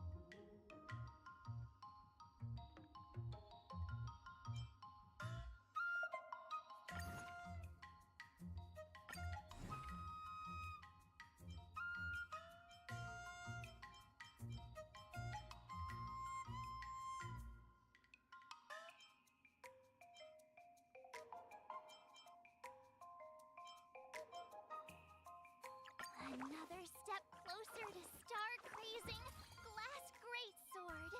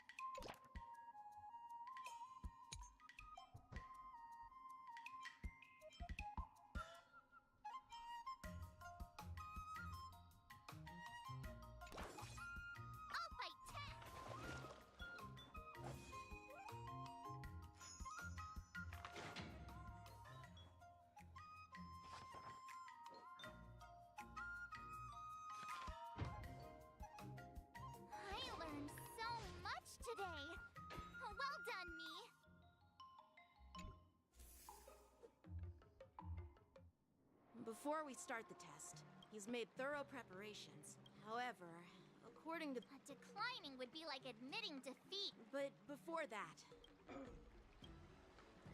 I'm surprised. Well, it's not really graduate. When General Jing Yuan was teaching me sword... After all, but...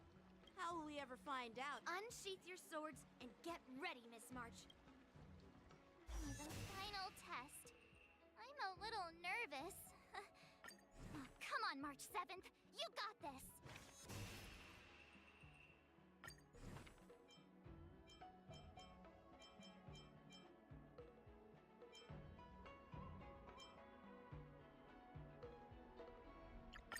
Did I really just learn that? I guess I am.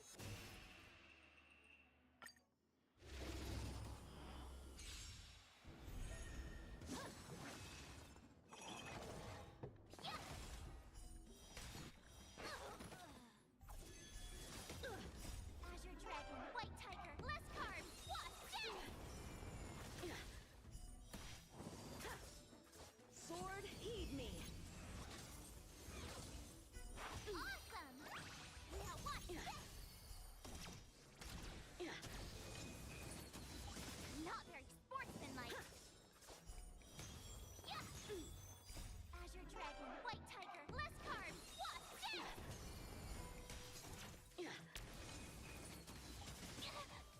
Out of moves.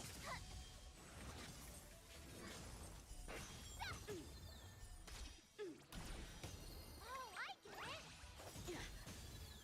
Azure Dragon, White Tiger, less carb, wasp,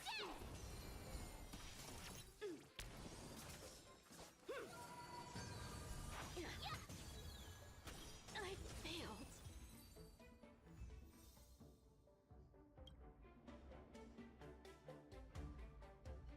Not bad. Oh! Ha! I told you, With your sword blade. Yeah. But looking back, Yeah.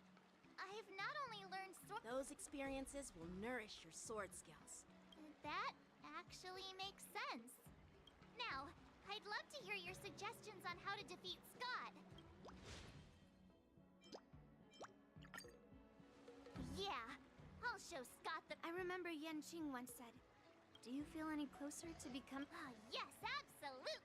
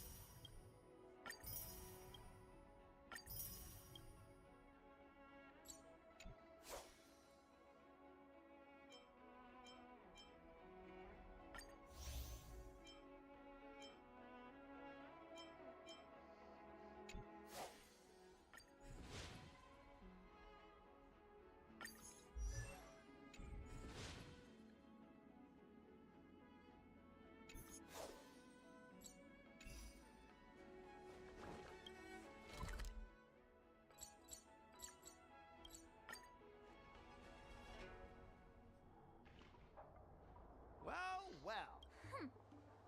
But... Why Alroom out? I can't deny it. That's why I chose this place. They'll be like, what? They'll see that they'll see that it won't be me. Yeah, if that's... Shut up! Look, I've been patient for so long, just waiting for the right moment. No, you... Enough with the talk. Huh. Once you...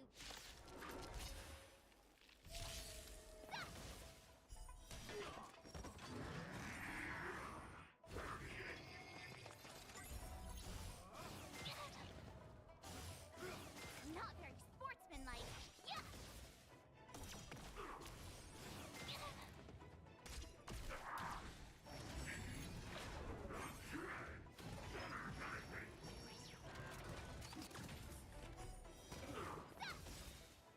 Azure Dragon, White Tiger, less carb.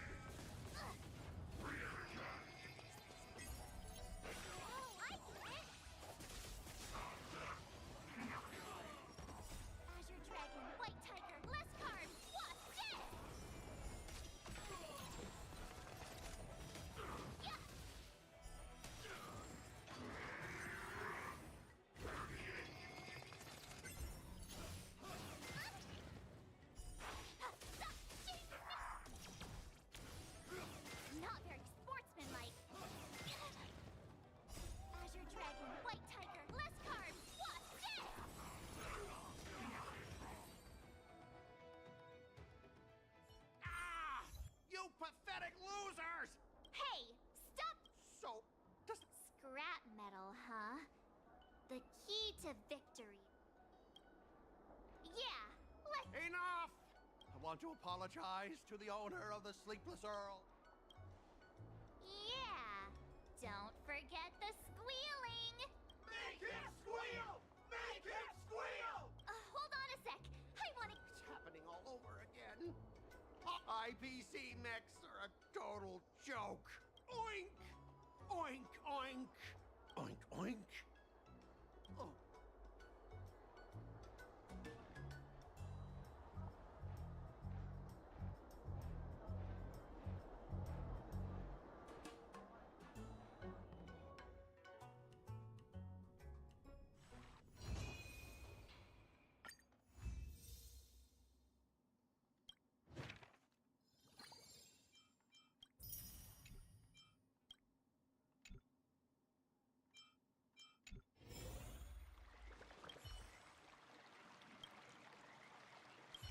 I kind of want a milk tea. Let's go get one after training.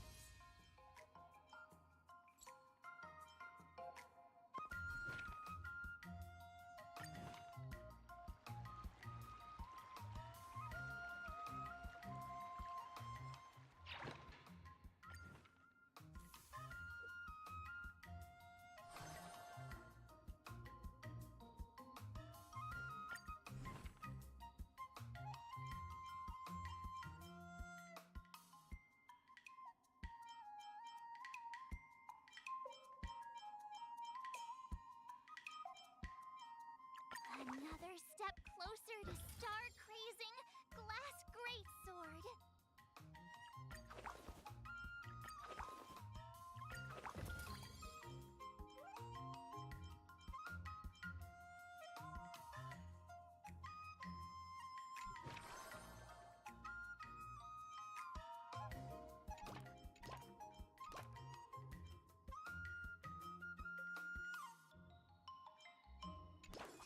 Let's do this!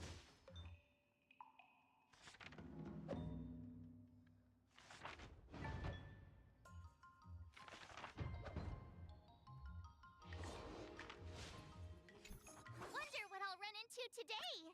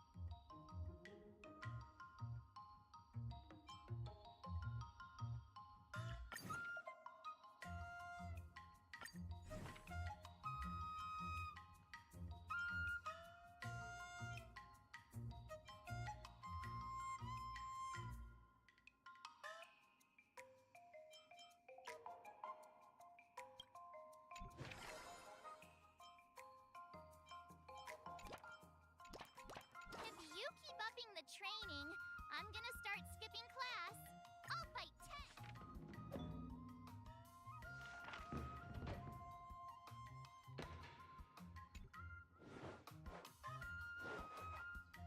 How should I